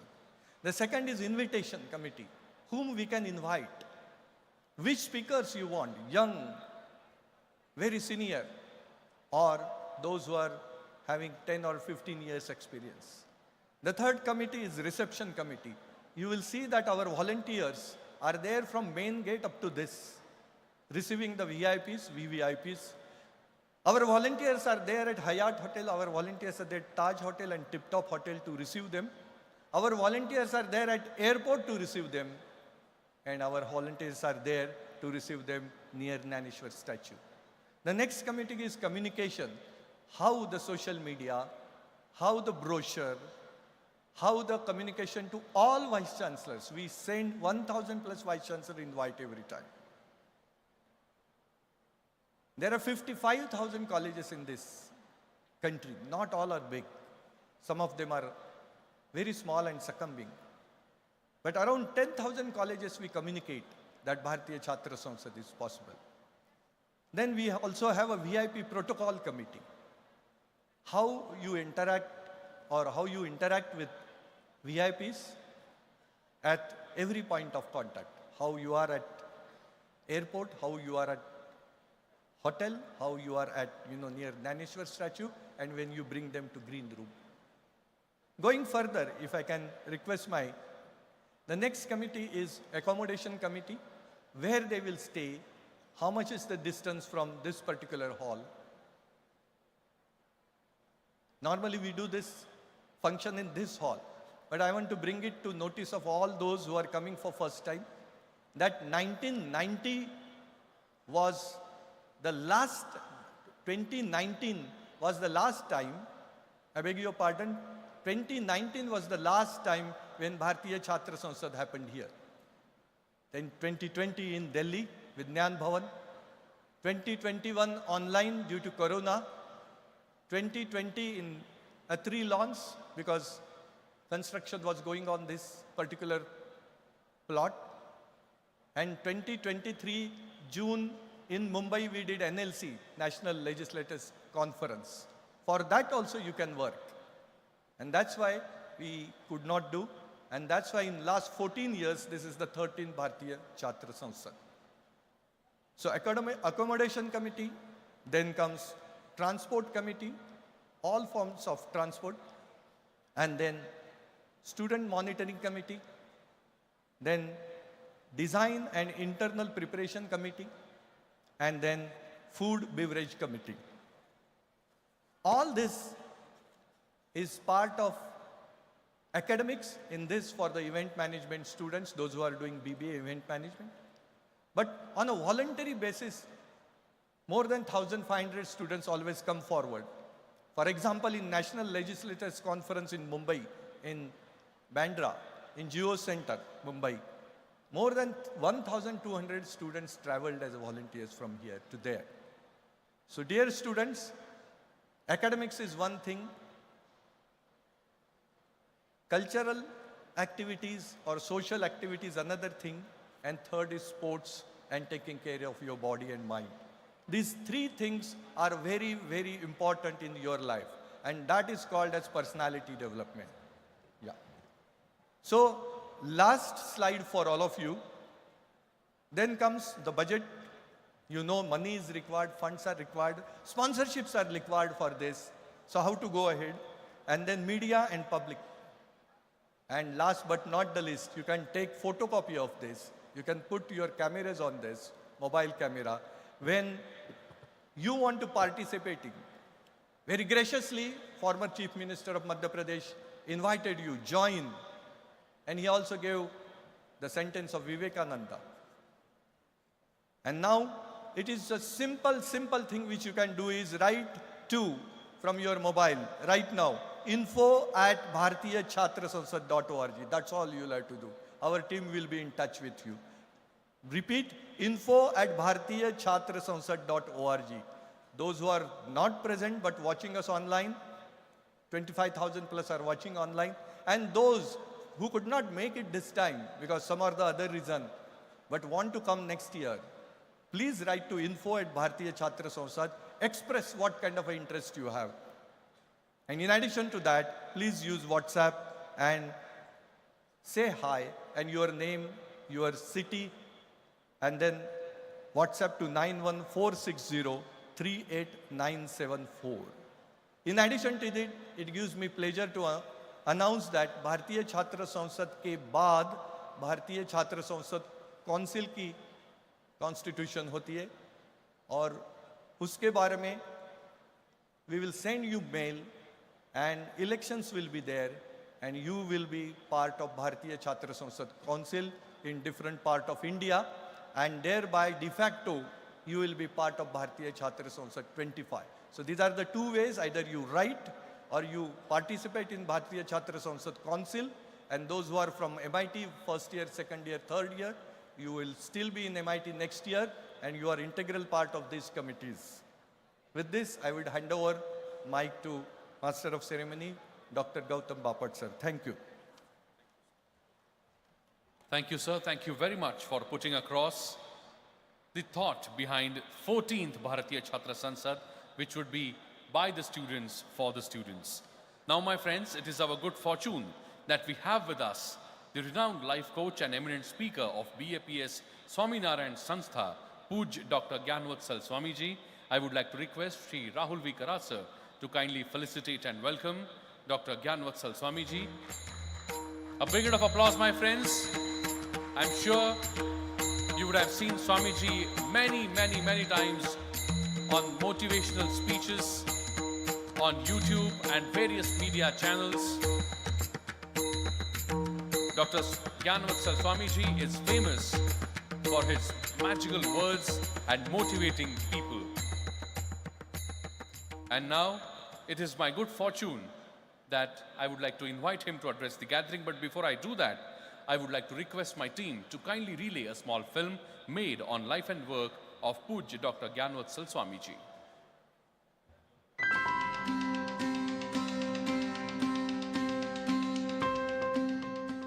Shri Gyanvatsal Swami is a distinguished motivational speaker, spiritual leader, and dedicated social reformer associated with the BAPS, Bocha Sanvasi Akshar Purushottam Swaminarayan Sanstha.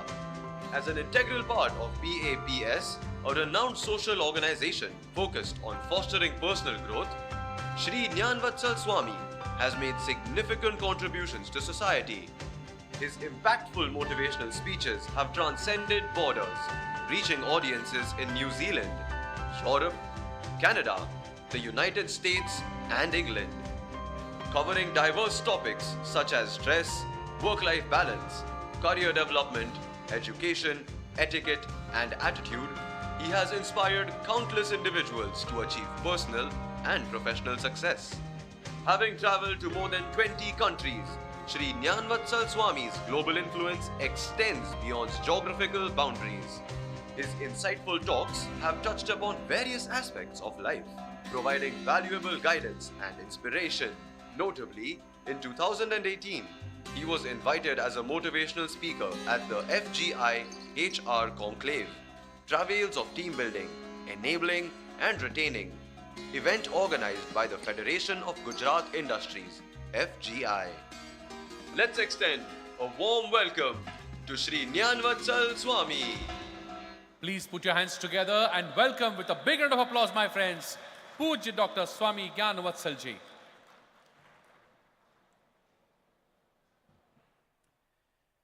गुणातीतो अक्षरं ब्रह्म भगवान पुरुषोत्तमः जनो जानन्निदं सत्यं मुच्यते भवबन्धनात्. With prostrations at the divine feet of Bhagwan Swaminarayan, Bhagwan Shri Ram, Bhagwan Sri Krishna, my Guru Hari Pramukh Swami Maharaj and my Pragat Guru Hari Mahan Swami Maharaj, my heartiest namaskar to Vishwanath Karatji, Dr. Vijay Bhatkarji, my good friend Rahul Karatji, and all the dignitaries and student leaders sitting on the dais, and my dear students. Today on the 12th of January, when we are celebrating the 161st birth anniversary of Swami Vivekananda, it's a special privilege for our generation to be in the midst of such a great youth energy. And this energy shows that nobody can stop India from becoming a developed nation and a superpower, I think, by the year 2030. We have 540 million youth in the country today. That is approximately 54 crore youths in the age group of 15 to 35. If these youths decide for two things that I'm particularly impressed with this conference, and I was just sharing with Rahulji. First thing is ethical leadership and ethical working in whichever profession we are. And second thing, a desire must be within. A goal must be within to go into some kind of public life and make a small positive change at the place, at the institute, in the midst of people where we find ourselves today. And that is spiritualization of public life, spiritualization of public institutes. Perhaps the most ideal example, let me repeat those words again. Perhaps the most ideal illustration, example of spiritualization of educational institutes, you find it at MIT World Peace University. And from the programs, from the conferences that are set here, I think this will get extended and go into more of ethical leadership and more of spiritualization of public life and public institutions, what the country needs today. So India is destined to be a developed nation. India, Bharat, is destined to be a superpower. Bharat is destined to be a Vishwaguru, to make our nation great. That is Bharat great. We need to work together. You as students, you carry the responsibility on your shoulders to make our country a developed nation and a superpower. We as saints, it is our responsibility to make Bharat a Vishwaguru.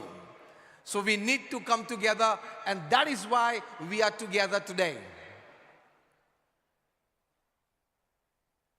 When it comes to spirituality in your personal life, spirituality in your family life, especially when we are talking today of spirituality in public life,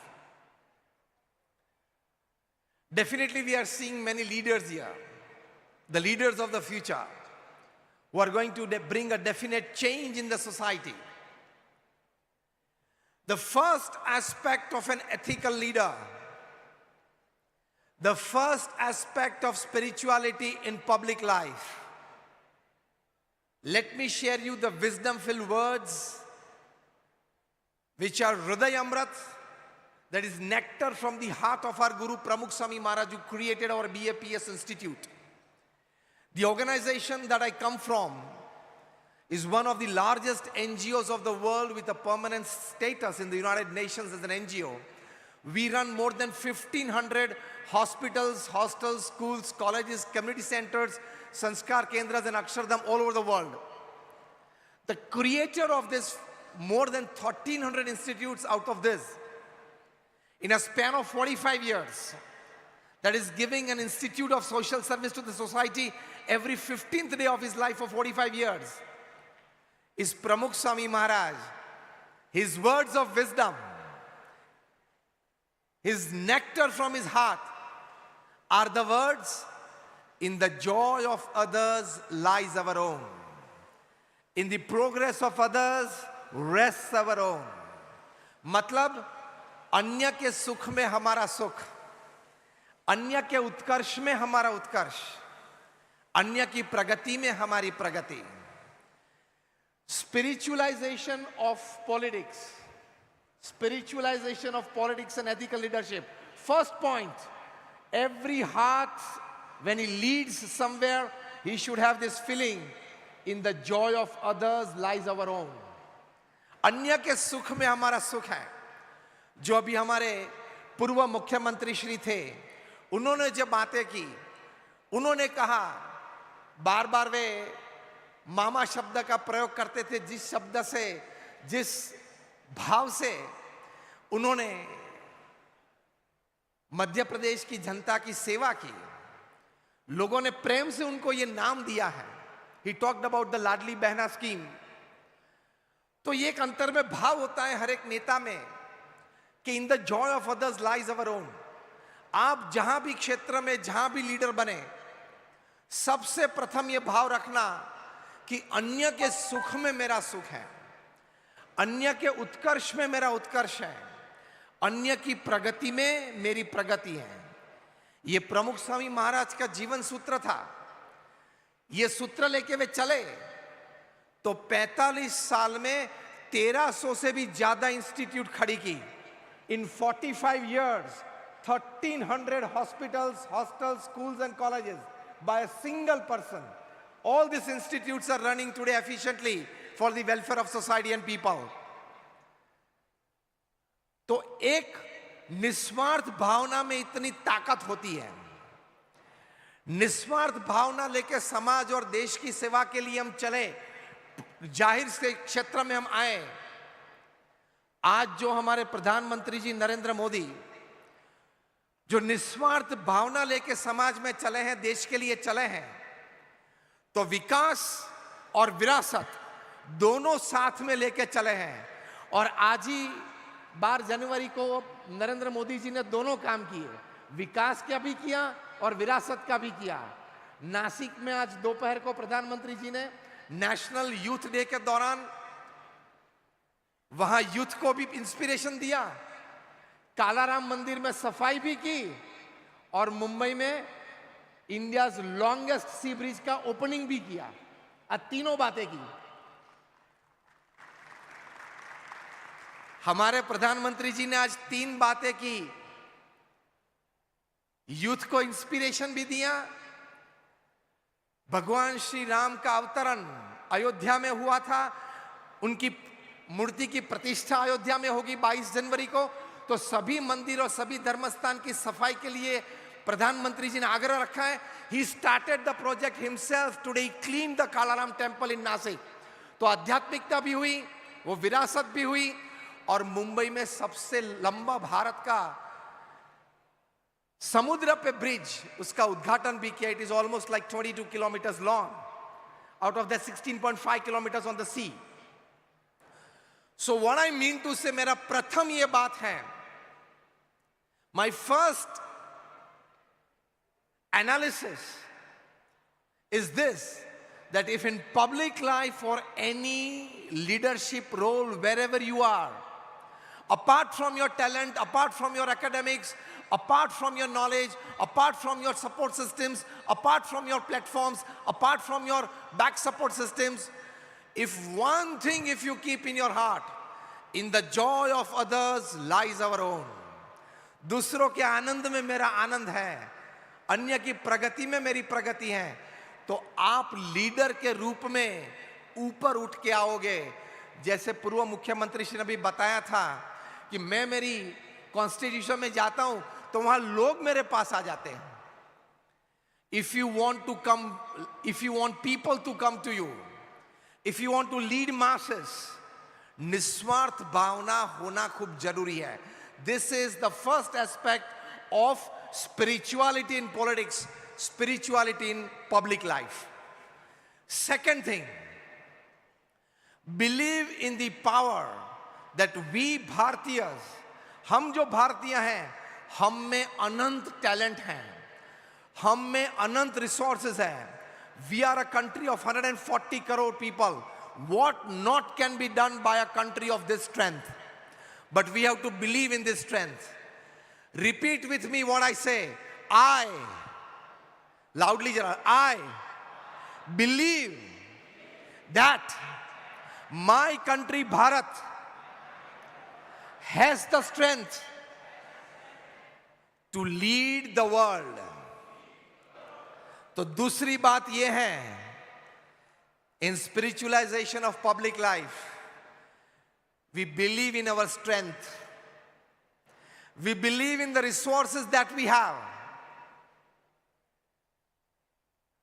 We can emphatically say that majority of the leading scientists and engineers at NASA, at Microsoft, at Google are Indians. Vijay ji सही बात कर रहा हूं मैं. Majority of the scientists and majority of the engineers. तो हम में वो स्ट्रेंथ है, हम में वो रिसोर्सेज हैं, वो गैदर करने हैं. जब हम दिल्ली में अक्षरधाम बना रहे थे, today it stands tall as the largest traditional Hindu mandir of the world, the Swaminarayan Akshardham in Delhi. वो 110 एकड़ पे बनाया. अभी 2 महीने पहले हमने अमेरिका में the largest Hindu mandir of the Western Hemisphere on 185 acres of land inaugurate किया, made up of almost 2 million cubic feet of stone. It is the second largest Hindu mandir in the world after Angkor Wat and the largest in the Western Hemisphere, and it will stand tall with all pride for 1500 years, depicting the greatness of Indian culture on the land of America. हम कर सकते हैं. We should believe in our strength. और वहां जो America में अक्षरधाम हमने बनाया, आप सभी ने अक्षरधाम देखा होगा, गांधीनगर या Delhi. Just raise your hands if you have been to Akshardham at Gandhinagar or Delhi. Most of you. I come from that organization. तो दिल्ली का जो अक्षरधाम है, वो 8 लाख क्यूबिक फीट स्टोन है. अमेरिका का Akshardham almost 2 million cubic feet है. लेकिन वहां का वातावरण है, इंडिया का स्टोन या ग्रेनाइट नहीं चल सकता. तो यूरोप से स्टोन ग्रेनाइट गुजरात आते थे, राजस्थान जाते थे. वहां 26 साइट पे more than 7,000 artisans worked, and we shipped that stones and marble there. तो वहां जो स्वामीनारायण अक्षरधाम अमेरिका में बना, 10,000 मूर्तिज, 10,000 idols of stone carved in a single monument. 10,000 idols. तो वहां भारतीय संस्कृति के दर्शन हमने करवाए हैं. एक एग्जांपल देता हूं कराट जी आपको. भारतनाट्यम के मोर देन 151 पोजेज हैं. तो अक्षरधाम के एक लेयर में हमने 6-6 फुट की एक मूर्तियां, 151 पोजेज ऑफ भारतनाट्यम, 6 फुट की एक पोज, ऐसा एक लेयर बनाया है. भारत में 150 से ज्यादा म्यूजिकल इंस्ट्रूमेंट्स हैं. तो 150 musical instruments of about 3 to 4 feet size, सभी वहां पत्थर में काव करके रखे हैं. To let the people of the world know that India has a rich legacy of culture. Rich tradition of spirituality, वो अमेरिका की धरती पर हमने खड़ा किया है। तो हम कर सकते हैं। मेरे साथ एक आवाज से बोलना, I believe that I can do, I believe that my country can do. तो ये दूसरी बात है कि हम अपने रिसोर्सेस पे विश्वास रखें। हमारे पास इनफ रिसोर्सेस हैं। जब दिल्ली का अक्षरधाम हम बना रहे थे, सोमपुरा ने कहा 35 साल लगेंगे। हमारे गुरु प्रमुख साईं महाराज ने कहा 5 साल में करना है। आर्टिसंस नहीं है, सिर्फ 1500 आर्टिसंस मिलेंगे।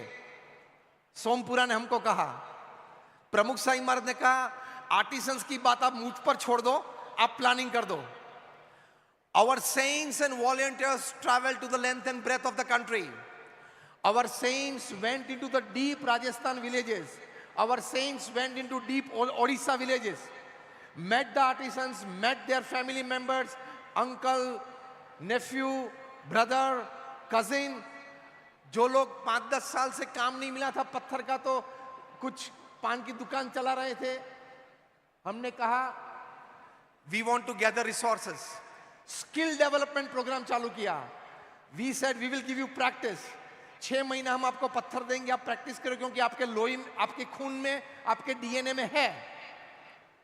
इन लोगों ने प्रैक्टिस की, वो टैलेंट फिर से जागृत हुई, स्किल डेवलप हुई, और भारतवर्ष में पहली दफा 7,000 stone artisans were working on the project.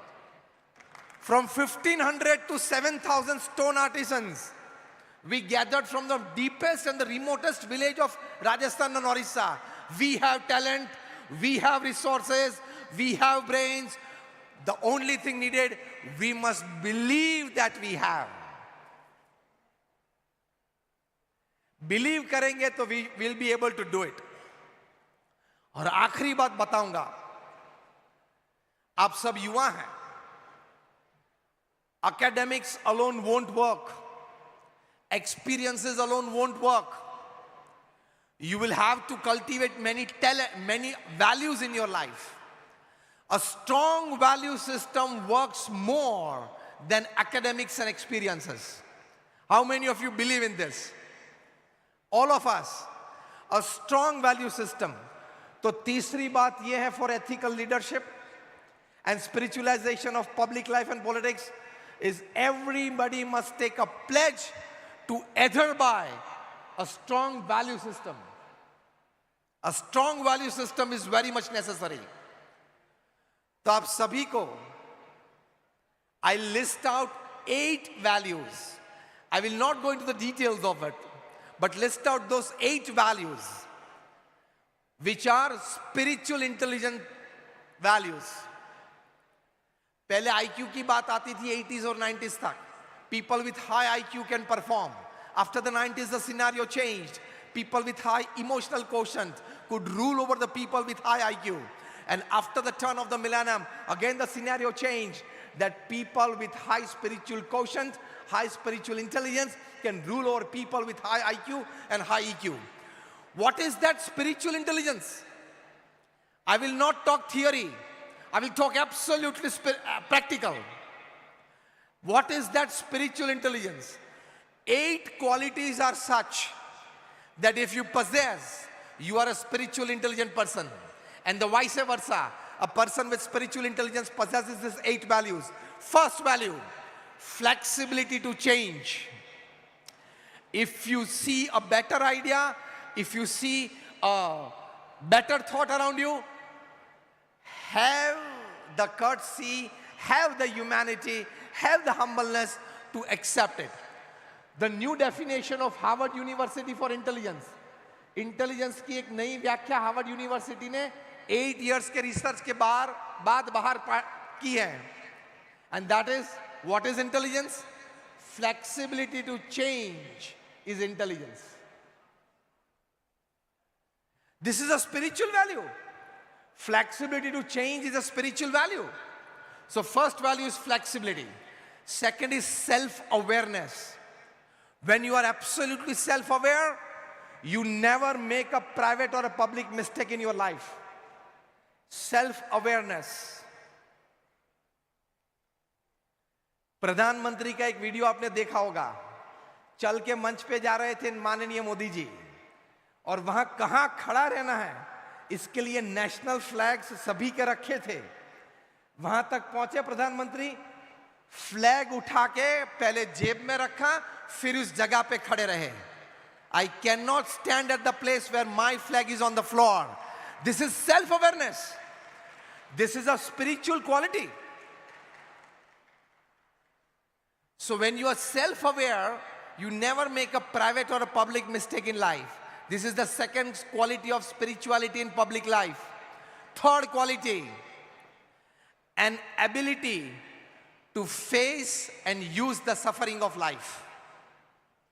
हमारे गुरु प्रमुख स्वामी महाराज और आज हमारे गुरु है महंत स्वामी महाराज, उनके जीवन में हमने ये देखा है। महंत Swami Maharaj he became the spiritual head of this organization at the age of 84. Today is 91. In the last 7 years of his guruship, Mahant Swami Maharaj today is 91. He became the guru at 84. In last 7 years of his guruship, from 84 to 91, he gifted 300 hospitals, hostels, schools and colleges, institutions, mandirs and Akshardham by BAPS to the society. So every 8th day, a land got and an institute created. The whole story every 8th day of his life. He's working at this average.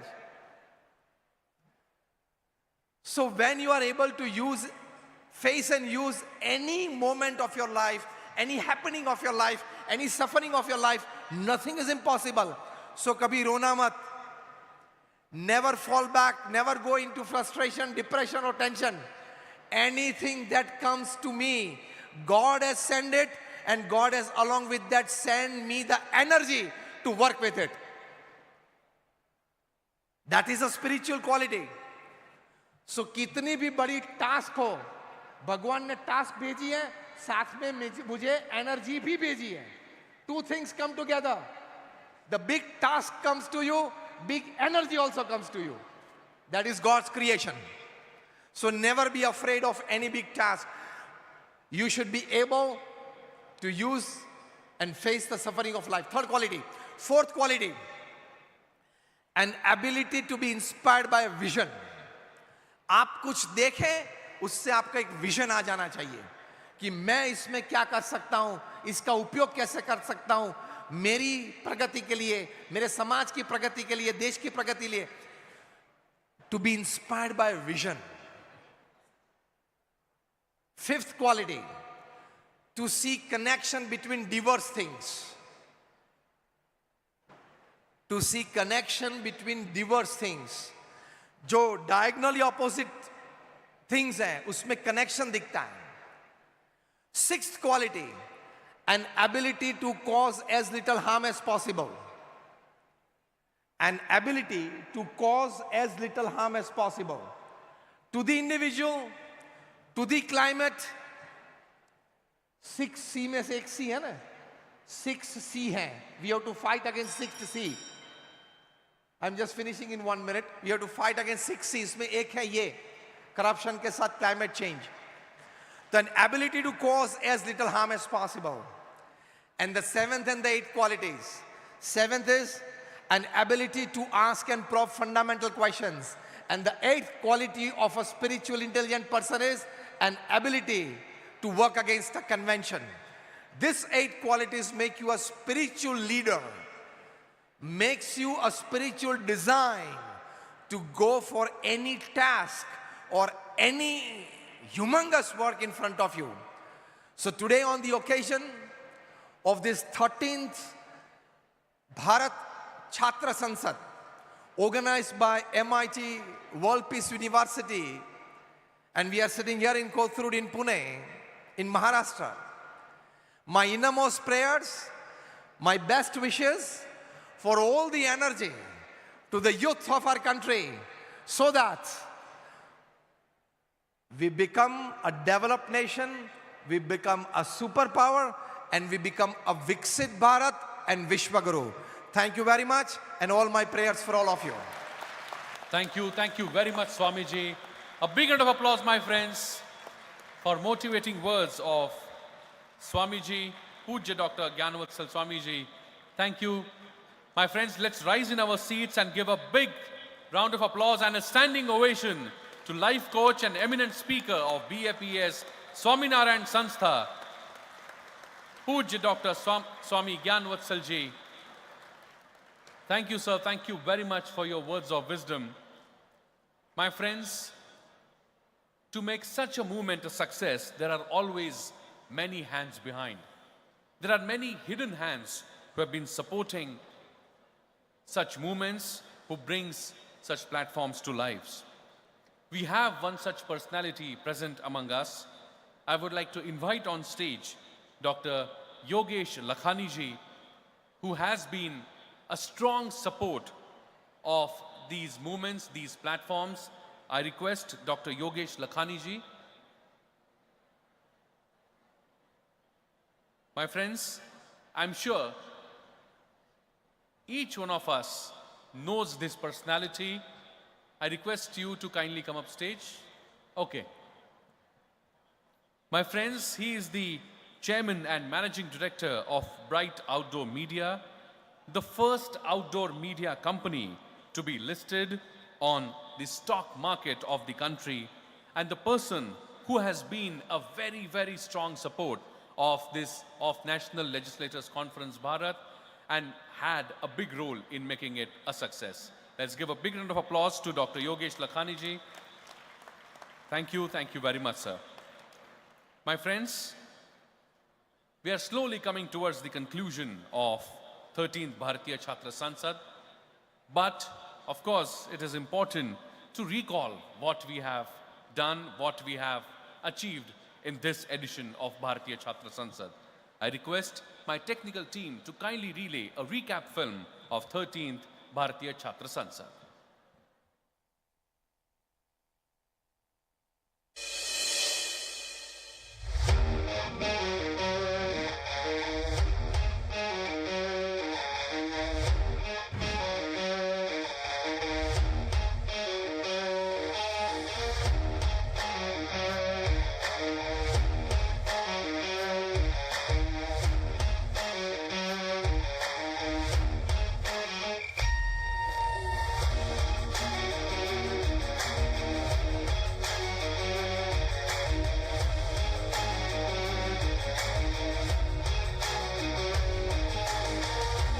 Fascinating platform, a fascinating movement which is going on for the last 12 years, Bharatiya Chhatra Sansad, and we all have gathered here today for the inaugural session of 13th Bharatiya Chhatra Sansad. Let's give a big round of applause to entire gathering and execution of Bharatiya Chhatra Sansad, my friends.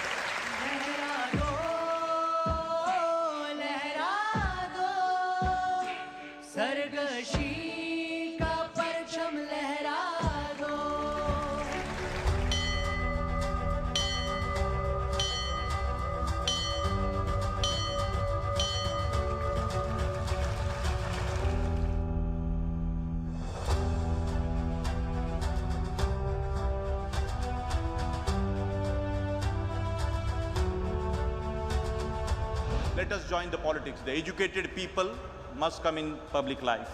Qualified, competent people must come in public life. देश के transformation में बहुत महत्वपूर्ण भूमिका भारतीय छात्र संसद आने वाले समय में इसमें रोल प्ले करेगा. Politics is a mission for the sake of the nation, and we must serve it with passion, without expecting commission, giving any omission, or giving any remission.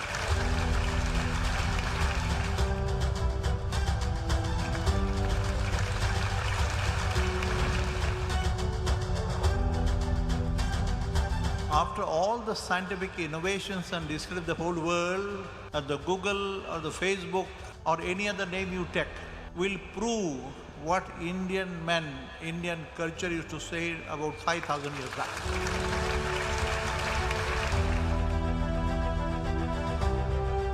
मुझे ये देख के बहुत ज़्यादा खुशी हो रही है कि इतनी बड़ी यूथ की जो संख्या है वो यहाँ बैठी हुई है। मतलब हमारे देश में बदलाव आ रहा है। आने वाले दिनों में जब आप जैसे युवाओं का मुझे साथ मिलेगा, जरूरत है कि भैया भारत में एक राष्ट्रीय युवा आयोग का गठन हो।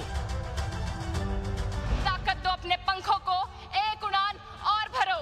यदि MIT स्कूल ऑफ गवर्नमेंट नाम का संस्थान राहुल कराड़ जी ने तैयार नहीं किया होता तो आज आपके समक्ष इस भारतीय छात्र संसद में शहजाद पूनावाला बतौर भारतीय जनता पार्टी के राष्ट्रीय प्रवक्ता के रूप में नहीं खड़ा हुआ होता। फोरम जो आपको मिला है, इस फोरम में अपने आप विचार प्रकट कीजिए, हिम्मत से आगे निकलिए, संगठन बनाइए, चर्चा कीजिए, विचार कीजिए और देश में बदलाव लाइए।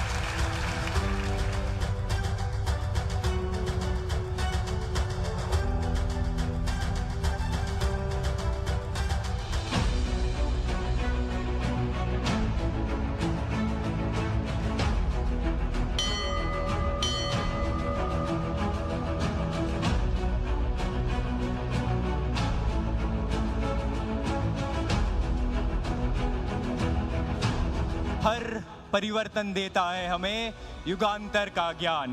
बन सहारा बेसहारों के लिए, जो जिए खुद के लिए तो क्या जिए, जी सके तो जी हजारों के लिए, जी सके तो जी भारत के लिए। उत्थान का आधार क्या रहा होगा? परिवर्तन हमेशा भीतर से ही प्रारंभ होता है। मैं लोकतंत्र के मूल्यों के बनाए रखने, नेतृत्व के गुणों को प्रकट करने और शासन के गुणों का अभ्यास करने की गंभीरता से प्रतिज्ञा करता हूं। History becomes a very important mirror in which we can identify ourselves as a civilization, as a nation. We are Chanakyan politics. Social media एक ऐसा माध्यम है कि आप घर में अपने रूम में बैठकर भी अपनी बात को सरकार में अपनी आवाज उठा सकते हैं। तो AI सोशल मीडिया का जो प्रभाव है, जो इनेबलर है, ये किसको आगे बढ़ाएगा, किस चीज को आगे ले जाएगा? जो आपके अंदर है।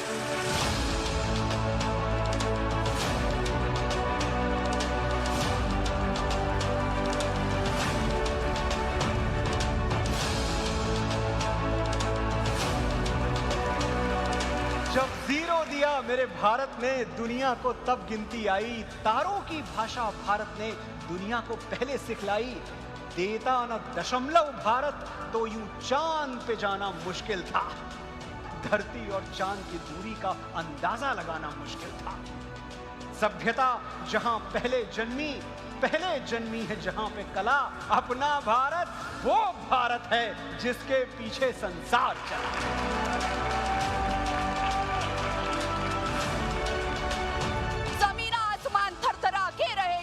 ये माटी सभी की कहानी कहेगी।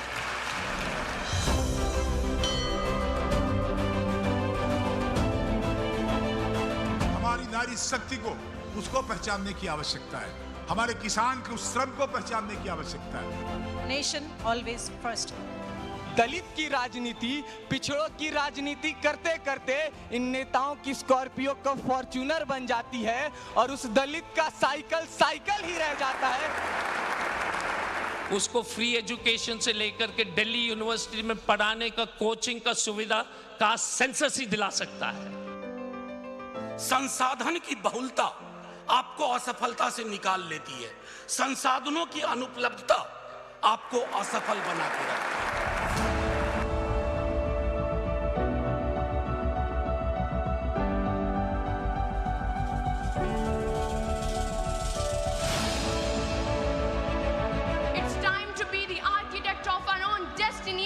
Strive for a more inclusive and equal society.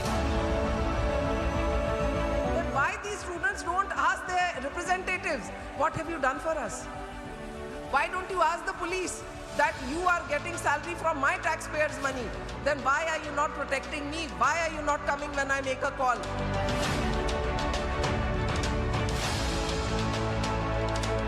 Political विश्वास के साथ देश को जोड़ो मत।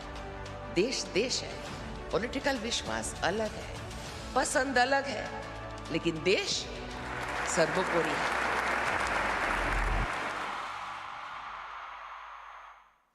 A big round of applause, my friends. These have been last 3 days of Bharatiya Chhatra Sansad.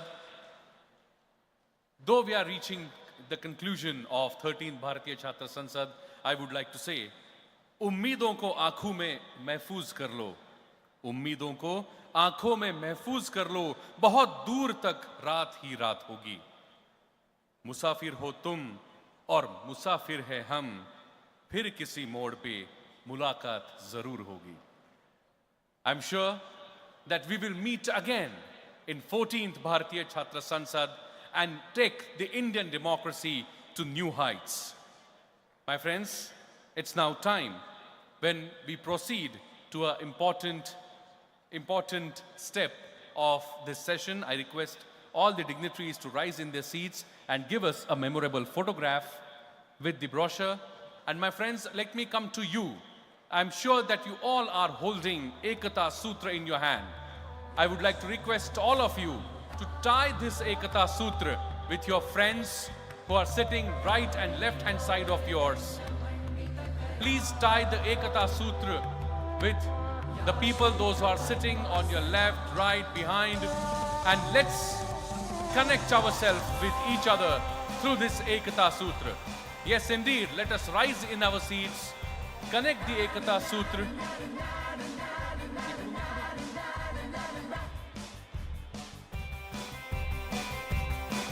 Let's tie this Ekata Sutra, my friends, and with this Ekata Sutra, we all are getting tied to each other in one single mission of strengthening the democratic fabric of our nation.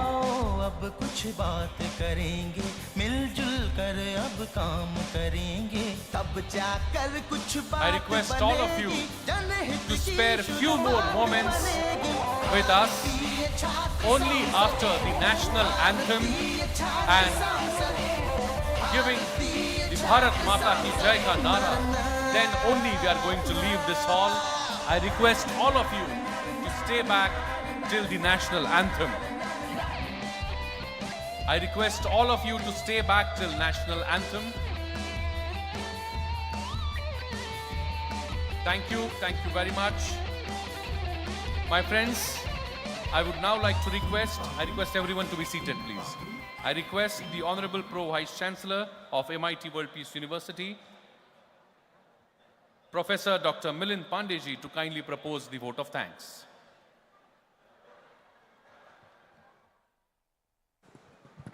Please sit down, only few minutes and followed by national anthem.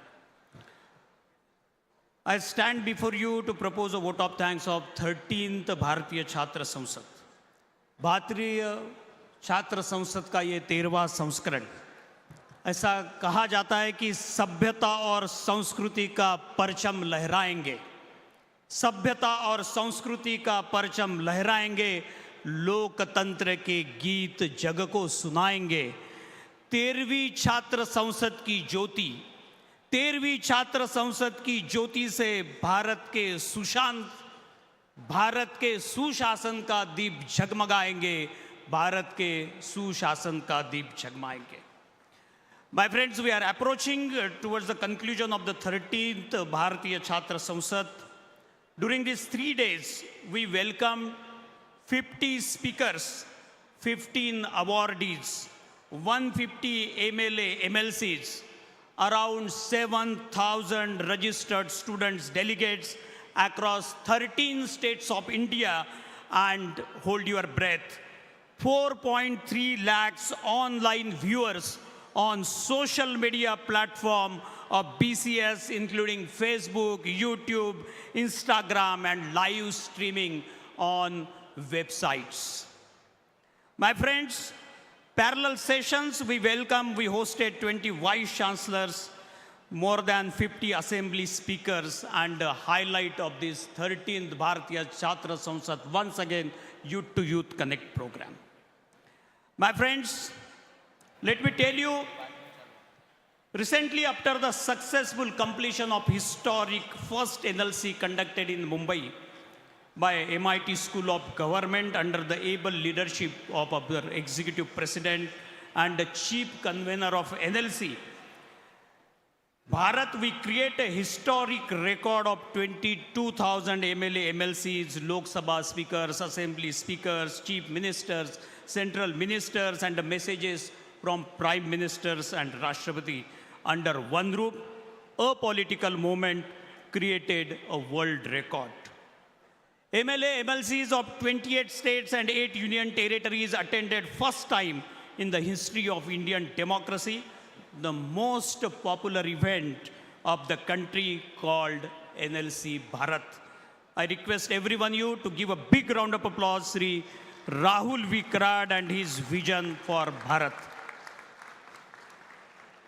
नहीं अकेला कोई रास्ता बनाता, नहीं अकेला कोई रास्ता बनाता, साथ चलो तो मंजिलें पाते। युवाओं के हाथों में है देश का कल, युवाओं के हाथों में है देश का कल। भारतीय छात्र संसद से मिलकर सपनों को हकीकत बनाते, सपनों को हकीकत बनाते। We would like to bow down to our source of inspiration, Honorable Professor Dr. Vishwashanti Karat sir. Our source of inspiration, Padma Bhushan Dr. Vijay Bhatkar sir, युवा दिलों की धड़कन and dynamic leadership of NLC Bharat and BCS, Sri Rahul Vikrad sir, who make possible from the students to take from Chhatra Sansad to Rashtriya Sansad. I express my sincere gratification to our convener, Dr. R.M. Chitnis, the Vice Chancellor. We are proud of the BCS team, all my team, the co-convener, Dr. Mahesh Torve, the Registrar, Dr. Ganesh Pokre, and the various committees like the Transport Committee led by Dr. Sunil Karat, the Licensing Officers Committee led by Dr. Ghorpade, Dr. Keumti and his team, Accommodation Committee by Dr. P.K. Deshmukh and team, various committees, my friend, Food Committee, PR and Media, Felicitation, Green Room, Cultural, and the most important, the backbone of this entire BCS from last 13 years. The backbone and many more events, the team IR. The IR team under the leadership of Professor Vinit Mishra, Sankalp Singhai, and the entire IR team, I can see them sitting here. The MIT School of Government team, who made this possible under the various team of Professor Dr. Parimal Maya Sudhakar, Professor Greeson, Professor Pabi Shetty, Professor Mantri, and the entire student team of MIT School of Government. And our special thanks to the digital media, electronic media, print media, they present across all the 3 days, all the press conferences. We also would like to thank all the chief guests during the inaugural function and valedictory function. I would like to thank Honorable former Vice President of India, Sri Venkaiah Naidu ji, Honorable Dr. Ram Charan ji, the chief guest for today's valedictory function, Honorable Sri Shivraj ji Chauhan ji, Honorable Jai Prakash Narayan ji, Param Pujya Swami Ganvatsal ji. And we honored to have and would like to thank Dr. Satish Mahana ji, Sri Basavaraj ji, Sri U.T. Khadir Farid ji, Sri Kuwar Manvendra Singh, Dr. T.C. Thomas, Advocate Abha Singh. आज के guest थे श्रीमती रूपा Ganguly, doctor Fauzia Khan, Shri Manoj मुंतासिर, Shri Vikram Sampat, कितने नाम ले, Shri Manoj Kumar Jha and mister Chirag Paswan. Today also present our Sri Girish Gautam ji. My friends, we would like to thank all the team of our MIT WPU's very passionate staff, all the team of deans, associate dean, directors, program managers, and all my staff members. हर आवाज को मिले मंच, हर आवाज को मिले मंच, हर विचार को मिले सम्मान. सरकार हो जनता का आईना, BCS युवा शक्ति बने बदलाव की जुबान, BCS युवा शक्ति बने बदलाव की जुबान. And I would like to have the most round of applause for all my student volunteers, more than 500 plus, who made this 13th Bharatiya Chhatra Sansad a big success. A big round of applause, my friends, for yourself and all my inspired audience of more than 7,000 registered students attending this 30th historic Bharatiya Chhatra Sansad. In the conclusion, my friends, each voice raised in these halls, each resolution passed, each idea championed is a brick laid in the foundation of democratic tomorrow. Youth को politics में आना चाहिए. 13 साल पहले ये बात राहुल कराड़ साहब ने रखी.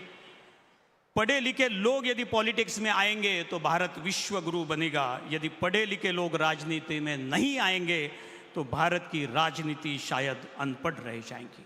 We want youth to understand and to be a part of this mother of democracy. और मैं सभी का आभार व्यक्त करते हुए अपनी वाणी को विराम देता हूं कि बुलंद विचारों की इस जमी पर, बुलंद विचारों की इस जमी पर सपनों का चिराग जले. बुलंद विचारों की इस जमी पर सपनों का चिराग जले. युवाओं की आवाज गूंजे. BCS के साथ सरकार चले. BCS के साथ सरकार चले. बहुत बहुत धन्यवाद. शुक्रिया. आभार. Thank you very much, Honorable Pro Vice Chancellor, sir. My friends, let me quickly share with you that after this event is over, all of you would be getting your certificates in the front porch of Ganga building. I repeat, all the participants would be getting their certificates in the front porch of Ganga building, which is popularly known as Bank of India building. So you can be there in the porch to collect your certificates. My friends, with this, we have reached the conclusion of 13th Bharatiya Chhatra Sansad. I would like to request all of you for the final time in the 13th Bharatiya Chhatra Sansad to rise in your seats for National Anthem.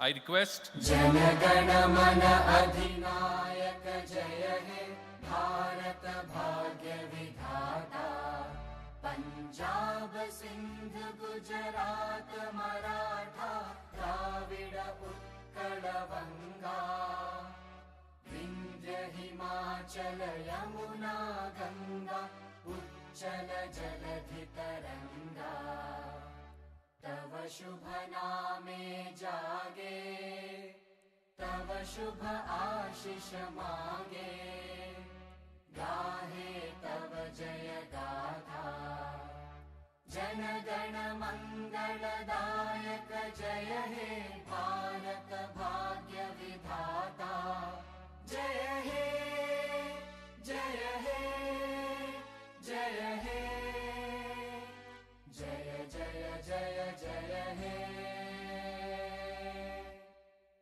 Bharat माता की, भारत माता की, भारत माता की.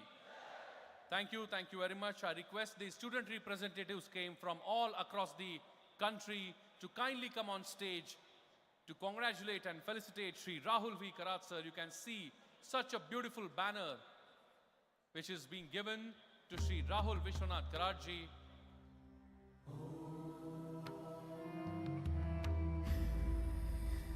These are the student leaders from across the length and breadth of the country.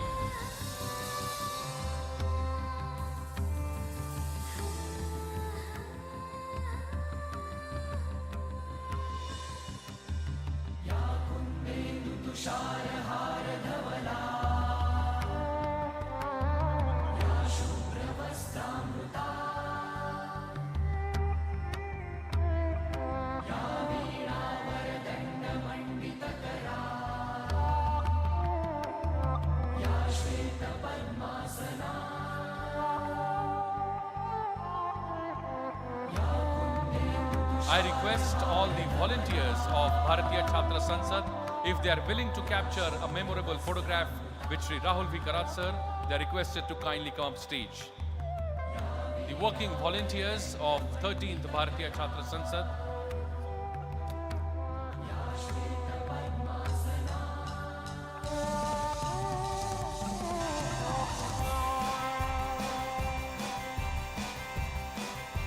All the student volunteers, the working volunteers of 13th Bharatiya Chhatra Sansad, please come up on stage for a memorable photograph with Shri Rahul V. Karat sir.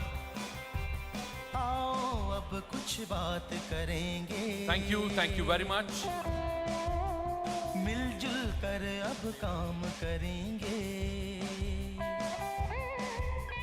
आओ अब कुछ बात करेंगे, मिलजुल कर अब काम करेंगे। तब जाकर कुछ बात बनेगी, जनहित की शुरुआत बनेगी। भारतीय छात्र संसद, भारतीय छात्र संसद, भारतीय छात्र संसद।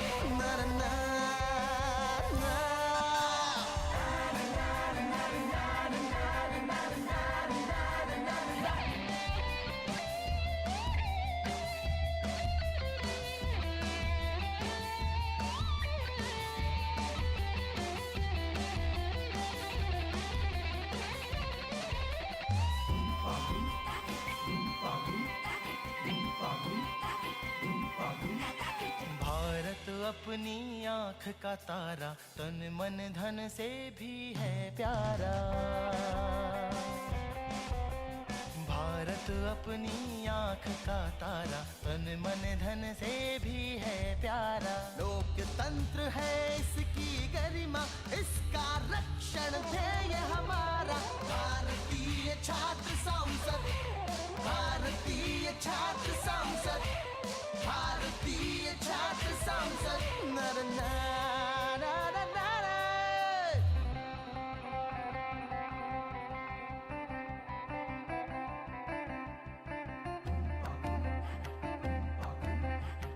सनी पम गम पनि सनी सा ग म ग सनी पनि सा ग म ग नि सा पा म ग सा सनी सा सा सनी सा ग ग नि ग म ग नि ग रि सा रि सा नि सा नि पनि सा रि सा नि सा ग ग नि सा रि म म ग रि ग प प म ग म ग रि म ग म सा ग नि सा पनि म प ग सा ग म प ग म पनि सा ग म ग जवा उमंगे जवा है धड़कन, युवा शक्ति से जागृत कण कण।